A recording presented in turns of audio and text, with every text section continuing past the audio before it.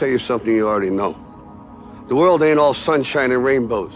It's a very mean and nasty place, and I don't care how tough you are, it will beat you to your knees and keep you there permanently if you let it.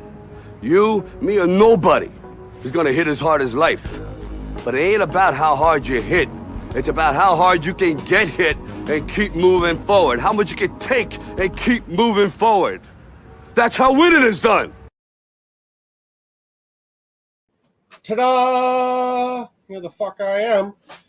Welcome to the Shenanigans, man. You guys are absolutely pulling on my heartstrings, making her work tonight. Look at chat. You guys are going nuts. Sidious, the first cracker with some watered-down bullshit. And we're going to dive into some bullshit later. Love it. Love it. That seems to be the name of my game for my streams. You never know what you're going to get. And there's probably going to be some bullshit. Richard's laughing. What's up, Sidious? Let the shenanigans begin, says Richard. Awesome. GLS, we got Con in the chat. Pin 15, maybe later on might want to make a cameo. Always good entertainment. Man, it's busy. We got GLS, Mama Lego, Eric Bricklock. Greetings, TJ. Nice. Got Richard Sidious. Steve Weiser. Good evening. Good evening. Welcome to the show. Nate, Mr. Blue. Bam. Get her done. Get her done. Well, with that being said, one, I'm going to play a great song I just found. Two, I got a new segment coming up for my live streams. It's probably going to blend into the Macro Mayo podcast that's going to be starting up hopefully right away. I thought November was going to be the month I got my shit together, but apparently not. So it might be mid-November, late November. Hopefully get that going down. You know, it's all about the time. If I can't uphold the channel already, I don't want to be adding more to my plate, so I can drop the ball on that too. I'm just going to be pissing the viewers and followers off. So I'm going to play some music, and then while that music's playing, maybe we can ponder what we want to be doing tonight, other than having a whole lot of fun, a whole lot of shenanigans, and a little side of bullshit. Not a taste of bullshit, because nobody likes that. Just a little side of bullshit. Hopefully I'm not muted. And so what do we can sort? We can sort. Like I got old NINJAGO friends.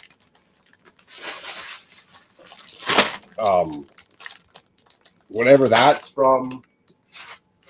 I wiped my table off last weekend because I didn't have all my sorting done. So more sorting, right? We can sort. That's always fun. Not really, but definitely got to get that bad boy built. That could be done tonight. I build part of this, and then I'm going to add it to the amok after I sculpt these parts for my castle, farmland in the castle. We could work on the castle layout, or we could work on the Monkey Kid NINJAGO Kowloon Walled City mock, which does need some love and attention. While you guys make up your mind on that, while I start to play the music, it would not be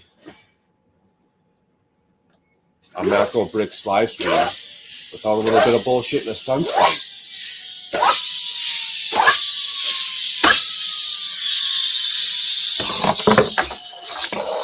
It's good. Awesome. That's always fun. You hear that bad boy rev up? Been also working on a little bit of castle on the layout. I want one of those symmetrical gardens. Stole this idea off Pinterest. This little surrounding here. I stole that idea off Pinterest. Don't get too excited for me now. Don't be like, oh, that looks good. That's right, because I stole that idea. In case anyone's just tuning in and you didn't quite hear that, I stole that idea. It was open source mocking, and that's what I did. And I liked it so much, I only had these pieces in tan. So last night I ordered 4 of them in every color that Lego has to offer. so I can see how it all looks. I got gold, light gray, dark gray. I got dark blue, earth green, you know, like literally every color Lego has. And we'll play around with those colors. Beetlejuice. That's what I missed when we were going through the scroll and saying hi. I think Beetlejuice jumped in just at the end when I was saying hi.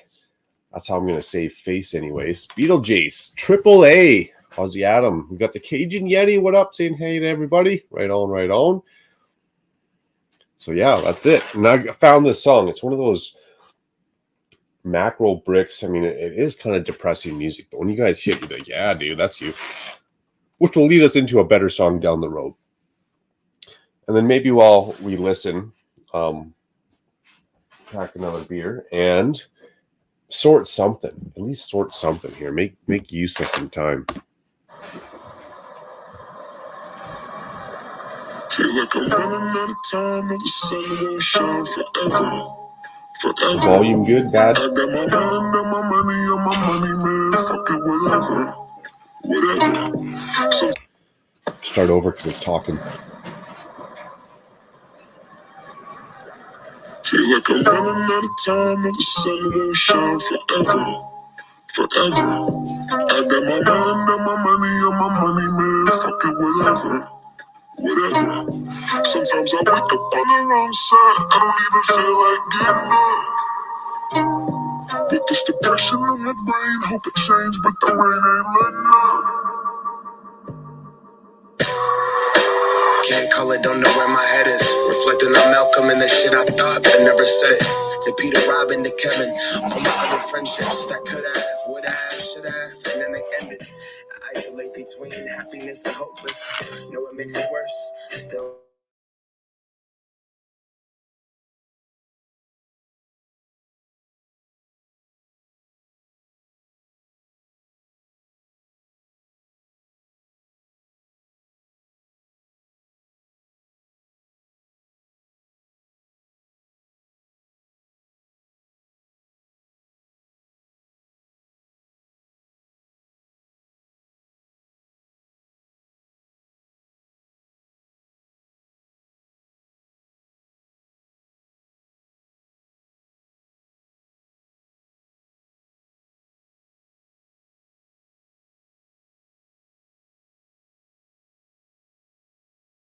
And the homies on the same page.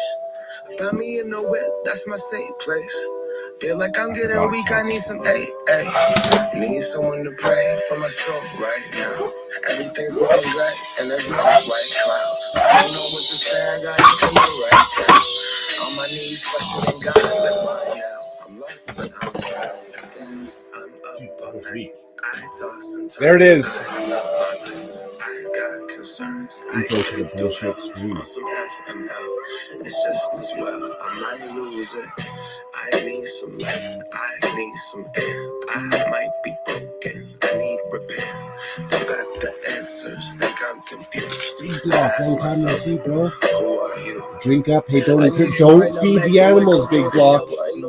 Don't encourage my patient. I know these days get rough, but they get better. It's a cold world. Let's go to the. This song and stream was brought to you by Milwaukee's Best.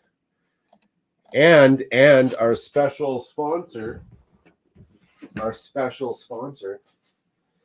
which we're going to put out of a hard-to-reach place later, Fireball.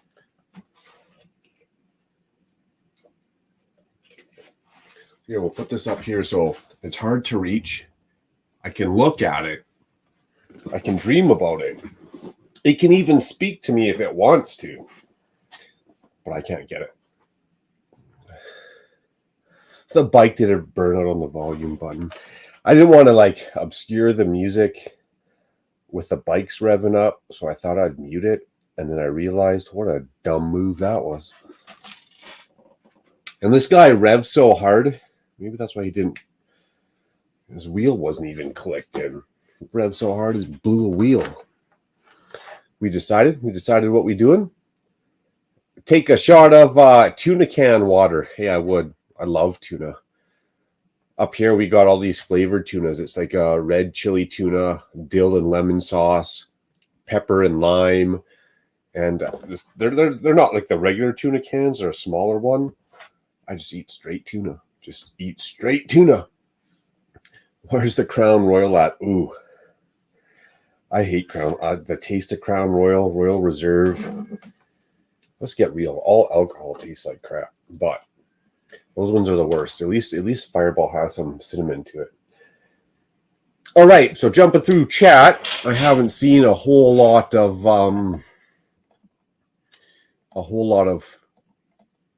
choices. You know, no one's really knocking down the fort. No one's really laying down the groundwork for the stream tonight.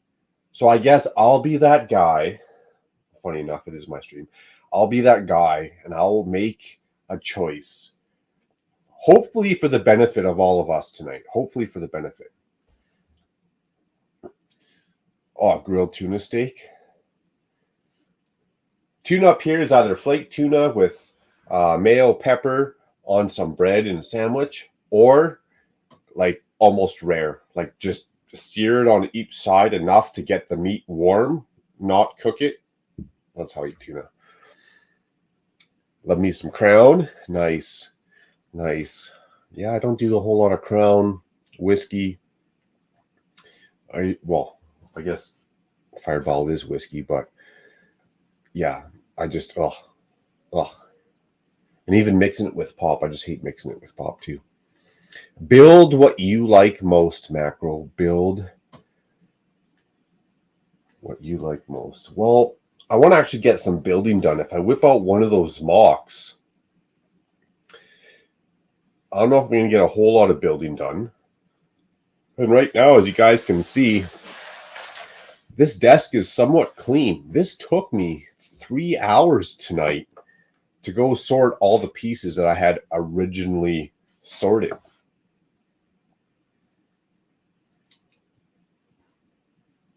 Crown is Canadian whiskey. No, like I thought it was like Royal Reserve or something.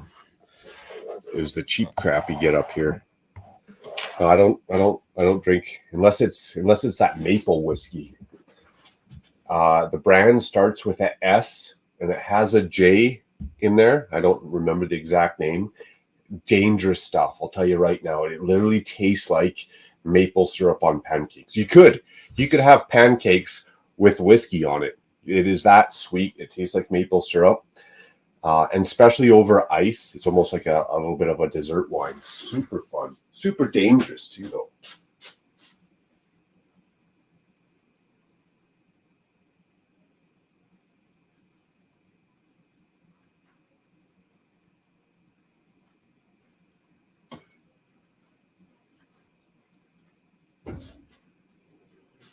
Ha! You guys thought I went looking for that red brick already, eh? All right, well, if we're going to build what we like, taking good advice from Brick Sargent, hell of a loyal viewer, I must add, and a great friend. You know, I've never hit you up, but I feel like there's a nice comfort level. I could probably ring you up at about 2:30 in the morning and tell you how bad my life sucks. And James would probably listen. He'd probably tell me a couple good stories from Vietnam and let me know my life really isn't that bad and I'm just being a bitch about it. James, you're solid, bro. PPP. She's back. Oh, it didn't stay falling apart long, Richard. I put this bad boy back together pretty quick. And it reminds me I should take more pictures and more videos because it would be a lot easier to put back together, even though I had a couple pictures, if I had more pictures from different angles. Not only did we put it back together, we worked on this little corner-esque area. We carried up some of the bright window panels. This one actually might even be like a elevator. I'm not sure what this is going to be yet. You know, we added some random crappy texture. So I'll work on this. What I'm going to do is, in another area of the Ninjago district, I got what I call these rundown apartments, these crappy apartments, mixed match colors.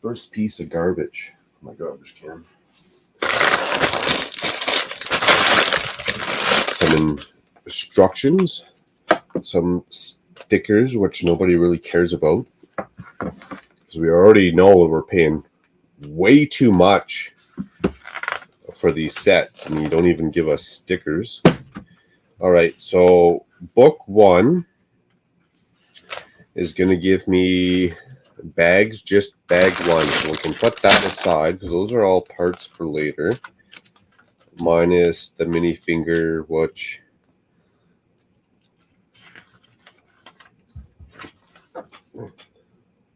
could really care less about that torso. I like that head though. I'll take his head. A green hat. I don't know if I've seen an earth green ball cap in my collection yet. All right, so that's that one. And also, I guess I could be sending out some invites. If people want to invite, hit Macro up on the Instagram, and then I'm not peppering everyone. Sometimes I feel like I'm getting annoying with that, right? So you hit me up. I'm copying it right now to the clipboard. You hit me up. And we can hit up some invite guests here. I should really go just join Mayo's live stream, gang, and make it a little bit easier.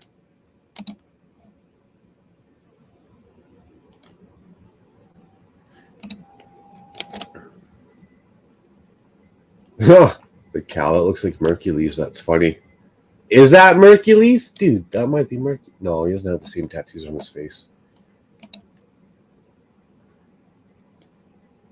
The can of tuna was on your feed, but now it's gone. I didn't do it, man. I didn't do it. It was not my fault. It was not my fault. I did not do it. Well, we're getting some guests in here. I'm going to play another song. This one's a little bit better, though. It's not as depressing.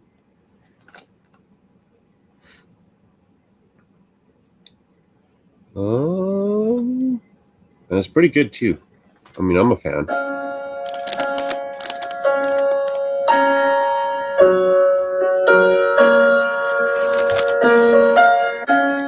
They told me that I vanished. They told me that I had it. They told me that I'm gone. I told them don't panic. When you've done it this long, and you've seen magic, and you know it won't kill you, even when the whole world doubts it. This is my moment. They can't take my talent. They can't take my stripes. They can't erase my hours. Yeah. I'm from the underground. Anything above ground is a mountain. I'm done trying to impress anybody but the heavens where I'm headed. You don't get to hold on to your flowers. I am in my zone. Eyes on the throne. 20K deep. Better pull out your phones. Turning the arena to believers every time I hit the ceiling. Ain't nobody ever touching my shot. Look at where we started. Look at where we got to. Almost OD that night in the hospital. You're done your hospital. You're done your hospital. What do you got built now, Eric? The old pub. Ooh, that one looks good too. Down. Oh, he's showing. This is the Blue Bricks old pub. Actually has tables, chairs. The first floor.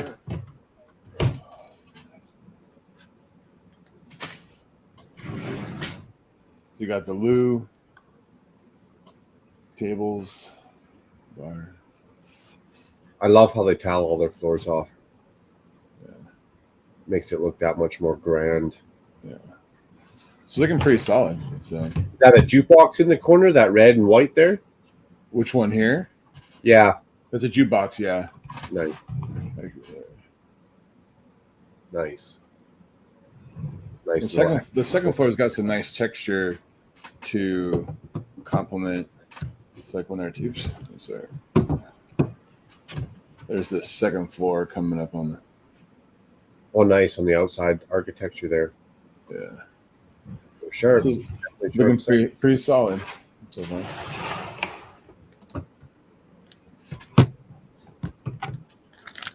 Can't go wrong. Can't go wrong. All right, so let's build a minivan here. Not just any minivan, a grocery store minivan. No need to be sorry, James. We'll catch up with a coffee tomorrow morning. We'll rock her out.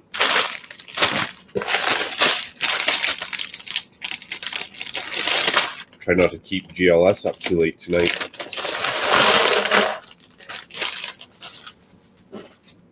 Yeah, BLJC, that is looking good. It is looking good, especially when you factor in like 1/3, 2/3 the price.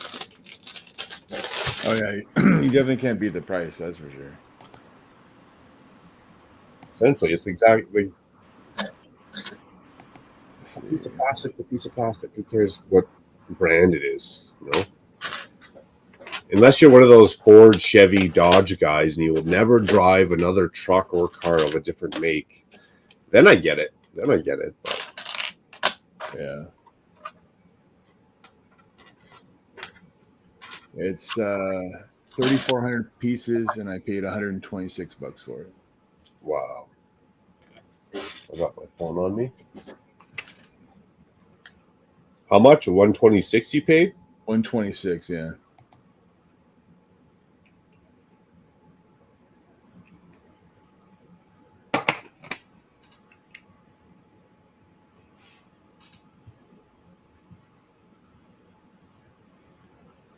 Yeah, I think the only thing I don't like so far is That's in the bar on the first floor.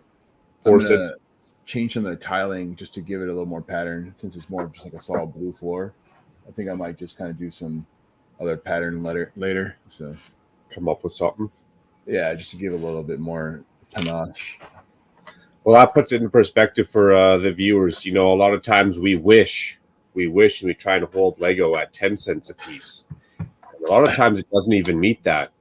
Quick No. math, that was 3.7 cents each piece for blue bricks. So less than half the price, my friends. Less than half. So I mean, you can be brand loyal, and I'm not going to argue what people's life choices are. You know what you want to do behind closed doors, behind closed doors. But I mean, if you also want to like burn $100 bills to heat your house, that's fine. I'm just gonna buy whatever I feel interesting.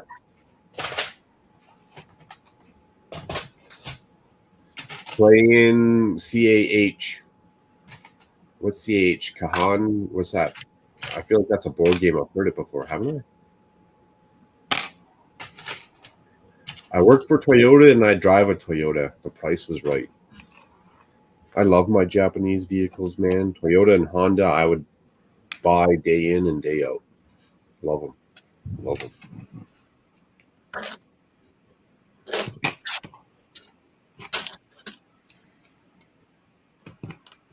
Well, I don't think Lego's going to be making a bar anytime soon. No. Have they even done a pub? They haven't even done anything close to that, have they? I don't think they will, just because of just the concept, you know. We'll do restaurants, but anything that's related to alcohol, I doubt they'll even come close to touching. Fact of life, restaurants can serve alcohol too, so I don't know what the big deal is. Especially them Italian ones with their wine. Come on, Lego.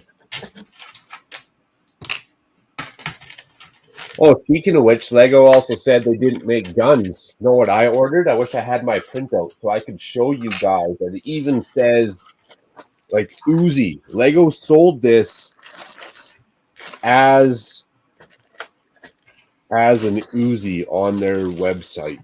So this whole Lego doesn't make guns debacle. Where is that bad boy? Yeah, but they made guns in the Indiana Jones stuff and all that, and like yeah, and they've made revolvers for some of those other kind of Western Old West ones, and the but whatever their reasoning is, all they're like a representation of history. This mini Uzi, yeah, all the Star Wars modern day too. weapon, man. That's a modern day gun. So what do they mean they don't make guns? Of course they do. Don't lie to us, Lego. Hypocrites. And especially since it would sell. Like if Lego did any of those Brickmania type Humvees or aircraft carriers or whatever, it would sell. And they'd make uber amounts of money. And if that's their motivation, stop giving us your crap about your crappy principles, which don't even add up. What up, Magic? What's the Magic? Good day, good day. Make sure I'm checking back and reading all the chat. City says I need to start using digital as a rough draft for mocks. Yeah, I'm starting to see more and more of that too. Cheese on top, 17. Cheers, man. RAV4 or CRV, gonna buy one. Can't go wrong. There are cars. I don't know how I feel about the new technology and hybrids and stuff. That's out of my realm of expertise or thought processes. But for actual like cars, trucks, SUVs, I agree. The Camry, RAV4, Tacoma. I think you'd only have to buy one vehicle. If you buy one of those, especially if you bought it brand new, you might never have to buy another vehicle in your life. If you take care of it and don't wreck it. When I say wreck it, hopefully no one creams into you and it's a write-off. Solid vehicles. They take pride in their workmanship. They take pride in their name being tied to that vehicle with a quality control sticker.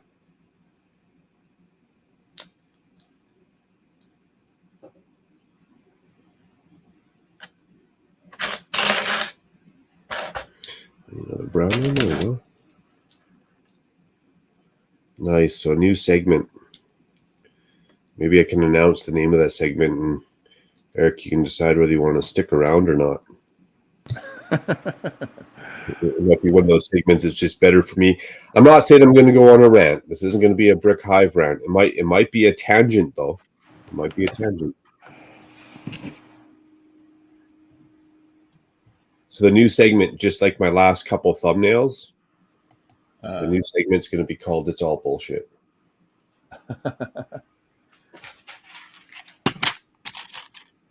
Tonight's going to be a little bit more of a modern life, real world issue type topic. Sometimes it might just be like about a cartoon or a TV show or Lego places or whatever.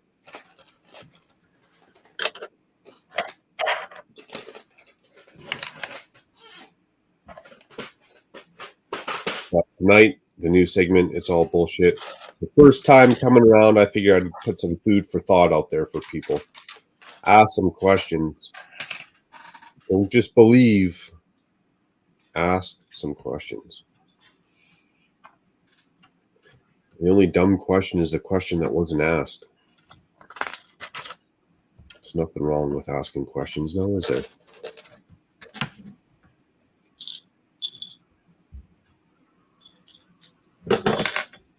Oh.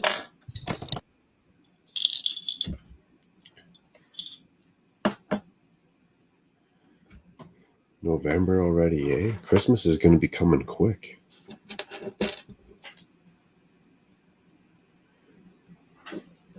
You know, it's getting real when the masonry breaks are coming out. Yeah, that is, eh? That's probably one of the most anticipated sets that you've gotten that I'm looking forward to seeing completed. Why we got to put the pumpkin in the middle? Why couldn't we stick the apples beside the bananas? I don't know, bananas might be lonely, you know. We got to throw like a seasonal squash up in there. Is pumpkin a squash? They're all gourds, yeah. They're all similar. It's not a fruit, it's a vegetable. It's a squash or what? I think it's technically a legume. A yume? Legume. What the It's like hell a is that? special. It's like a special type of like. I mean, So it's not a fruit, it's not a squash, it's not a vegetable, it's a yume. legume. It's like a gourd. It comes from a flower. It's like a gourd, okay. It's a. I forget the exact technical thing of it. Can we get an arborist up in the chat? I guess my wife. She likes She does all that stuff. Oh, nice. She's into that. You do gardening? Like when I said, she just constantly, like for flowers or for food? everything, man. She watches, like all she watches is like garden shows on her phone or Kindle or whatever.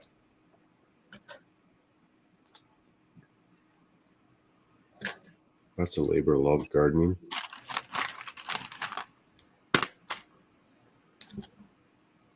Hard work, not for everyone. And you're not even guaranteed it's going to grow straight. Oh. I have spent many of hours at the garden stores with her. I'm sure my wife will get into gardening here when I have to get off my ass and get that backyard done. She'll grow a vegetable garden. She's not into the flowers and stuff. To her, that's kind of a waste of energy or time. But she'd be passionately into a garden if it was producing lettuce and squash, zucchini, and My wife puts up with my Legos, so I guess I gotta put up with the gardening. fair's fair. That's her hobby. Fair's fair. Yeah. That's why I watch stupid TV shows. My wife likes watching whatever TV shows, and I'm down here in the basement all the time. So once in a while, I'll go upstairs, and be like, all right, well, let's watch something. And to Mayo's demise, there sometimes I'm stuck watching The Real Housewives. That's just what happens. That's the shit to watch. I just want to spend some time with it, so I'm stuck watching that crap. I'm hooked watching Andor. I just have the thing like on repeat. I got to get on all those. I just need some more serious time to myself. I haven't seen Boba Fett, Andor. What's the one in between those? Yeah, Mandalorian. You got the. I haven't seen them. No, I like Star Wars. I wouldn't say I'm like goo goo gaga over Star Wars, but definitely one of my favorite themes out of all the movie franchises. Yeah, as long as the things aren't in a briefcase, it's all good. Oh yeah, those briefcases.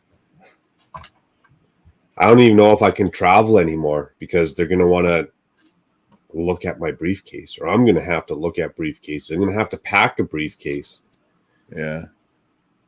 They're gonna stop me at customs. They're gonna be like, "What's in your briefcase?" And be like, "A screw job."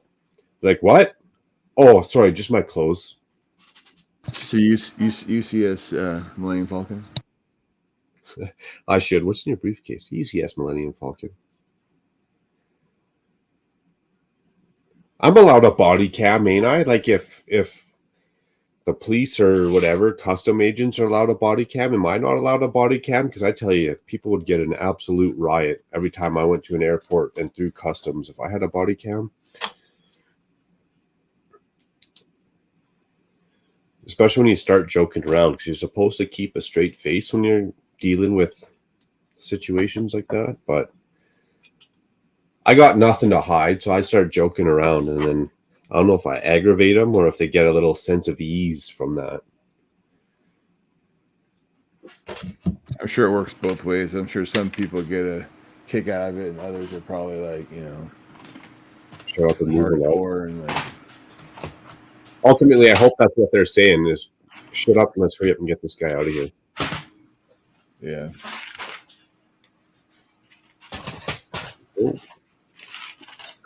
Oh, so many pieces.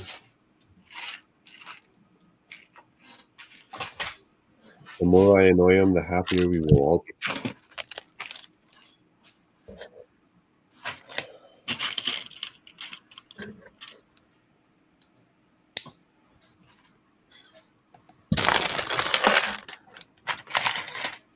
Oh, let's jump back into Instagram. So it's going down. Nice. Right on. Sorry, Aussie Adam.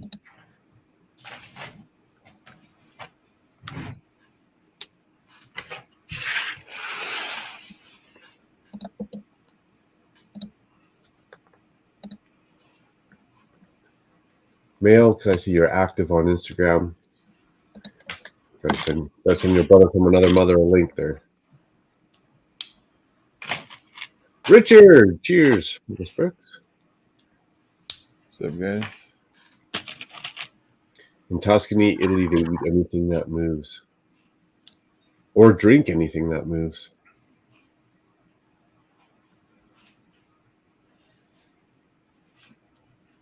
Oh, I'd eat a squirrel. I'd eat a squirrel, no problem. I'd even shoot, clean, and process that squirrel.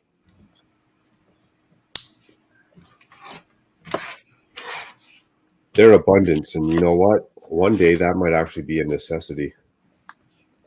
We were in California, at the Northern California, up by the lake up there, and we saw these little tiny gray squirrels, and we're like, man, they're the most anorexic squirrel I've ever seen. Because like here in Illinois, they're like cats. I mean, you could actually live off them up here. They're like giant, but those are all skin and bone.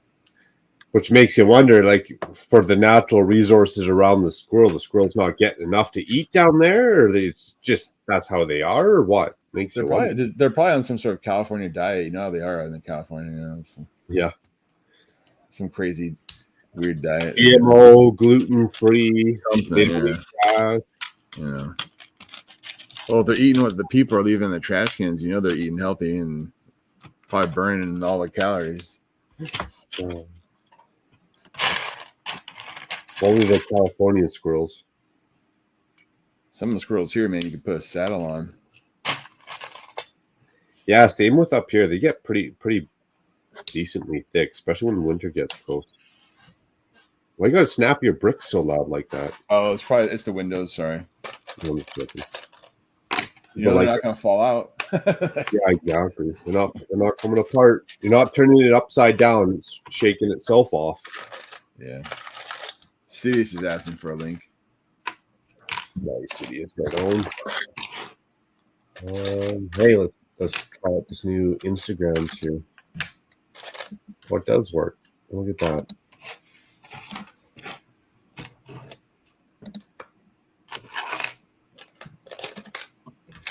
Cheese on top. I like that name, cheese on top. Not that long ago, many Americans ate squirrels. Yeah, not that long ago. We never ate 3 meals a day. Like we were all a little bit more of the humans in general are kind of a little bit of the nomadish. You know, we kind of moved around. We ate what we hunted, and you weren't guaranteed to hunt 3 meals a day, right? Like sometimes you hunted 1 meal a day. Sometimes you hunted 1 meal every 2 days. You got what you got and didn't complain. Exactly.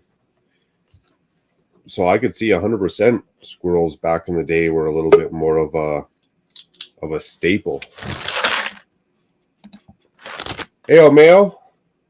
Ayo, Hope all is good. Thanks for having me on late last night. I was trying to resist. You know, I was trying not to get on, to be honest, but I couldn't help myself. Yeah, because what is it? The force compelled you. Sure did. There was a force in the universe, and I used it. I used it to use and here's a joke, the non-discriminative gravity to pull you towards me. If anyone remembers that joke.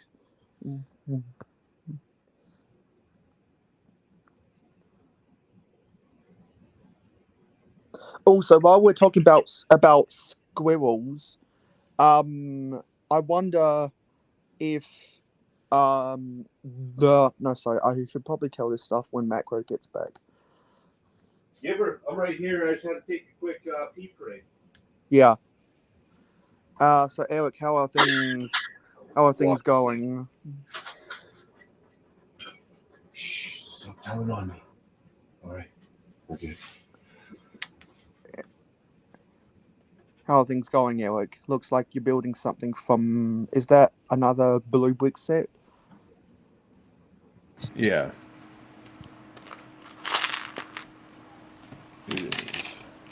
It's the old pub. There are lots out here. Lots of squirrels out here. Yeah, so I used the undiscriminative gravity to pull you towards me, Macro. Yesterday at work. Yeah. Sure, Phidias. What's up? Not much. Yeah, I fixed that link. I'm sorry, man. I didn't want to cut you off. I fixed that link on Instagram. I told you last week, but I think we were both drunk. So I remember seeing me last week, but yeah, I'm pretty sure. it's weird, dude, because I have I couldn't figure it out because you weren't in like a blocked list, which I didn't even know how to get to the block list on Instagram, but I went and checked there. But I have a rep because I spend so much on like Facebook and Instagram ads for like my business. So like you get a rep that you can talk to. They couldn't even figure it out. They were just, and they're not going to admit that it's a glitch. But I was like, dude, he's not blocked. How come I can't see? He's my friend. He doesn't have me blocked. They couldn't explain it, but whatever. It's fixed now. Nice. I've experienced those kinds of glitches so many times. It was just weird. He wasn't in the block. That's technology for you. Yeah. And YouTube does it all the time. There's like people that hit me up and they're like, I can't see your comments. I'm like, well, I don't even know how to block on YouTube. Like, you're not blocked. Yeah. I found out how to check that. And like, they're not blocked, but for some reason, YouTube just doesn't. There's certain users that they can't see my comments. But it is because Blixar can't see my comments, so that's why I have my alternate channel, Ajabo Hosco. Even still, to this day, Mayo, he can't see your comments. Yeah, it's been going on for a little over 5 years now. Yeah, YouTube was the worst. YouTube has glitches like that are bad. They just don't fix them. But yeah, and so the first thing I'm gonna email YouTube when I get monetized, because YouTube does not pay attention to your emails unless you're a partner. The first thing I'm gonna ask them is what the fuck has been going on with the past 5 years with this stupid fucking glitch? God damn it! What the fuck? Good luck with that. Yeah, that's a 5. And I gained a subscriber yesterday, and then I lost it again. So yeah, that's cool.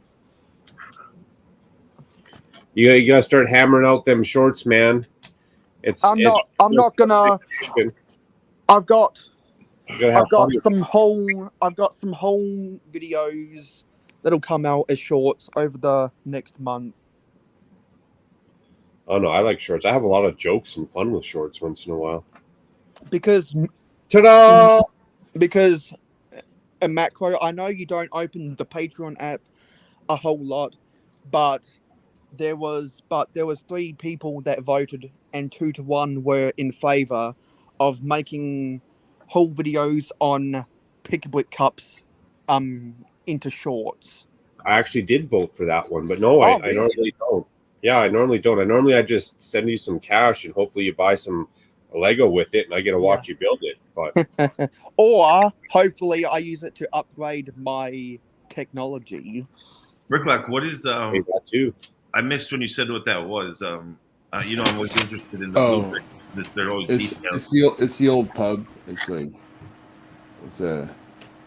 cool. Oh, I love the red furniture. It's sick. Yeah, with the dark red masonry bricks. You know how much of a sucker I am for the masonry bricks. Oh yeah, that bottom floor, that blue. Oh, that dark blue tile. Yeah, that's cool. It just moved. Look at the bar on that thing, man. I like that. Wow, look at that bar. Is that bar Center Island removable? What was that? Is that bar Center Island removable? The island is the bar. Can you take it out? The bar just locked down with a couple studs, or is it like fixed secure?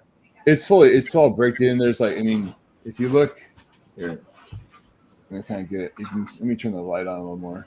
That sliding door or whatever looks cool. The double doors. And there's a jukebox in the corner. Yeah, that's cool. I love those glasses. I love little detailed stuff like that. I mean, that's why I always build custom modular mocks, because I love like that kind of stuff. That's my favorite thing about. On the bathroom, even just switching up the tiles on the floor in the bathroom a little bit. Yeah, that's cool. Those are real cool. Yeah, Well, I'm thinking about doing some dark tan tiles mixed in with the blue just to kind of break it up a little bit. Yeah, that's weird. Like it's weird they made it all dark blue because Yeah, I mean, it lost a little bit. At least it's tiled unlike Lego. Where oh yeah, no, definitely. They should, like you said, they should have broken it up. Yeah. Though, like, well, they did a good job on the second floor. They did like the tile variation. Yeah, it looks like a wood floor, slatted floor. Yeah, that's dope. Yeah.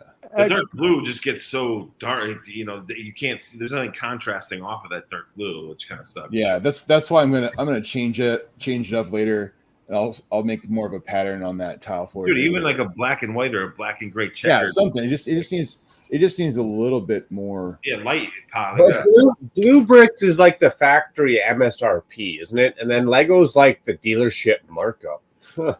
I can't believe that, but that thing was only what you said, like $100, $200, $126. Damn, bro! Like for the price, Sure, man. Like I got to start looking into those things. I just spend so much time making my own mocks, but it's expensive. I think a lot of people could use blue bricks if they just want to mock with them, just to. Yeah, just for parts to figure out what you want to do and then post your plans. You know, I mean, yeah, I mean it's compatible too with Lego. So. Yeah, well, a piece of plastic's a piece of plastic. No one's going to know unless they look at the top of the studs. And look at that new pizzeria. I have yet to see or hear anyone zoom in and call bullshit because I didn't see no Lego on the top of those studs on that pizzeria leak. Yeah, we were talking about that. That's the first thing I did. Let's zoom. Oh, sorry, that's Eric on full screen. Yeah. I think it's a sham what they're doing. Zoom in. Zoom in. Eric, can you show us the tiles in the bathroom again? Oh man, those were cool though. The blue and the light gray. I mean, because it pops. Put them up on full screen, yeah, because that tiling reminds me of the staggered tile pattern that was in the cafe corner. Oh yeah, it was Alto Cafe too. That's like 70s, early 80s. All the houses and tiles like that. And they put the old fashioned doors in there. Oh, that's cool. Yeah, that's cool.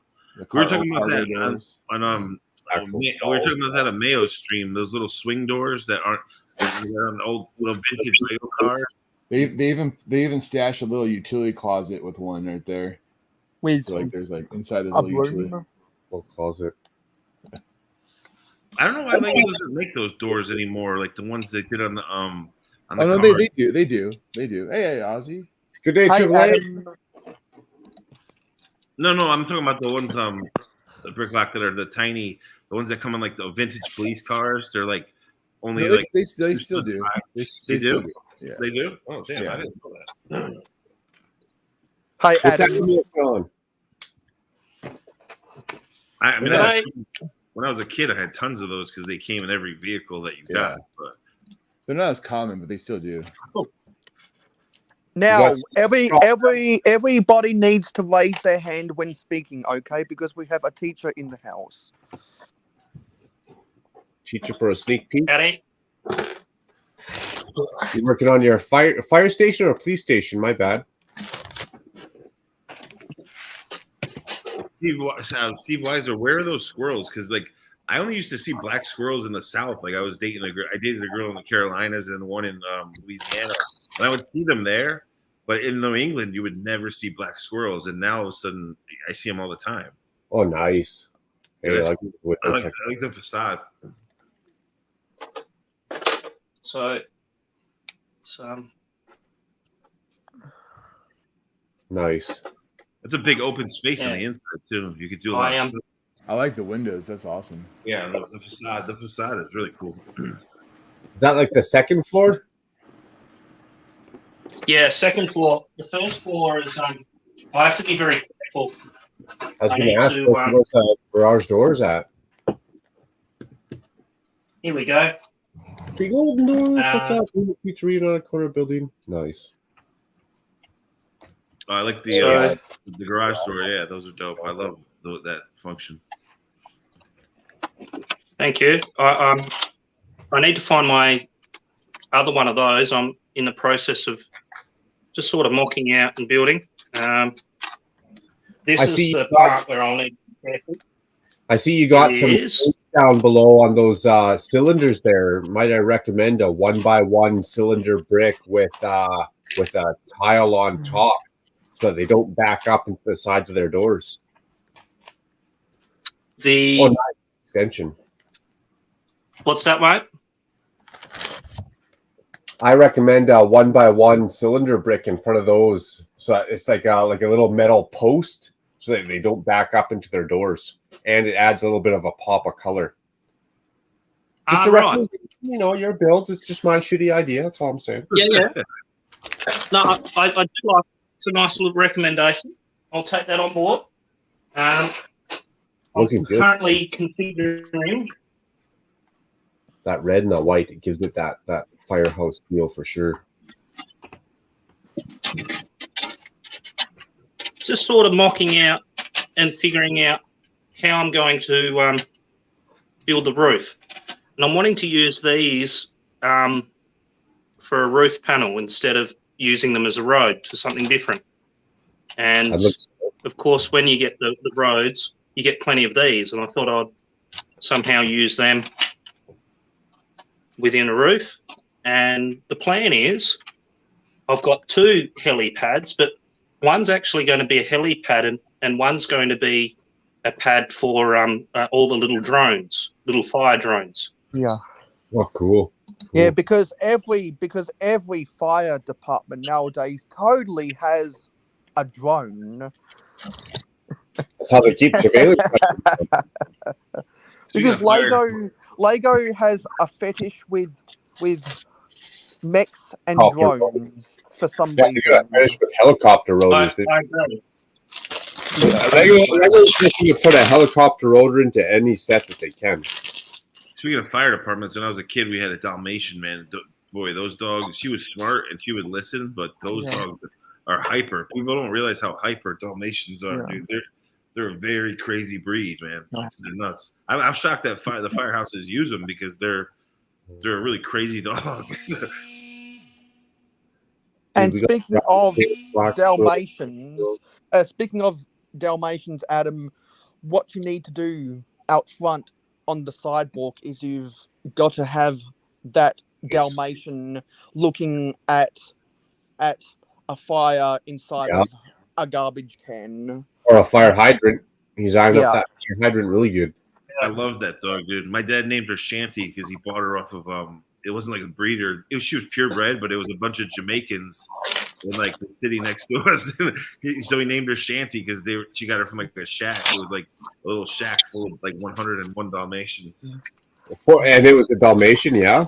Yeah, she was a Dalmatian, so he named her Shanty, like a shack Shanty that she came from. But she was a great dog, smart, awesome, but they're hyper. They're really hyper dogs. Yeah, like Jamaican the breed is known for it. And they're making me crazy. They need some room. You're making me crazy, everybody. I got my Dalmatian in the 2013 fire station. Old school. I out of all the dogs, there's certain dogs I'd love to have. I just don't have the space or the time to give them the care and privilege that it would need to own a dog like that. I don't own the dog. It's a privilege to be able to care for a animal like that, right? But for smaller dogs, dude, now, and it might be because of Lego Masters, I want a King Charles. Yeah, those are I've cool always seen dogs, and they're like kind of floppy ears, and they're smart. They're not like too manly. They're not a pussy dog. They're not aggressive. They're a little bit of a cuddle buddy. But dude, those King Charles are a sharp looking dog. I want one of those. I don't have a cat. My family has a cat because I don't like my cat. I love my cats, but my cats are definitely they are a cat. Like anything that people think about a cat, they are on their own terms. You can touch them when they want to be touched. If they don't want to be touched, they don't want to even a part of you. Most cats are like that.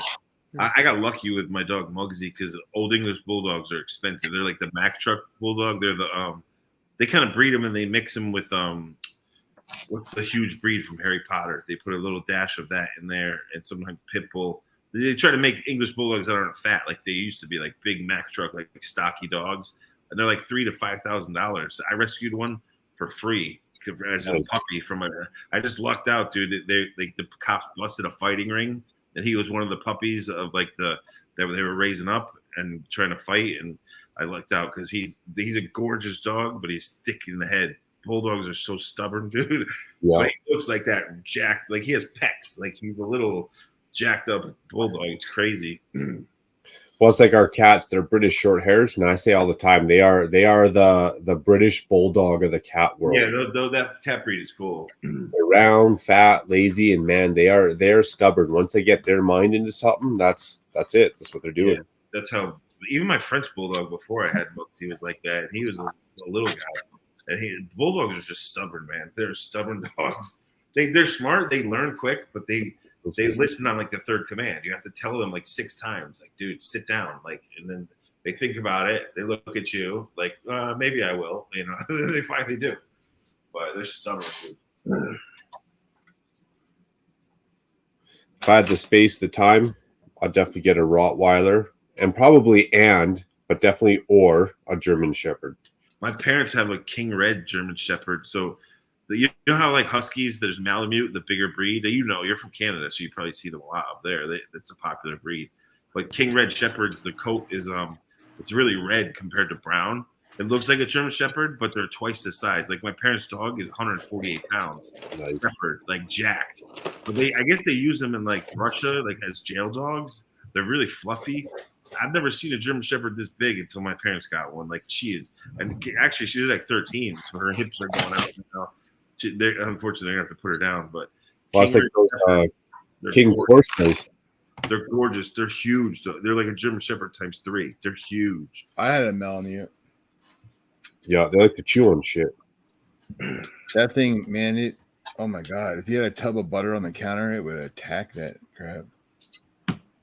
Nice. Gracie. My parents' dog, I'm going to miss that. She's the biggest German Shepherd I've ever seen in my life. They spent over like $5,000 on the dog, though. Like when my brother passed away, my mother needed like something to, get her head off of it. And she's a big animal person. They have a farm. So they bought this huge dog, and then they had to have it trained because technically it's like a lethal fighting, like it's a weapon. So you have to have it like officially trained. Like I'm not kidding. This German Shepherd is like, if you look at a cop German Shepherd, it's easily twice the size. Nice. Maybe 3. Like, and then I found out that's what they use in like Russian jails. I was like, oh my God, why did you guys buy this dog? But she's a sweetheart. She just hates other dogs. Huh. You can't stand other dogs. She can't be around other dogs. She'll kill it. Like, but she's a very sweet dog with people. Hey, I'm a nice person. I just hate other people. I can't even bring. If I bring my dog around to her, I can't trust her. And I'm one of the people that she listens to. You know, so it's just weird. They're meant to be like a vicious dog. They're a bite dog. Yeah, that's why they use them in Russian jails. So they look like German Shepherds, but you'll see, like if you Google a King Red Shepherd, you'll see they're really red. Their coat is much thicker because I guess they're from really cold areas, and they're just huge. It's crazy. If she puts her paws on my shoulder, her head is a foot above me. She's big. Yeah. That's tall. And I'm Sounds like King Corso. They look like a pit bull, but they're probably like 3 times the size of a pit bull. They are tall and massively cut and fit. Burmese mountain dogs are like that too. Those dogs are ginormous. Oh yeah, we got friends who has Burmese mountain dogs, and their fur and everything. They're like little sweethearts. Those dogs. They're huge. Those things are huge.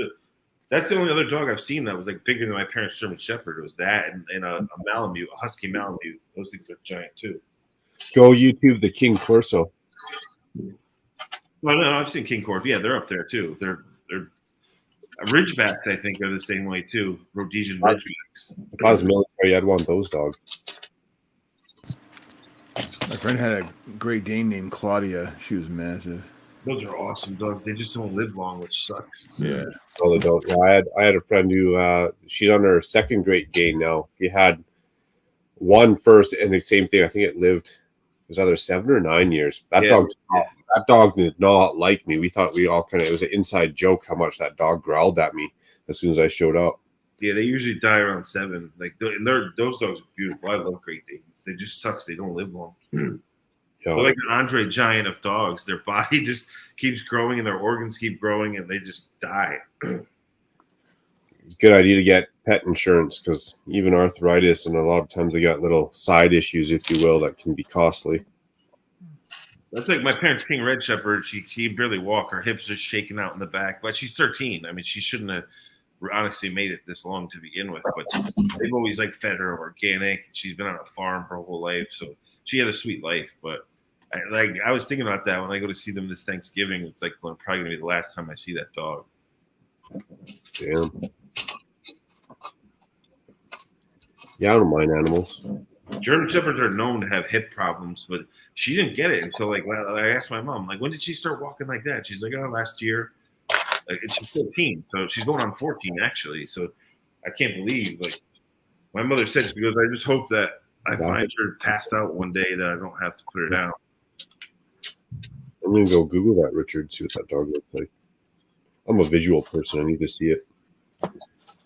I'm gonna go test something out. So I'm going to go and come join on my laptop. Nice. Well, no matter what happens, I'm sure we'll see you tomorrow. No, I'm We'll be staying. back. I'm staying. Nice. You're just switching devices. Yeah, just switching devices. Nice. If I didn't have the snakes, I would get a sugar It's like glider. Wolfworth. The rad, those little sugar gliders, dude. Those little marsupials. Those things are so cool. I'd blame Cabbage too. I couldn't have it though because my snakes would freak out and try to kill it, or they would smell it. The snakes would know that there's a sugar glider in the house. What? Sorry? Sugar gliders? They're like little flying squirrels, but they're Yeah. Like I don't know, what am I thinking of? Not a lemming. They're down in Brazil, dude. They look like little squirrels, cats. Yeah, they're marsupials. Sugar gliders are marsupials. I'm pretty sure they're marsupials. They're pouch animals, but they're they look like little flying gerbils, like a gerbil mixed with, or not a gerbil, chipmunk mixed with a flying squirrel. My buddy who's a tree guy, he has 3 red flying squirrels in his house. When he was cutting a tree down, I guess the mother was dead, so he took the baby and he's had them in his house. They like shoot around everywhere. They're pretty much trained actually. Like you go outside with the squirrel on the shoulder and it will not leave him. Like it'll stay. It won't take off. Like they have 3 of them. I had to think about that way too long. I was thinking about a lemur, like a cat, squirrel, raccoon. They got like the hands. They jump and they fly, and they're agile as shit. I'm pretty sure that there's sugar gliders I think they're a marsupial. They look like they are. They're like the lemur, like you said. They're like little. Yeah, it might be a lemur. And the lemurs come in like they can be like the size of a decent sized monkey, or they can fit like in the palm of your hand, right?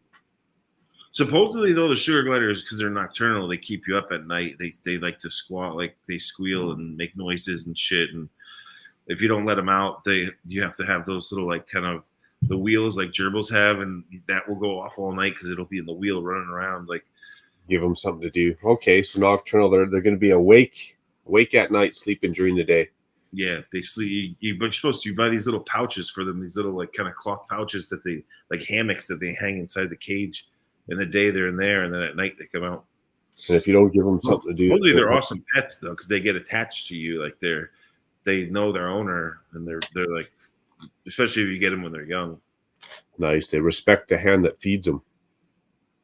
The squirrels that my buddy has is great, but he bottle fed them. They didn't even have their eyes open. He was cutting down a tree, and they were just in there nested. The mother was in there dead with them. So he took all 3 of them, and it's like, I'm not kidding. He can walk out. He had a barbecue on the 4th of July. He has one on his shoulder outside, and it just keeps running around on him, like down his leg, but it wouldn't leave his body. Like he's outside. Like you would figure a wild animal would just take off. Yeah, they love because he raised them. They're like obsessed with this dude. They're cool too because they're not like as big as regular squirrels. They're small and they're like dark red, and they fly. Obviously, they have the flaps under their arms. They can glide. They're really cool.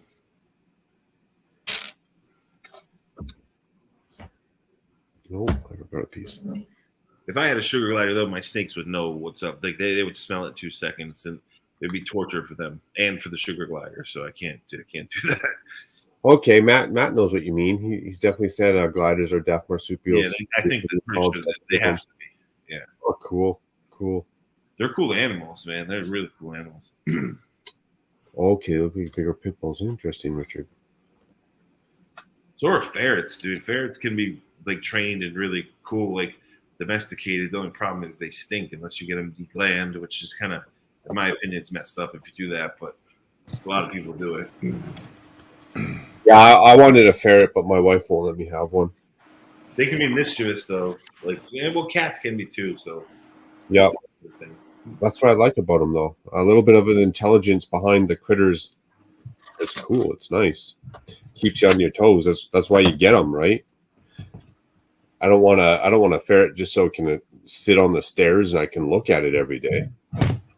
We have Fisher cats here in the wild they're like basically vicious ferret. They're in the ferret family. But they're a little bigger. Like they'll eat a baby fox like in 2 seconds. Like they'll fight. Weasels though. Yeah, they're in Connecticut and New York has them. New Jersey, most of New England has them. They're pretty. You don't see them often, but you could hear them at night. They scream really loud. They like sounds like a woman like getting attacked. Like they scream like a woman in a horror movie. Like real loud at night. They're vicious little bastards. There's the first 2 floors without the sign that like you can kind of see. Yeah, that's cool. I love the Blue Bricks designs. They're always highly detailed. Yeah, man, they're geared at impulse. They're geared at what we want. They're not playing around. They're not pushing out little kitty sets, right? There's no Blue Bricks friends or like little crappy, like one of minivans or whatever. Like they are serious about what they're doing. We got like the cool little lights too, like for what's going to go in that nook on the front corner, the like a plant or something. That gray corner that's kind of empty. On the bottom, on the outside in the front corner, there's like a gray nook. For on there's gonna be a sign. There's gonna be a sign coming up. Oh, all right, cool. That's what I'm building next is the sign. So, nice. Hopefully, it's like an actual beer bottle or something. It just says Old Pub. It's like a black sign.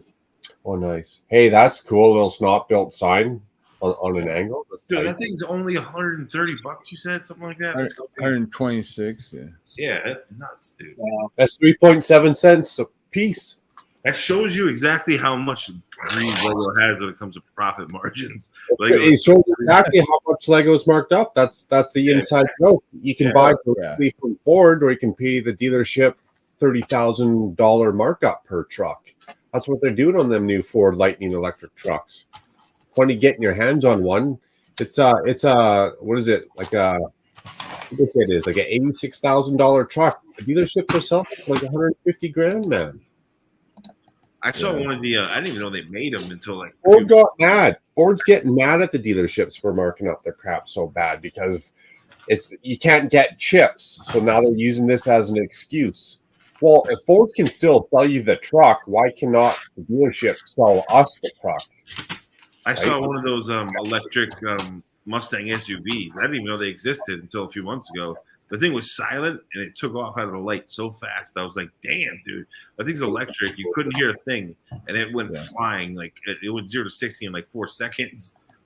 Yeah, my neighbor has a Tesla, and she was pulling out of her driveway.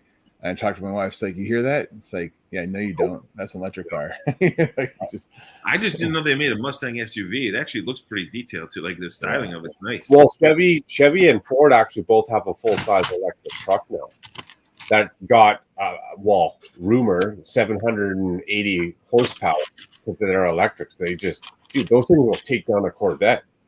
Yeah, that's crazy. But I don't trust, like, if I was to buy an electric vehicle, I'd buy a Tesla. I wouldn't trust a North American-made electric vehicle. Probably start on fire in my driveway or something stupid. Macro, didn't you drop that set that you were working on, or that mock that you have? Didn't you drop one of your? I remember you like smashed it up. I had to put it all back together, and I had to sure up the Mills plate because it's on 1.5 Mills plate. But I didn't bridge the C with bricks. on the actual Mills plate. So when I picked it up, it literally just it folded in at the seam. Dude, I was actually almost. I might have even cried a little bit, to be honest. I remember you made a video about it. It was bad. It actually wasn't too hard to put back together, but it was bad. It definitely was in like 8 different chunks. I remember seeing that. So, yeah. But since then, it's been put back together. We've actually added a couple buildings to it. Expanded the noodle shop here. Now the noodle shop's going to be a fully enclosed versus when it just had the back that was open. That 3-in-1 noodle shop is cool. I would just, if I were going to get it, I'd buy a couple of them and like really like flesh it out. Like what, what Bricklock has going, like put real detail into the thing. Same with that toy shop they did. That was at Life Azure, whatever color that building was. Yeah. All those sets are solid. I love those 3-in-1 sets. In fact, that'd be my recommendation for people who want to start a Lego City, especially on a budget. Is go score up as many as those 3-in-1s. Oh yeah. They're a full facade. Even a castle. If you bought a few of the castles, you could make one nice castle. Exactly. You don't have to go big. You don't have to go big and hardcore all the time. Well, that's what you. I always keep it kind of like 3-floor modular, like what I did with the Vampire Blood Bank. I try to keep it like no bigger than an assembly square, but it's still so damn expensive to make. It's just expensive. Period. Well, exactly. The bigger you go, the more you're paying down the road. That's why I need to start I need to start doing like digital and just kind of fleshing it out so I don't overbuy parts and I know exactly what I need. I just never messed with digital. I mean, I could easily do it. I just use digital programs all day for graphic design. That's the last thing I want to do at night. I want to play with actual bricks. I don't want to go back into a program, but it'll save me a ton of money. So I should. And then when people want instructions, I can easily have them and say, yeah, here you go. Take the instructions, like build it, whatever. Hey, Mr. Blue. We'll catch up with you soon. Beetlejuice confirming, yeah, I built my castle from multiple 3-in-1s. Way to go, dude! You get all the parts and pieces. Exactly, you get all the parts and pieces you need. You don't have to do it all at once. You can kind of do it as the ideas and progress comes to you. Way better. Yeah, and you can do whatever you want too. It's enough parts to do whatever you want.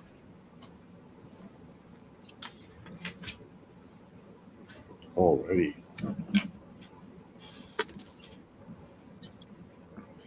What? Why these windows go this way then?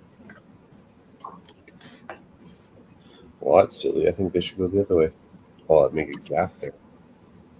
Damn, that sucks. I'm just having some difficulty with password. With what? Sorry. Well, man, you know how the saying goes. If at first you don't succeed, fuck it. Throw in the towel. Go home. Go to bed. Wake up tomorrow and try again. You need to stress yourself out like that. Like that Ghosts and Goblins mock I made that I bought way too many like hand tiles and slopes I only used one little section for like the rock work, but I overbought like 10 times more than I needed accidentally, just not thinking. And then you order something, you forget you ordered it, and then you order the same parts again. That's why I need to start using digital, because I mean, I'll use the parts for other mocks down the road, but I look back, I'm like, damn, I wasted so much money buying all these parts that I didn't actually use. No, but at least you got them there for the next build, though. Yeah. You never know or change your mind and you do some altercations and you need more parts or something. Yeah, maybe I may build out the level and make it even longer too. Yeah, so yeah. I'd rather have more than less for sure. Oh, definitely, but it's just sometimes because then I'm moving on to the next mock and I don't need those colors, and it's like, damn, I could have used that money towards this new thing, But yeah, they're always there, like you said, so I'll end up using them somehow. Or trade them if you could. That's what they need to do for a store or a used Lego store, not just buying and selling, like trade some shit. I think some of the whatever bricks and minifig stores. I think they do that. They do trade-ins stuff. I think. I've never been to one of those, so I don't know, but I think they do. I'm going to one tomorrow. So Nice. I'm Right. going to Chicago tomorrow with my wife. So Nice. That's cool. I love that city. That was awesome. we have 2 of them. So What's the purpose for that trip? Just to get out? we have a whole bunch of IKEA coupons we need to use. And Nice. so we're going to go up and use some of those and swing through bricks and minifigs in the Lego store, or one of the Lego stores. I think upstate Connecticut added bricks and minifigs with it closed or something like it. I don't know. I never went to it. There's not. I don't think there's any in New York that I saw. Yeah, I don't travel to upstate Connecticut often. Like, I won't go past like New Haven where Yale is. I won't. That's it. So I don't want to do digital myself since I'm the IT. Yeah, it's like me and building that deck. That's how I'm gonna like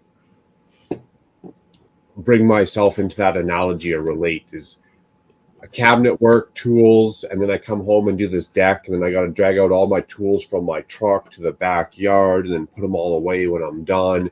It's just too much. So I get that when you do certain things for work, you don't want your hobby to turn into work, and you don't want your work to turn into your hobby, blah, blah, blah. Yeah. Well, that's what I mean. Like, I design all day in Adobe Illustrator and Photoshop. So the last thing I want to do is, at the end of the day, is when I want to play with bricks, is open up another program and design inside of that. You know, I'd rather just play with my hands than like on the bricks. You know, so I can even see that with live streaming. Even you don't want to be you're in front of the computer all day. You know, 8 to 12 hours a day. The last thing you want to do on your free time is sit in front of the computer again. But Hey, when you have to. something's not working out for me. Hey. Can you try sending the invitation to my email instead? If you send me your email to Instagram, I will. Yeah. Well, it's mayohosco@gmail.com. At Gmail. Okay, one sec. Let me Yeah. let me new tab it to my email here. Yeah, let me open a new tab myself.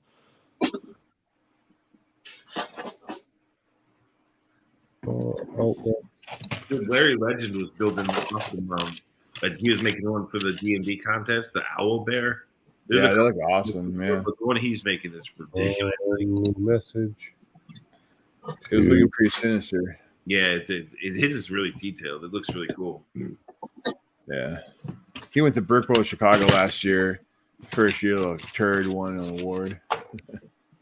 Yeah, but he made the Deadpool, and then he made the Deadpool R2D2. Yeah, I know. Yeah, no, he deserved it. I'm saying like. Now, Mayo Hosco, is that with 2 Y's or just one? That's one Y. Okay. mayohosco@gmail.com. Okay. Is the K silent? No, it's in there. Okay. It's sent. I just sent it right now. Boom, done. Yeah, because for some reason on my new computer doesn't want to. It doesn't want to. Wait. Back up. What did you just say there? New computer. When did that happen? Why didn't the viewers get the video for that? Where's our update? Because the Patreons got it first. I gotcha. Because all will be revealed in Vehicle Mechanic Shop Month Part 2. Nice.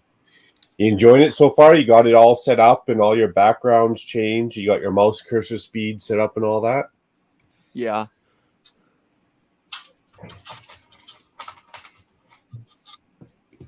Oh, Richard, I was going to ask you actually about those koi ponds. I was going to ask, like, did you do all that work so that you can advertise to clients your backyard? It's same as, I guess, wedding photographers would all relate to, where they got their backyard set up so they can do all their photos in their backyard.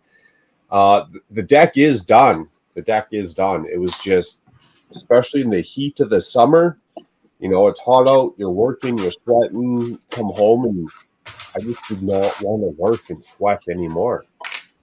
I just wanted to get into my cold ass basement and click some bricks together. I just wanted to forget what went on for my day. Dude, did I'm you I'm downloading a Google Chrome right now. And work's kind of been choking me up lately anyways. I don't know if I need a new career or go back to school or what. I'd be a nurse, actually. You know what? Especially with what went on the last couple of years. And knowing that I could throw down 14 hours, no problem. I'd be a nurse.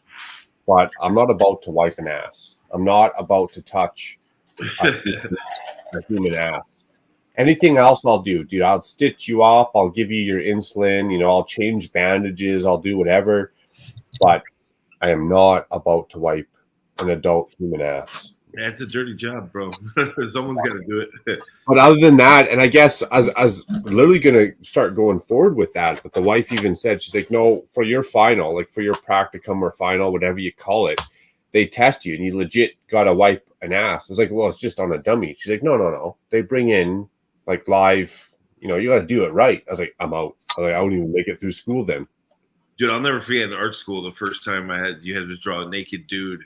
And it's awkward, bro, because it's like, or a girl or a guy. It doesn't even matter. You're throwing them some shame. You're drawing it extra small, all extra crooked and shit. It's awkward, like, because the teacher comes around and like comments how you're drawing the genitals and stuff. It's like, and usually, like, I had to start doing that in high school because I was in AP art class.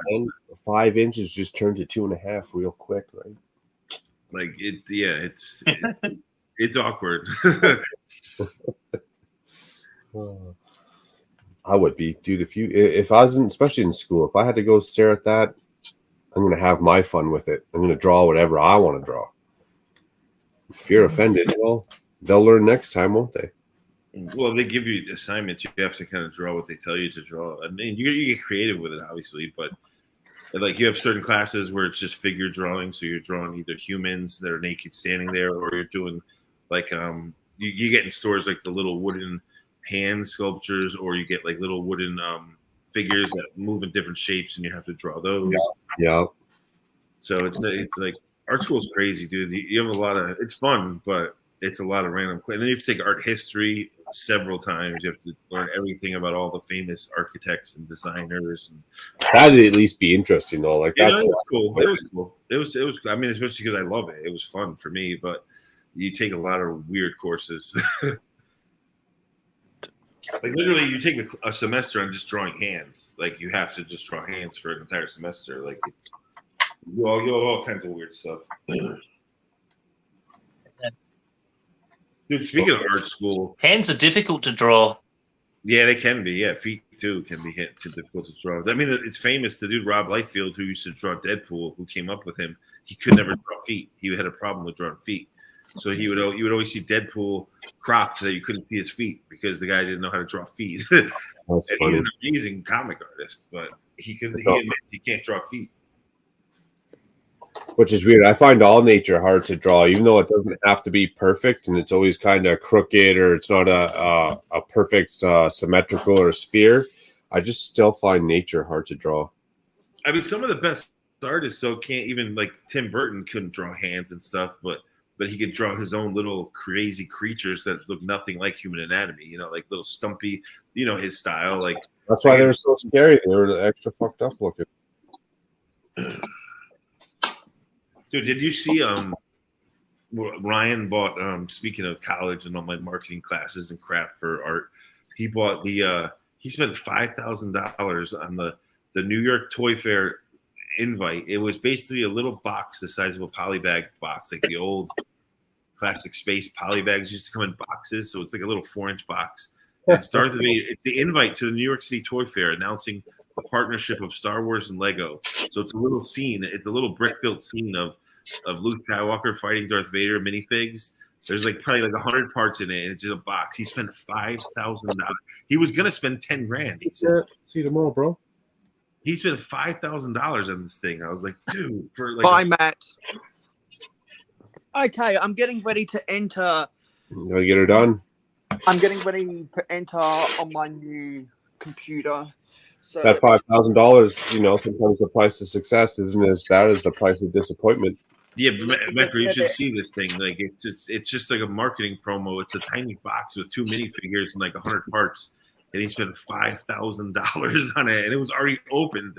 Like, God bless him, but dude, that's insane to me. That's insane. See what the new CPU has, Mayo. Fire that bad boy up. The crazy part is the city would have spent 10 grand on it, and he got it for a deal at like 5 grand. I was like, dude, you're nuts. Wow. I appreciate your enthusiasm for collecting, but you're crazy, dude. I would never ever pay that much. I'm gonna leave on my phone and come in on my computer. Kate, right on. I'll keep an eye out for the doorbell. Oh, that was quick, man. Hello. Oh, hello. So I wonder if the audio quality is going to be better. And I wonder if the visual quality is going to be better. I can't use my external microphone right now. I'd say the camera quality is going to be better. Yeah, so is I hope the camera quality is better. I hope it picks up more of the shadows than my old camera. It actually might be about the same as the last one, to be honest. Audio sounds good. And I'm not even using an external microphone right now. You Australians have Fred Flintstone internet, so you never know. No, that's wrong. Very true. That's wrong. That is slander. Only a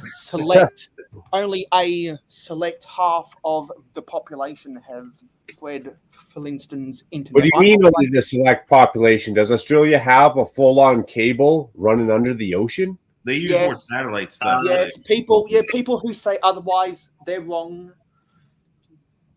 Because you guys have a cable running under the ocean? For all of this slander, I need to put up the GIF of Donald Trump saying wrong. I just see people constantly in Australia having internet problems, and then you guys. Yes, that's because they're on. That's because they're on fiber to the node, not fiber to the premises. Because with fiber to the node, a part of the bandwidth still has to go through old copper telephone wires, but with fiber to the premises, it goes straight to a modem. We get raped for decent internet that they say is high quality here, and we get paid like triple what you guys do. So it's the same thing. Yeah, but because all I'll say right now is everyone go do a what is it? Everyone go do a test to see how many megabits per second they are operating at, because I can go to internet. Was that speedtest.com? Yeah, because put in your browser internet speed test, and I always go to Ookla, that's at speedtest.net. I click on go, I wait for the results, and I am operating at about 99. Now we got to 100 megabits per second download. It takes about 20 seconds to do the test, and then upload. I'm just got to 18 megabits per second, and I think we're going to stay there. 18 and a half megabits per second upload. I'm at 170 megabytes per second. Yeah, so your internet is now upload a little slower. So you're operating at 107 megabits per second a download. Yeah, download. And what about your upload speed? Let's try 130, 150, 160. Yeah, cheese on top in the chat. You're right, dude. Like that, it was crazy because that thing that Ryan got was on. It was on like a Goodwill, like charity, auction.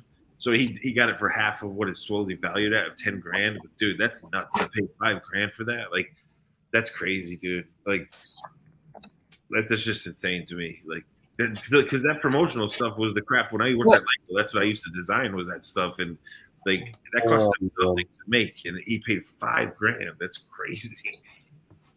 160. Oh, that was download. Okay, upload. Oh, upload's way down.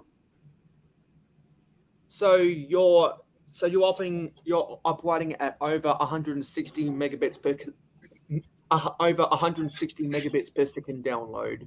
Upload is weak though. Upload's only 12. Yeah, so I'm getting marginally. Well, I'm getting about a 25% better upload speed, but you're getting a 40 yeah, you're getting about a 40%. No, you are getting a 60% faster download speed. And what's more important? Like if you're playing video games like a gamer in North Download. America, you want download or upload, or they both the Download. same or what? Streaming, Well, you want upload. The gamers always want to have an internet connection that's going at about 30 megabits per second upload. Yeah. That's Yeah, serious. they need that though. That's they like for otherwise it's choppy. And I wonder what Australian gamers do then, because like I wonder if that's just the computer though, or if that's the actual internet connection. Let's try it on the iPad. I used to be a sucker and fall for that. They're like, oh, well, here, we'll for $100 more, we'll give you the business speed, and it's just like, nah, I'd rather just wait to upload my files because design files get huge. So I'll just wait to upload. I'm not going to pay an extra $100 a month to make it do it in seconds. Like, it's my internet's fine enough for me. I'm not going to get ripped off. What's up, Jude? Hey, Jude, don't make it bad. Take a sad song and make it better. Oh wow, iPad sucks, man. Even with this, was it the A1 or M1 chip in it? This thing Yeah, sucks. because I've got the M. This is a little bit of a clue, and anyone that knows those stats probably can therefore guess what laptop I bought. I'm on the M. I've got the M2 chip right now. You got a fan in your CPU? Or is it just? That's I also don't going. think I do have a fan because I haven't heard it. I haven't heard it going. Dude, poor Brick Hive, man.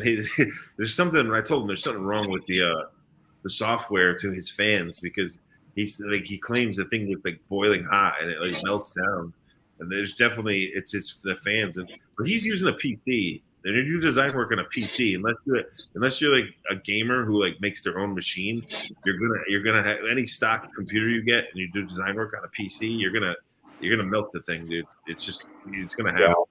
Yeah. It might be what he's using like for the actual laptop setup. It also might be where your fan ports are. Like maybe he just has to somehow lift it up on the perimeter 1 inch so the fan. He did, and it's still overheated. Oh damn! He has it sitting on one of those fan plates or whatever. Yeah. Wow. Okay. If they can't, I'm telling you, PCs can't handle like design work like that, dude. Like they freak out. The RAM freaks out. The fans go nuts, and it gets hot. Whatever he has, don't buy. Is what you're saying. Don't buy it. It wasn't like a cheap computer either, but it's just PCs. They're not good for design and video work, man. They're not. Like Mac really is better. But live streaming, you're not like if I render a video, I'm gonna be tapping into my computer a little bit, but for just everyday live streaming, let alone if you tried to play video games, man, this computer would have a full meltdown then. Well, he's doing a lot of vector drawing on the tablet, which takes up a lot of RAM when you do that stuff. So, yeah, I've never used those programs. I don't know. I always what do I do? Control Shift Escape, so that I can tell how much crap my computer is using. Is that Control Shift Escape? That is Task Manager, Control Shift Escape, and it tells me how much each program's using and what CPU's using what and how much memory is being used. Here's that sign. When I render a video, if I'm rendering a video, when I hit Control whatever Escape, my CPU usage will literally go to about 80%. Here's the sign that you we're wondering about for that Nook. Yeah, I'm pretty sure my old computer only had 8. Oh, that's cool. Only had 8 gigabytes of CPU. I believe my new one has 10. That would be cool too if they didn't put the white bricks in there, left it blank, and put a light brick inside of it or two of them. Oh yeah, it reads both ways too, so which is cool. Yeah, that would be awesome. Yeah. That's cool. It reads both ways, unlike the sign for the cafe corner. I just can't believe it. Well, I could believe that it's only $130, but like I said, it just goes to show how much Lego are greedy with their profit margins. Yeah. Oh. Well, I mean, look at the giant hospital there. Yeah, that thing, and the details inside of it are nuts. That thing's huge. Yeah, it is. So I'm going to be cleaning. I'm going to be cleaning for the rest of the live stream, but I'll still be here to talk in the background. Hey, dude. So, hook this bad boy. I mean, the Lego quality of plastic is much better. They use a very high quality ABS. Oh yeah, sure. But I mean, come on, like they just rape those profits like crazy, dude. It's not, especially lately. The market eventually will cap out on them, and they're going to have to start reducing them again. I don't know. I mean, we'll see. We'll see. They got to hit a bubble at some point. I don't see them lowering anything anytime soon. They won't. But if those like Hulkbusters don't sell, and if like they just adjust to it and make different style sets, at different price points. But they're getting crazy with these $500 sets. Well, if all their sets cost $500, they're not going to be selling a whole lot. So I don't know. I might buy one Lego set a year at that point. That's what I mean. Like the market's gonna show them that people want those kind of sets, and they're gonna just adjust to it. And they make most of their money off the smaller stuff, anyways, with the kids and all that. That's their main market. But with the 8-ball stuff, they're really pushing the limit. Yeah, they are trying to max it out. Hopefully, the weekend's going fan-brickin-tastic, dude. But I don't mind the Hulkbuster design in the Black Panther design. They're designed well. It's just not my taste, especially for that amount of money. And I think they're going to realize there's not as many people they think that want that. I would get the Bowser though. The Bowser one is like the size of the Hulkbuster, but half the price, and that I would buy. I probably will buy it eventually. Well, the price on that one wasn't so terrible. Yeah, it's not bad. It's like normal. Lego should be. Those are much bigger parts, though, too. And that's the way it's designed with a lot of much larger parts. There's the same amount of plastic as the whole thing at the end of the day. So, I think they need to start watching themselves when they start going above 250. Yeah, exactly. Is the set really a 250 set, or is they just hoping? Yeah, that Black Panther set isn't 250, isn't worth the 500 or whatever, and the Hulkbuster. Those should be like $300. Oh, at best $300. It should be $280 Canadian.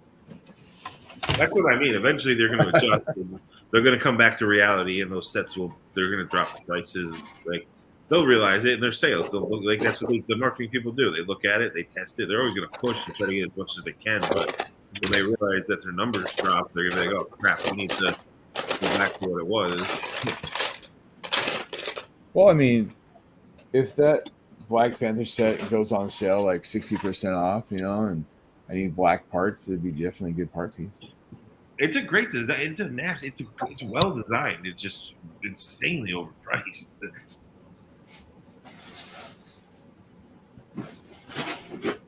It's not like they never put out a bad design. They always have really good designs. It's just the pricing.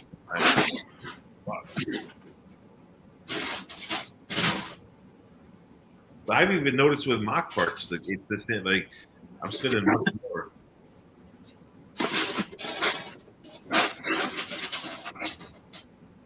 So you should see the money Richard Cranium saved buying those blurps and stuff on Blue Bricks. Yeah, and plus the ones you showed me, they come in all those colors. That's the key.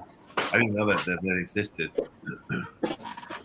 Speaking of the ugly rock pieces, does anyone know if Blue Bricks has all 3 of the colors in stock now. What, the burps? Yeah, the ugly rock pieces. They Because have tan. when I went to place my order, they only had 2 of the 3 colors I wanted. I believe they only had the dark gray and the tan. They didn't have the light. They didn't have the The light bluish gray is still coming back in stock. They had sold out. Yeah, because I could imagine that those would have sold like hotcakes. Oh yeah. The, Oh, if I Lego, was, yeah.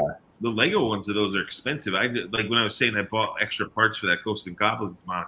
I bought 4 extra of those dark tan burp pieces, and they weren't cheap. I forget how much they were, but like they weren't cheap. They were not damn cheap, I bet. Yeah, they were probably like $5, I think each. Like I don't know off the top of my head, but they weren't cheap, and I have like 4 or 5 extra ones just sitting here. That I'm like, why did I buy this? Like, I should have used digital, but like Connector said, if I extend the level out and eventually make more to the mount, I'll use them. But those were expensive. Yeah, because I'm not going to be placing my order until Blue Bricks get those light grey ones back in stock. Yeah, if I was gonna open a store and have Blue Bricks in stock, I would try to have like I don't know how many pallets of those burps in all the different colors, especially dark bluish gray and light bluish gray. Yeah. And like the modules and Yeah, Brick Me Up Scotty has got a good store. He makes a good living off of it too. Like he sells all the brands. There's definitely a market for that stuff. Yeah. I didn't know he was telling me his father was like a famous. I don't know if it was an opera singer in Asia or just a singer in general. His father was like a famous musician. I didn't know that. Like, his dad was like a big kind of, I don't know, was a pop star or what. His dad, I guess, in Asian countries is a popular singer. Yeah, I only just heard about that story when I binged watched the episode of Callie Whitclick earlier this week where he was on it, because I binged watch every episode of Balling and Balling. Now I'm trying to binge watch every episode of the Callie Whitclick, and I was fascinated by what Scotty had to say. His channel's cool, man. You like it. They're really cool designs. The sets he shows, and he actually just did a review of the hotel. So he does Lego reviews. He started to do minifigure reviews as well, but his channel's cool. He's got a lot of cool stuff.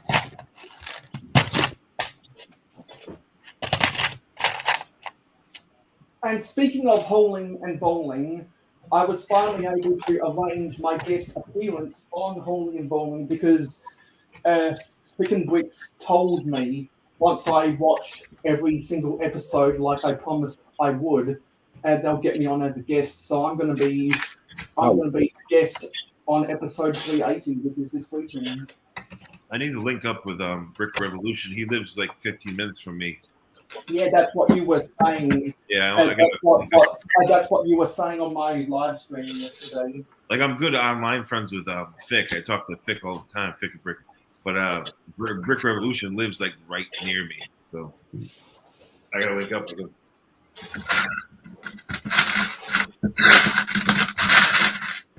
The Astros just won the World Series. Nice. They spanked the Yankees were good, real good this year. They swept the Yankees. So I knew they were going to win. Philly's a good team, but I knew that was going to happen. They came back to win too. They were down to Philly, and like I didn't watch it, but I just saw on the news. Like I knew that was going to happen. If they beat up the Yankees that bad, they're a damn good team.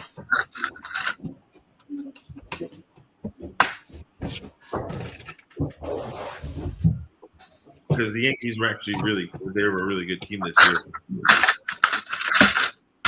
The fans here are spoiled, and they always expect the Yankees to be good, but they really actually were really good this year. And for them to get embarrassed like that, then Houston deserves it.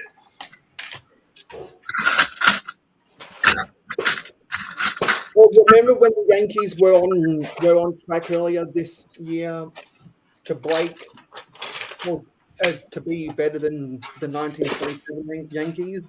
Yeah, far. Statistically, the Yankees were a really good team. They went in a slump in like August, but they were a really good team this year, and they got embarrassed by like they make it right before the World Series and they got swept. Like, and they were really Yeah. good. They were. It was one of the best Yankee teams in a long time. So Yeah, they So were the probably the Astros best deserve it. Yankee. They were probably the best Yankee team since they last went. Well, no, they were probably the best Yankee team since they won the World Series. yeah, like 10 years. They were the best Yankee team in like Yeah. 10 years. So they Well, were really actually, good. 13 years ago. Isn't that crazy? Yeah, probably more. Like you said, 13, Yeah. 15 years. Like they were that Which good, is- and like for them to get swept like that, Yeah. that means the Astros are on point. Yeah, because the Astros own the Yankees, and since the turn, well, and in the 21st century, after the Red Sox broke the curse of the Bambino, we've won 4 World Series to the Yankees 1. Yeah, I mean, this year the Yankees beat the crap out of them. Every time they played the Red Sox, they beat the crap out of them. So that's how like that you know they're really good when they're doing that. And for them to get embarrassed like that, it was just like, damn, dude, Houston. It's always a Texas team. It's either the Diamondbacks or the Astros that always beat up on the Yankees. And let's face it, the only reason why the Red Sox sucked this year is because we have one of the worst bullpens in baseball. Yeah, they're usually good when they have a stellar bullpen. The Red Sox usually have a really good pitching staff, but in the last 5 years they haven't really had it. No, our pitching over the last half decade has been at best subpar, at worst bottom 5 bullpens in baseball. I don't follow baseball much, but I'm around Yankee fans constantly, so that's all you ever hear on the news here. So, which is weird because my dad and my brothers, all my siblings were Red Sox fans, and we live. And everywhere I go, everywhere I go, the most common international sports team's cap I see people wearing is the Yankees because they're the Raiders and Yankees are the top two. Because Jay-Z made the Yankee hat more famous than a Yankee can, and the second most common, not necessarily caps, but sports merchandise I see is the Raiders. Because the Raiders, because the Cowboys like to brand themselves as America's team, even though they're not. But the Raiders are the world's team. They're the world's team. Yeah. Why do you think I quit? Like everyone's like, yo, why did you quit this career as a designer to start a Raiders clothing brand? Because I'm not stupid. When I worked for the NFL, I saw how much they sold of Raider gear. I was like, oh my god, like I need to get into this market. Like that's what I did. I just quit what I was doing. I was like, dude, I'm gonna make way more money selling Raider gear to people all over the world. Because even though the NBA is the fastest growing sports league in the world, and there's more people per capita across the world wearing any of the 30 NBA teams snapbacks. It's crazy. Even with the Lakers and the Celtics, you're still going to see more Yankees and Raiders fans. Yeah, those teams are up there too. Though they're in the top 10 of merch sales. They're definitely up there. The third most common international sports memorabilia I see is the Lakers and then the Chicago Bulls. My parents thought Bulls are up there too. My parents thought I was nuts. They're like, "You're gonna leave your career to make a Raiders clothing brand?" I was like, "Yep." And then I showed my dad like the analytics. I was like, "Look at this! Look how much they sell this all over the world." It's like, holy shit! Like, and Michael Jordan is still so popular to this day. His shoes outsell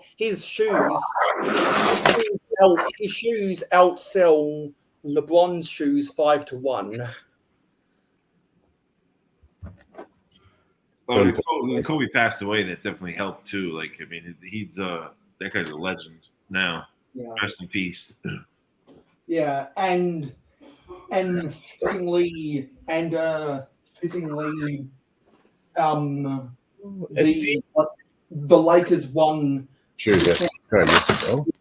The year that Kobe died. Dude, you know what I missed? Look at this. I missed these little Creo Transformers minifigs. They're kind of like mixed with a mini doll. But when they stopped making them because they they couldn't have Creo anymore when they did a partnership with Lego, so they stopped. Hasbro stopped making Creo. I used to love these little. I had tons of these Transformers little minifigs, and they can't get in there. They're gone now, which sucks. I have a lot of them too, actually. Hopefully, they're worth money, but like, you used to be able to buy these little cool Transformer poly bags, and now you can't get them anymore. Does anyone remember when Connect used to make Mario? It used to make Mario Kart sets with the pullback motors. I wish Lego would do, dude. I wish Lego would make like a little Speed Champions Mario Kart line. That would be so cool. Like with actual Mario minifigs, that would be ridiculously cool. And popular. That game is so popular, dude. People love Mario Kart. Speaking of pullbacks and stunt bikes, where did Khan go? Khan was here earlier. He disappeared. He left when I started ripping my stunt bikes around, eh? That video he made was cool. He actually got it to go up a vert ramp, like a quarter vert ramp. The thing actually made it up. Nice. He went to a skate park and he started putting the stunt bikes up the ramps, and it actually worked. That is awesome. That is awesome. Papa's Bricks, I'm going to check that out right now. Nice. Yeah, dude, this mock's going into my Ninjago district. So I'm just making it look busy, cyberpunk-ish, if you will. And we're going to want a bunch of tubes coming off here, aren't we? Oh, we'll cross that bridge later. We'll cross that when we get there. Right now, I'm going for height. I need to build some height up.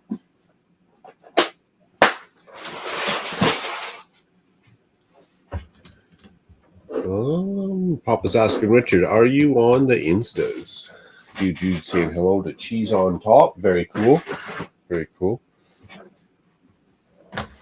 Has anyone heard of Joseph Cheese in a pie in their comments? What did that say that again, Mayo? Their YouTuber's name is Joseph Cheese in a Pie. No, I don't think cheese in a pie. That sounds good.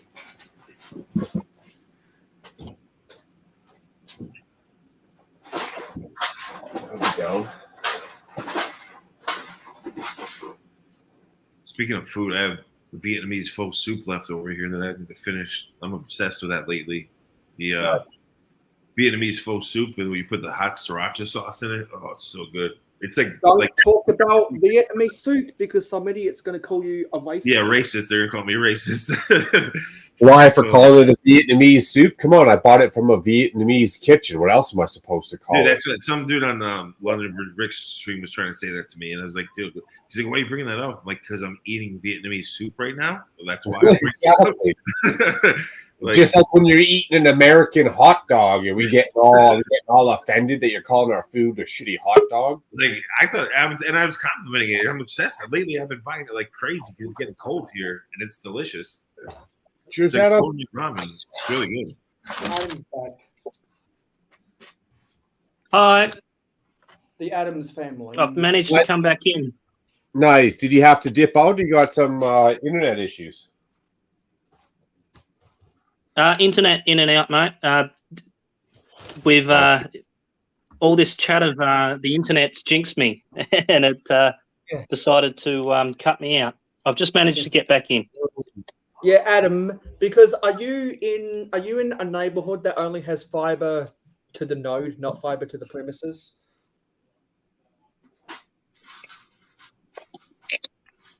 I'm not.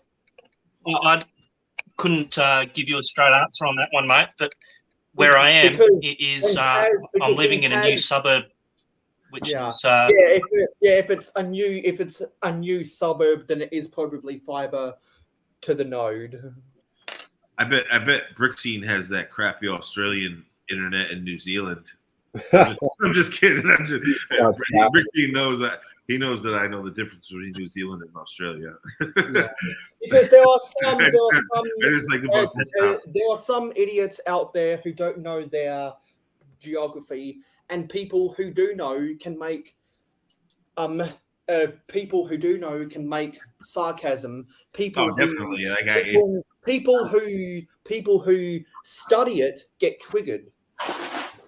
well, no, Because I mean, most Australians- I'm technically a geography major, so I get really triggered. New Zealanders don't want to be called Australians and vice versa. I get that. There are only two things That happens, Rich. similar about Australia and New Zealand. One is that the only difference in our flags is that the Southern Cross stars to the bottom, well, to the opposite corner of their Union Jack is red, not white. Yeah, the flags are similar. The flags are similar. People with Australian or New Zealand visas can travel. Well, no, sorry. Australians can travel to New Zealand, and New Zealanders can travel to Australia without needing a visa. When I was really big into the reptile community, and I used to go to like reptile conventions, and I had a business like breeding pythons and things, I would always like New Zealand was great because Australia had a ban where you couldn't get any animals from their country legally. There's a black market, but I never wanted to do that. Like that's shady, especially with animals. But New Zealand had dope animals, and they would actually export to the U.S. You could get like baby, like if you wanted chameleons from there, or like whatever you wanted from there, you could get. In Australia, you couldn't. So it was I always knew the difference because one had it banned and one didn't. But Australia had awesome reptiles. New Zealand is a great country because they collect a lot of they collect a lot of tax from Hollywood, because a lot of Hollywood movies like to film their action scenes in New Zealand, because, for example, all of the Lord of the Rings scenes were filmed in New Zealand. So tax to New Zealand right there. Well, New Zealand has rainforest areas too, like subtropic, like kind of environments, which is cool. I guess that's why Avatar was shot in New Zealand. See, everyone thought it was CGI, but actually that's just New Zealand. From what? Lord of the Rings? For Avatar. Oh. And what's great about the state of South Australia is that more production teams from Hollywood have figured out that there are some nice scenic spots in our state, and the latest Cobra Kai movie or whatever it's called, and one of the latest movies with Daniel Radcliffe was actually filmed in my city. New Zealand had to there was always cool reptiles coming out of there. When I wanted to get a Kimberley rock monitor once years ago. I was in college actually, and it was from Australia, from the Kimberley mountain region. And the thing was $3,000 for a baby, just to like. Which would you guys sell them there? They would be $100, but to get it in the United States was $3,000 for a baby. I bought it and I bred it and I made a ton of money off of it, breeding it. But and they're not even that big. The body's only 12 inches long, but the tail is like 3 feet. But they're like red with purple and blue spots and like a striped tail. Like the colors on the animals from Australia are just crazy. Like. Some of the monitor lizards especially, and you couldn't get them. Like Australia had a ban, so it was so expensive to get animals from Australia. Yeah.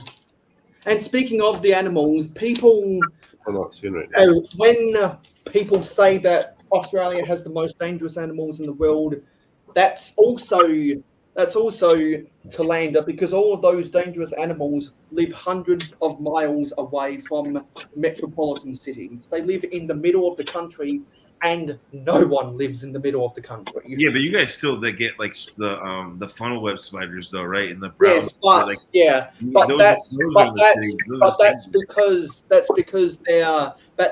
they're insects that can fit into tiny spaces. I mean, I know I'm not going to walk outside my front door and enter a boxing match with a kangaroo. I know that.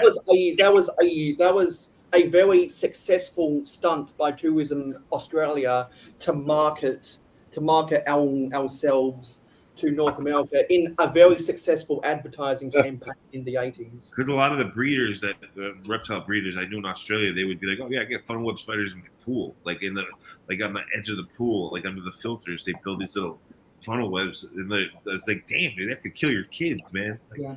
and they say those are things everywhere. There have been no reported deaths by a redback spider since the 1960s. That's not to say there hasn't been any deaths, but there's been no reported deaths. And, There's like black and widows. that's one of the insects that people like to think about. Yeah, black widows in the U.S. They're not really. There's not many in North America. Some do. There are some here, but they're not naturally from here. Like they've been shipped in like produce or something, and they survive. But there's other states though that definitely do. In the United States have black widows a lot, but not. I'm just thankful that we don't have tarantulas in this country. Yeah, California, they have tarantulas in California. Yeah, they have tarantulas all. In Texas too, like the warmer climates, they have tarantulas here. A lot of the southern and southwestern states near the Mexican border, I could imagine getting a lot of tarantulas. But where I live, it gets cold as hell. So all the insects and the reptiles, they don't, unless they're like we have the rattlesnakes. The only rattlesnakes in New England are these really rare. They're black timber rattlesnakes. They're small, but you don't really have rattlesnakes where I'm from, or things that, like the only venomous snakes here are copperheads, and if you can find one, a black timber rattlesnake, but they're super hard to find. And also, somebody was talking about squirrels earlier. Yeah, I think the reason why squirrels are probably a little bit more lazier in California is because they might have gotten their hands on some California kush. They're eating the bud crops. Oh, that's funny, yeah. Yeah, Con, the brown recluse too. That's another one that's like we have in New England. We have wolf spiders, which are basically they're mini tarantulas. They're really furry, and they do have venom, but it can't hurt you. Like you'll get a rash, and you might have to go to the hospital if you're like a little kid that gets bit by a big one, but they're not. I'd rather have apex predators than bugs that can kill you. New England, we have a lot of like owls, hawks. Like those are the birds of prey are the big. We get eagles here, and then we get the snow owls when they migrate. Like we'll see snow owls, but only during migration. But when it comes to like the venomous stuff, there's not much because it gets too cold. That's why the black timber rattlesnake it's like an endangered species here. Their population is like dying off. Luckily, there's less than a dozen known organizations trying to traffic rainbow fentanyl into Australia. But when it comes to owls, dude, we have tons of owls. Like even in the city, owls will nest and roost inside like abandoned buildings in the windows. When I was looking for a loft in New York City, there was an owl. I was looking at an apartment, and there was a giant owl with a nest right outside the window because it had been abandoned for like a year. Like because they eat all the rats, they eat the pigeons. Like, how are those frozen rats for your snakes going? I actually need to feed them tomorrow. That's funny. Sunday is feed day, man. I gotta feed them tomorrow. It's I can just imagine you going to the sewers and the subways of New York City and just have a satchel saying, "Oh, there's a rat. Oh, there's a rat." No, I wouldn't feed those. Are dirty rats. I wouldn't feed those dirty rats to my snakes. I give them nice gourmet rats that are frozen. Eugene's always yelling.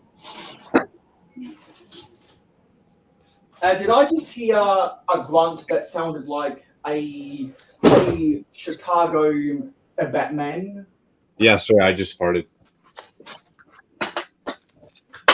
And is that a Batman that only works in black or very, very dark grey? Very, very dark gray. I got it. Here we go. 3P. Nice. Well, you know what? It could be that time. the new segment is going to roll out. Maybe we'll wait towards the end for that new segment. But it could be time for a song. How afraid should we be of this new segment? I mean, the name of the segment is "It's All Bullshit." I mean, that could be a lot of different things. It does sound kind of loaded. It is. It definitely is loaded. Loaded full. Especially when you throw in some modern day current events. Then you know. So you gotta unpack it, right? You gotta. I do gotta unpack it. I gotta speed it up a little bit. I gotta talk crap to set up that bullshit before we can dive completely into the fix of the sewer system. So you're gonna have to like knead it too, kind of like dough. Kneading it's not the word I would use. I don't want that under my fingernails. You got to stir the pot. I'd maybe use the word stir the pot, but definitely not kneading the bullshit.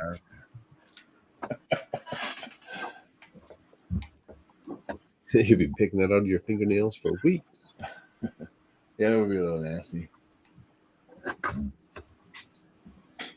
That's why I'm not. I like in Khan's video. He did like a haul where he had like a random. I think it was a snake from one of the Harry Potter sets, and he called out one of my pythons, which was cool. I saw that, Khan, but you had the comments turned off, so I couldn't say anything about it. But I'm just going quiet at night. Cleo, my python, appreciated the call out.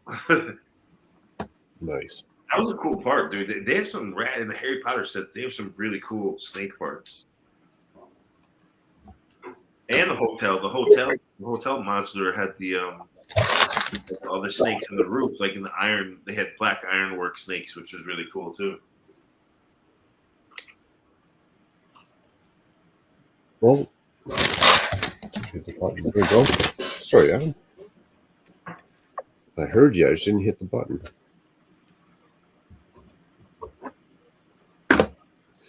Right on. Let's get this one going on.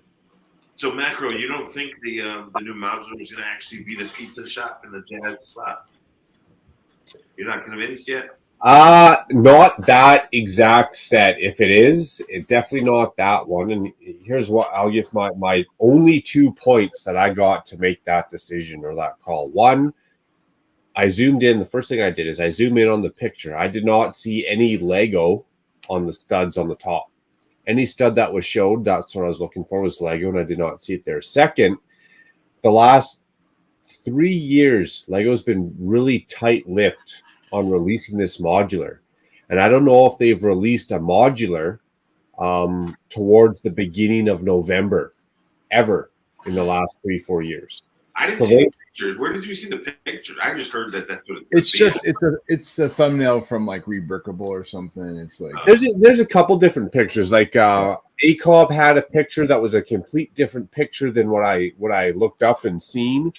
And the one when I Googled 2023 modular leaks, it looked like a legit awesome set. But no, that was the first thing I looked for. Is like, let's zoom in and see if there's Lego on the studs on top. Nope. I think the pictures are fake as hell, definitely, but the actual concept is probably real. Those pictures probably are nothing. That's just people trying to get views. But look at last year. So last year, it was this rumored post office that was going to come out. And it was a sweet-looking set, but it was just someone's mock. And they did nothing even close to a post office. We got that hotel after. So that's why I think that this year or whatever the leaks are this early, that it's a sham. I think the 2 leaks are going to come out in middle of December, beginning of December at best. Yeah, the pictures are probably bunk. I agree with that. The concept of it is probably the leak of the concept is probably real because the graphic designers did hide that whole jazz thing in the hotel, which they're known to do that stuff. So to release it next year to kind of leak it out. Yeah, who knows? I mean, they might not even have a pizza spot. It might just be a jazz club and something else. The jazz part of it, I do think will probably be there based on that the Easter eggs the designers hid in the hotel. That is a good concept. But even looking at that post office from the year before when they had all their analogies and leaks, and I actually thought that was going to be the set. and it was just such a right turn or such a U-turn from an actual post office. So to me, I'm not saying no. I'd just be surprised. I'm gonna say we're gonna get something completely different. I don't even think it's gonna be a pizza or a jazz or any of that. I think it's gonna be something completely off the wall that we haven't even seen yet. The time will Could be. I don't pay attention to those pictures because half the time those leaked pictures are fake as hell. Well, there's someone's mock that was made that year or something, right? That didn't get enough views on TV ideas or something like that. Nice, Juju saying, "Love you, man. I really want a Lego modular Love you, bro." post office because because when people were speculating what the modular was going to be last year, and it was the boutique hotel, and everyone was disappointed. I really wanted a post office. Other people really wanted a hospital, and some others really wanted a video game arcade. A video game arcade would be cool, but have they made a post office yet, or they haven't made one? No. Well, they've made them like there's some cargo centers and things they've done, and there's some smaller sets, but Cliff Yoke. Because the last time we got an actual post office set was the Winter Village post office in 2011. That's really sad. I think they made them in the little city sets, though. No, they've had to make. They have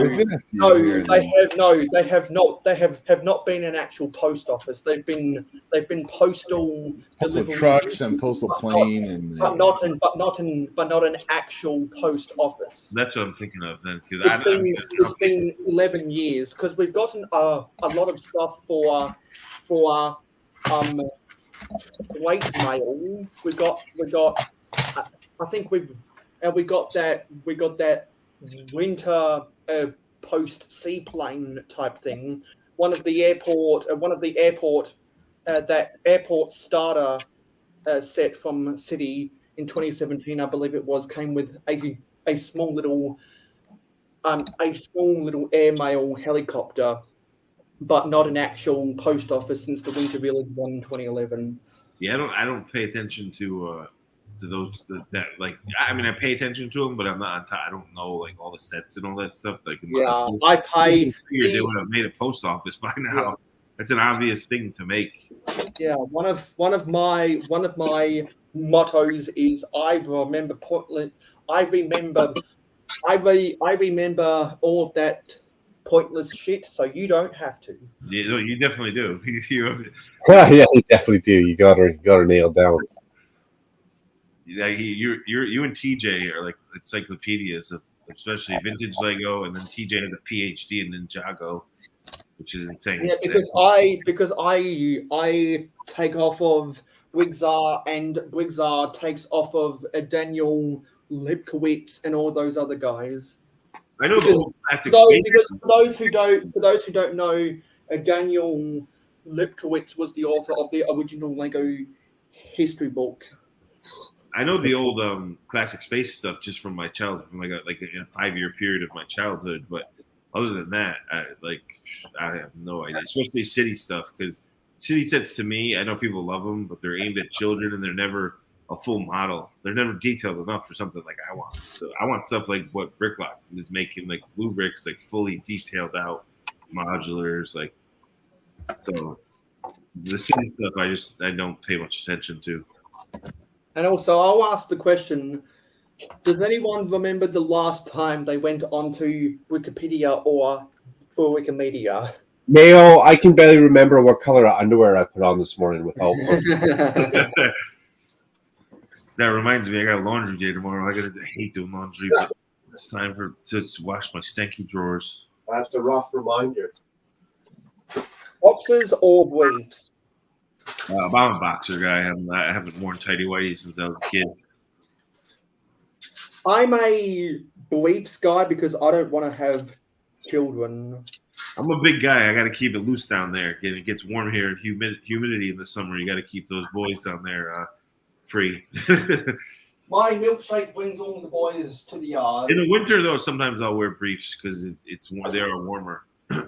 I don't do boxers, and I don't do like the actual like ginch. I do briefs. I Yeah, need a little bit more supportage. I want my boys hugged in close. There's nothing worse than when you're walking around town suffering from some SBS. Yeah, but in the summer, bro, it can't, like here, it gets so humid that you can't. We don't have dry heat. We have like wet, humid heat. And they can't, like in the winter, I'll wear the briefs, like you're saying, like not the tighty whities, but the brief. But in the summer, dude, it gets, you get so hot, dude, that you can't do it. You just can't do it. You need that airflow, is what you say. Yeah, you have to have the airflow. At least I do. I'm a big guy. I'm a big overweight dude. I have to have it. Okay, now I'm with you guys. I say it this way: the mouse needs a house. So I'm all about the jockeys. Yeah, in the winter, I love the briefs because it does it keeps you warm and it keeps everything down there tight. Like, but in the summer, man, it gets too hot, way too hot. Oh yeah, you can't just be letting them grocery bags be flapping around. Your arms get so close. Especially the older you get, the bigger the grocery bags get. So that's Hey Adam, the mouse needs a house, and on the bag. some people need to be supervised in detention. That would be me. Actually, you know what? I honestly I never thought a whole lot. You'll have to ask Tasman Bricks if you can make a guest appearance in the next episode of the behavior altering stream. What else we do? I might have to put myself in there, give myself a timeout.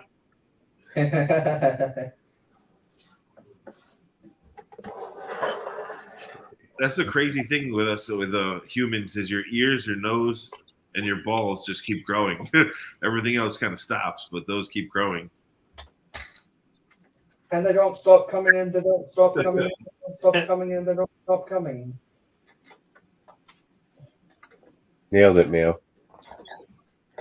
You're gonna have to take Somebody told me that I was on a Macrobricks live stream. Who would have thunk it? So, I've been hard. able to do some totally different things other than the fire station. I totally went left field and thought of ways to display my minifigs. I've been looking through all of my castle figs. Yeah, that's cool. Oh, nice. It's like a Mills plate with little shelves. And, that you have. Very cool, Adam. I think we lost his audio. Damn, I'll show you. Still able to hear? Yeah. Are you able to hear me? A little bit. Now we can. Let's go a history lesson there. Yeah, my internet's coming in and out. But, I like the shields in the corner. You put the shields in the corner too, the Nexo Knight style shields. Those look dope. Yeah, thanks. And I've had a look at some of my custom ones. Ooh, I forgot to order. That's the fun about knights. There's so many knight parts that you can mash them up really cool. Well, these are the Knights Templar, the Templar Knights, and I like the plumage coming off the top too. I've got the hooded knight. That looks some cool. custom bits and pieces here too. The Knights Templar they often had the cloaks. They were a religious order, and you might like these ones too. I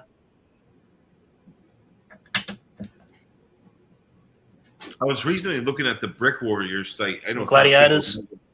But Brick Warriors, it's not official Lego, but Brick Warriors makes some really cool helmets and armor and stuff like that. That's where I've actually got some of the bits and pieces. Some of the weapons are from Brick Warriors and also Brick Forge. I've never heard of Brick Forge. So thank you for that. Brick Warriors definitely has easy parts. Choo-choo! Yeah, that's a brick. That's a Brick Warriors helmet with the horns, right? It is, yeah. Brick Warriors. I think it's the other parts of Brick Warriors. A lot of my Roman stuff is Brick Forge. Yeah, I was going to say Brick Warriors had the first Roman stuff I've ever seen. They have a lot of Roman stuff, so I need to check out Brick Forge because the Brick Warriors has some cool Roman stuff. Yeah, and while I was sort of looking through,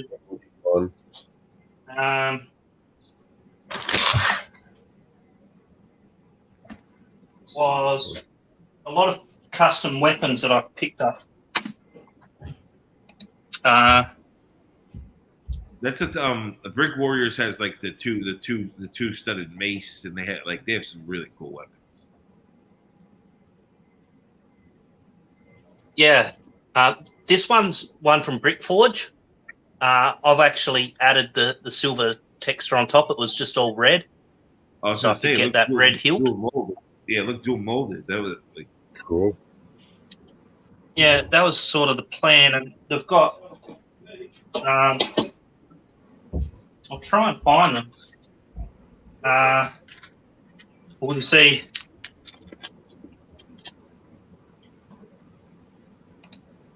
They do little packs. Yeah, I got to check out Brick Forge. I've never heard of that. Nice. So, and yeah, the reason why I thought I'd show you Macro, because I know you're doing your huge mock, and it might be worth just to checking out both of those companies to have a look at some of the weapons. Perhaps they do unique armors and other bits and pieces. They're good quality too. I mean, I don't know Brick Forge. I've never messed with that, but Brick Warriors, the quality is good. It's nice plastic, good molds. Nice. I'm going to take a quick minute to answer Dude Jude's question. What the hell am I building? Like you can see the noodle shop on the corner, some containers, some RVs. We got some Eclipse graphics going on.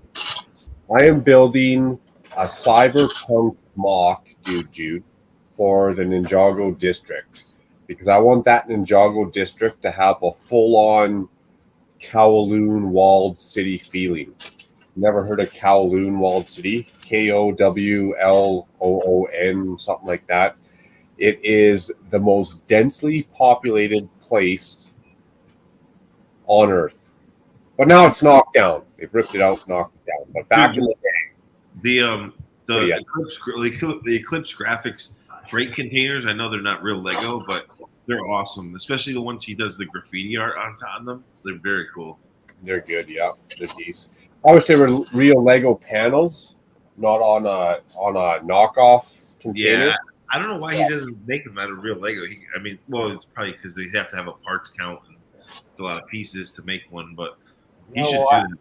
I tried to ask him and he gave me shit. I tried to ask him in Chicago, like, well, why'd you sell me this? He's like, well, it was on the webpage that it's printed on off-brand Lego. I was like, no, it's not, or else I wouldn't have bought it. Yeah, he really doesn't say that, but he's actually getting like Citizen Brick does it legally where they don't, they say hockey enthusiasts for Jason Voorhees or Freddy Krueger. It's like, Sleepwalker. Like Eclipse is starting to get really crazy with breaking violations of trademarks. He's gonna get in trouble eventually for it. He makes good stuff, but he's starting to push it, man. Like writing, like he's using Marvel character names and things that you can't do that. You cannot do that. He's gonna get in trouble. Yeah, and some of his little movie tiles that you put in your door inserts, they got the full on, like you say, Marvel. Yeah. He got to change the name, dude.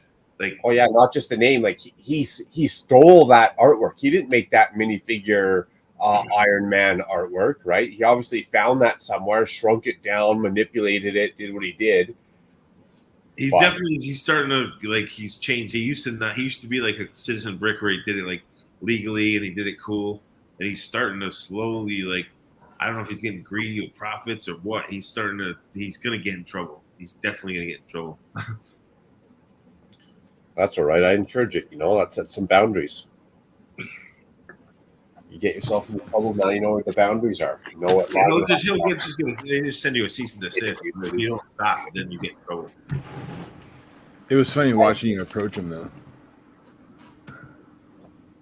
And I don't think speaking he liked of it. I thought it was definitely uncomfortable. As soon as the words came out of my mouth, I could see just like the body language, the way he responded. I was like, I could have just kept my mouth shut. And speaking of crossing those boundaries, Macro, are we going to be crossing any boundaries on our podcast? We are, yeah. I mentioned that a little bit earlier. One, again, I got to get my life into order, but I feel like it was actually probably going to start the beginning of November. We just didn't have the time now to sit down. Like you come up with some ideas. Dude, and I want to take some notes and refine some stuff so we can bang out like a solid 4 episodes. Dude, speaking of nights, I showed this last time, and I don't know why. Like Lego made this for Nexo nights. If you look, put me on the big screen for a second. It's coming, Mayo. It's just I want it to be solid. Like I don't want to half-ass it. We gotta bang this held apart. Like Nexo Knights used to make these visors that look like traditional Knights visors, but they used to have a little antenna on the side. I just sanded it off. You can't even tell that it was ever there. To be honest, I don't know why Lego won't make these for Knights. Like that's like the original old school like Knight visor, and they did it for Nexo Knights, but they won't. I don't get why they don't make them anymore. And it's a staple for Lego Medieval Castle, right? Like a visor like that could be a staple. They could put that on. Like that's, and I know they have the heroic Knight minifigure and the new ones they just put in the castle that are more vented, but they have the plumage on top and it has the seam that goes down the center. Like this is just a clean, authentic Knight visor. And they used to make them for Nexo Knights, and they don't do it anymore. It makes no sense to me. But it should. Even just army building, like have some diversification within the minifigures and within the helmets. You know, like because you can see like they're not asking for too much here. The Knight from the Ghosts and Goblins game had that original. I was gonna use the heroic Knight minifig, but I was like, dude, when I saw the Nexo Knight visor, I was like, bro, that looks way more like what it should be. So I bought it and I just took off the little antenna. And I know some people are against that, but it works for the mock. But Lego could easily make that mold without the antenna. And like that's like the true classic Knight visor that you think of when you think of Knights. Yeah. I don't know why they don't do it. But hey, it's Lego.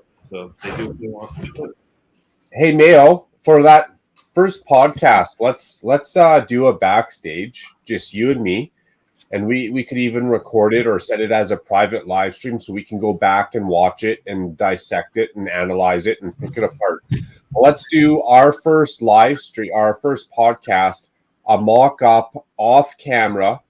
And if we like it and we think that it's going to be something has to be different. There's so much going on out there already, especially if we can tell some of our life stories and throw that into the mix of it. We can go back, look at it. Is this different enough? Is it going to entice people? Did we have some conversations that were uncomfortable? We're not looking to offend people, but if I can make you uncomfortable and step someone out of their norm and think a little bit, you know. So I would recommend let's do our first podcast backstage. We could go back, look at it, analyze it. We could even send a couple people the link. Hey, what do you think about this? And if it's good, our first live podcast will just mimic that one and then go from there. Yeah, so it has to be different though. Yes, yeah, I'm definitely picturing what you're saying. So what we could do is we could do a trial run and then make it a private live stream and share it with a select few to be a test audience. Yes, and if we like it, then we just repeat that process for the first live. What's up, Mikey J? Cheers, Monkey. Happy weekend to you, man. Because what we should do is we should get some people to volunteer to be part of the test audience, and we tell them to give their brutally honest opinions, and then we can make cliff notes about their brutally honest opinions, so that can be a kind of director's cut, and then we can make improvements for a final release. 100%. And that way we can I don't know, self-judge ourselves, because once I go back and watch or listen to us, excuse me, then I feel like I can make a better call what we could do to spice it up or make it a little bit different. Yeah. Speaking of spicing it up, I got a quick tip. I just gotta go cough up a lung. Holy. Because what we should do is after I'm done with my work experience on Thursday, we'll have the whole rest of November to try and schedule a backstage so we can have a board of directors meeting to figure out how we want to structure it. Then record a director's cut. Then send it out to the test audience. We shoot it again based on the brutally honest opinions of the test audience, and then we film it again for a final cut. Yes, sir. And then the other one that I'm worried about for the whole piece of the puzzle is we got to find a time that works for both of us. Like if I say, hey, you know what, for me, a Sunday afternoon would be awesome. Well, that's already Monday mid-morning for you, so that time might not work. Yeah, but actually that bodes well for me, because especially if it's after, because I normally be up at that time anyway watching the NFL.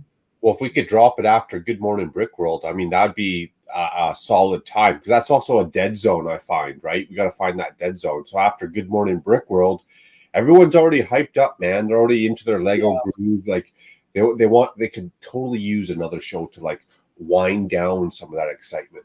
Yeah, because we could market, because we could flat out say, hey, if you like Good Morning Brick World, then you're going to like the Macro and Mayo whatever podcast. Dude, speaking of November and Mayo, I'd like to see you grow a nice November Burt Reynolds mustache. I want to see a nice Mayo mustache. I've been slowly growing a mustache for the past 2 years now, and I think I'll have a fully grown mustache in about 2 years, and then I'm actually going to do a live stream if I'm still here in 2 years, where I'm taking charity donations for November. Usually, it takes like when you get in your 30s, that's when the mustache becomes a pain in the butt. That's when they start to grow in faster, and you don't want them there. But I hate shaving, and I was going to shave today, so I won't shave, actually, because that's a good point. It is Movember, and by the end of November, this is going to be like gross. It's already gross. Like you've seen mine. I just trimmed it off, dude. Usually mine gets like Wolverine. Like where I'm at right now, if I shaved, clean shaven, bicked it right down, this would take no more than 2 weeks, probably a week to go back. And I figured the best way to do it would be to do it have a link in the description of a Movember 8-hour live stream for a GoFundMe page, because because YouTube Super Chats takes a 30% cut. PayPal fees are, I think, an 8% cut, and I'm pretty sure the GoFundMe fee is about 5%. So that's why my bank account number. More of the money would be going to the Movember Foundation. That's why I like to just put up my bank account straight up in chat, so I can collect 100% of the profits. Risk free. What can go wrong? Because if because whenever I do this, when I get a mustache, like it's kind of a difficult, but you can barely see No, it's my. coming in. It's coming in. Yeah, you can barely see my stubble. I wanna say the individual hairs are about half of an inch long. Like usually, like I said, dude, when you're in your 30s is when the mustache starts to fill in. Like, Yeah, man, you can grow a beard a lot faster. Hopefully after my 23rd birthday, I'll have enough of a blush duster up here. Maybe that's why. I agree, Mikey. It gets itchy. That's why I shave underneath. I shave the neck part off usually and just let the rest grow out because it gets insanely itchy. Yeah, I only get a haircut and shave my beard when my beard gets scratchy and my hair starts getting inside of my ears. So that's why I always end up doing it every 3 months. I've never had to shave my mustache because it's never. That's the tip I got. Like right now, I'm super itchy, like right down here. But I heard the tip was if you keep, like City said, that neck clean. Yeah, you got to smooth the neck off, dude, because it gets itchy. And then my other problem is I work in a lot of dust. Like I cut wood and yeah, it's always going to be in your beard. Yeah, it's going to. Dude, if I started scratching right now, it'd be a full-on snowstorm. I bet. That's the other thing too. If you start scratching your beard, then it gets more itchy because you're getting all the skin cells out. Like, yeah, I get it, bro. But that's why I shave the neck off. Dude. And also my facial gets so long after 3 months that when I shave it back, all there's left is stubble because stubble is in right now. Actually, all hair is a pain in the ass. It's a lot more comfort and a lot more. My wife appreciates it a lot more if I just get rid of it all. Any thick pubic hair-esque type hair that my body grows, just lop it off, shave it, bare rug down to the minimum. I just get lazy in the winter, dude. I don't like shaving like you, and in the winter I just let it go nuts. But I always try to keep the under the neck because I'll get so itchy. I just shave under the neck because I'm lazy. If I don't shave, I would profile as a terrorist. Yeah, you get the an oversized terrorist. I know people would be like, this guy been recruited by some, Dude, West Coast Bricks Max has a good. He's got like a little Big Trouble in Little Chinatown thing going on, dude. He's got like the Cholo and Asian mixed mustache. Like he's got a nice one going for West Coast from ACO. He's got a nice it's hard to get a mustache like that. So if anyone wants to see me participate in November, I'll see you in 2 years. If it gets too long, I literally got to use like what the barber would use with the number 0 blade on it just to shave it down, and then I can bick it. I could not bick this right now. Not a chance. Oh, no way, dude. That would hurt, dude. You got to beard trim it down first. Yeah, you got to knock it down as short as you can get before. Yeah. And even still, like it's so thick and so many like hairs per inch. Yeah. And even when I knock it down, that razor, it's one stroke, man. One stroke wins. One stroke wins. Mine cries when I try to get into it. It's like exactly what it feels like. It's crying. Exactly. You would have to use an electric shaver to trim it down before you can use a regular straight. Oh yeah, I have to. Yeah, I got to set at like what the hair barber would use. Like if you went to the hair barber and said, "Hey, I want to shave my head," they'd pull out their whatever, and they wouldn't put a blade on it. That's what I got. Is one of those big hair clippers with 0 blade. That's what I got all the blades. Like I could do a number 1 and number 2, whatever, to get. Yeah, it's the same thing. My brother's a barber, so he always, when he comes home for holidays, he critiques my beard. Oh, you're uneven here, you're uneven there. It's like, bro, I'm not a barber, you asshole. Like I'm not like you. I look in the mirror and I try my best to trim it. I'm sorry. Well, even still, if you spent all the time to get it uniform and all pretty, like 2 weeks later, it's gone within a week. Yeah, within a week, it's gone. So it's like he's a barber though, so he's really technically, he has an eye for that shit. And Richard says we're all a bunch of girls. Like, what are we supposed to be doing? Waxing it? What do you mean? I just let it go, dude. It's funny. Richard, I don't know what kind of women you're hanging out with, but if they got a beard like this, dude, you're in the wrong back alley, my friend.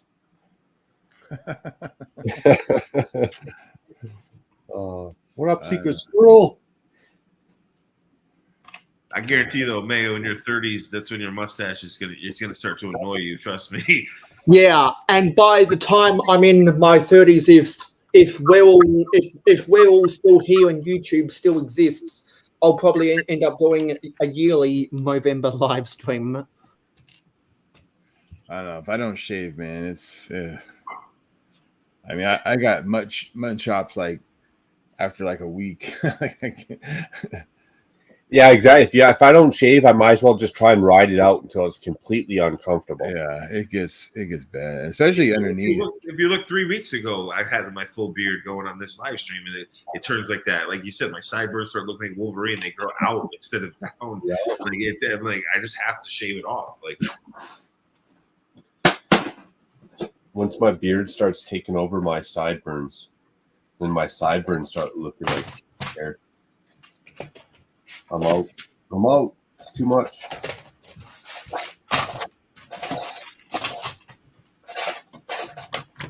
I like having a beard though, because like I said, I'm lazy. I'm a lazy shaver like you guys. I don't in the winter. I don't shave really, except my neck.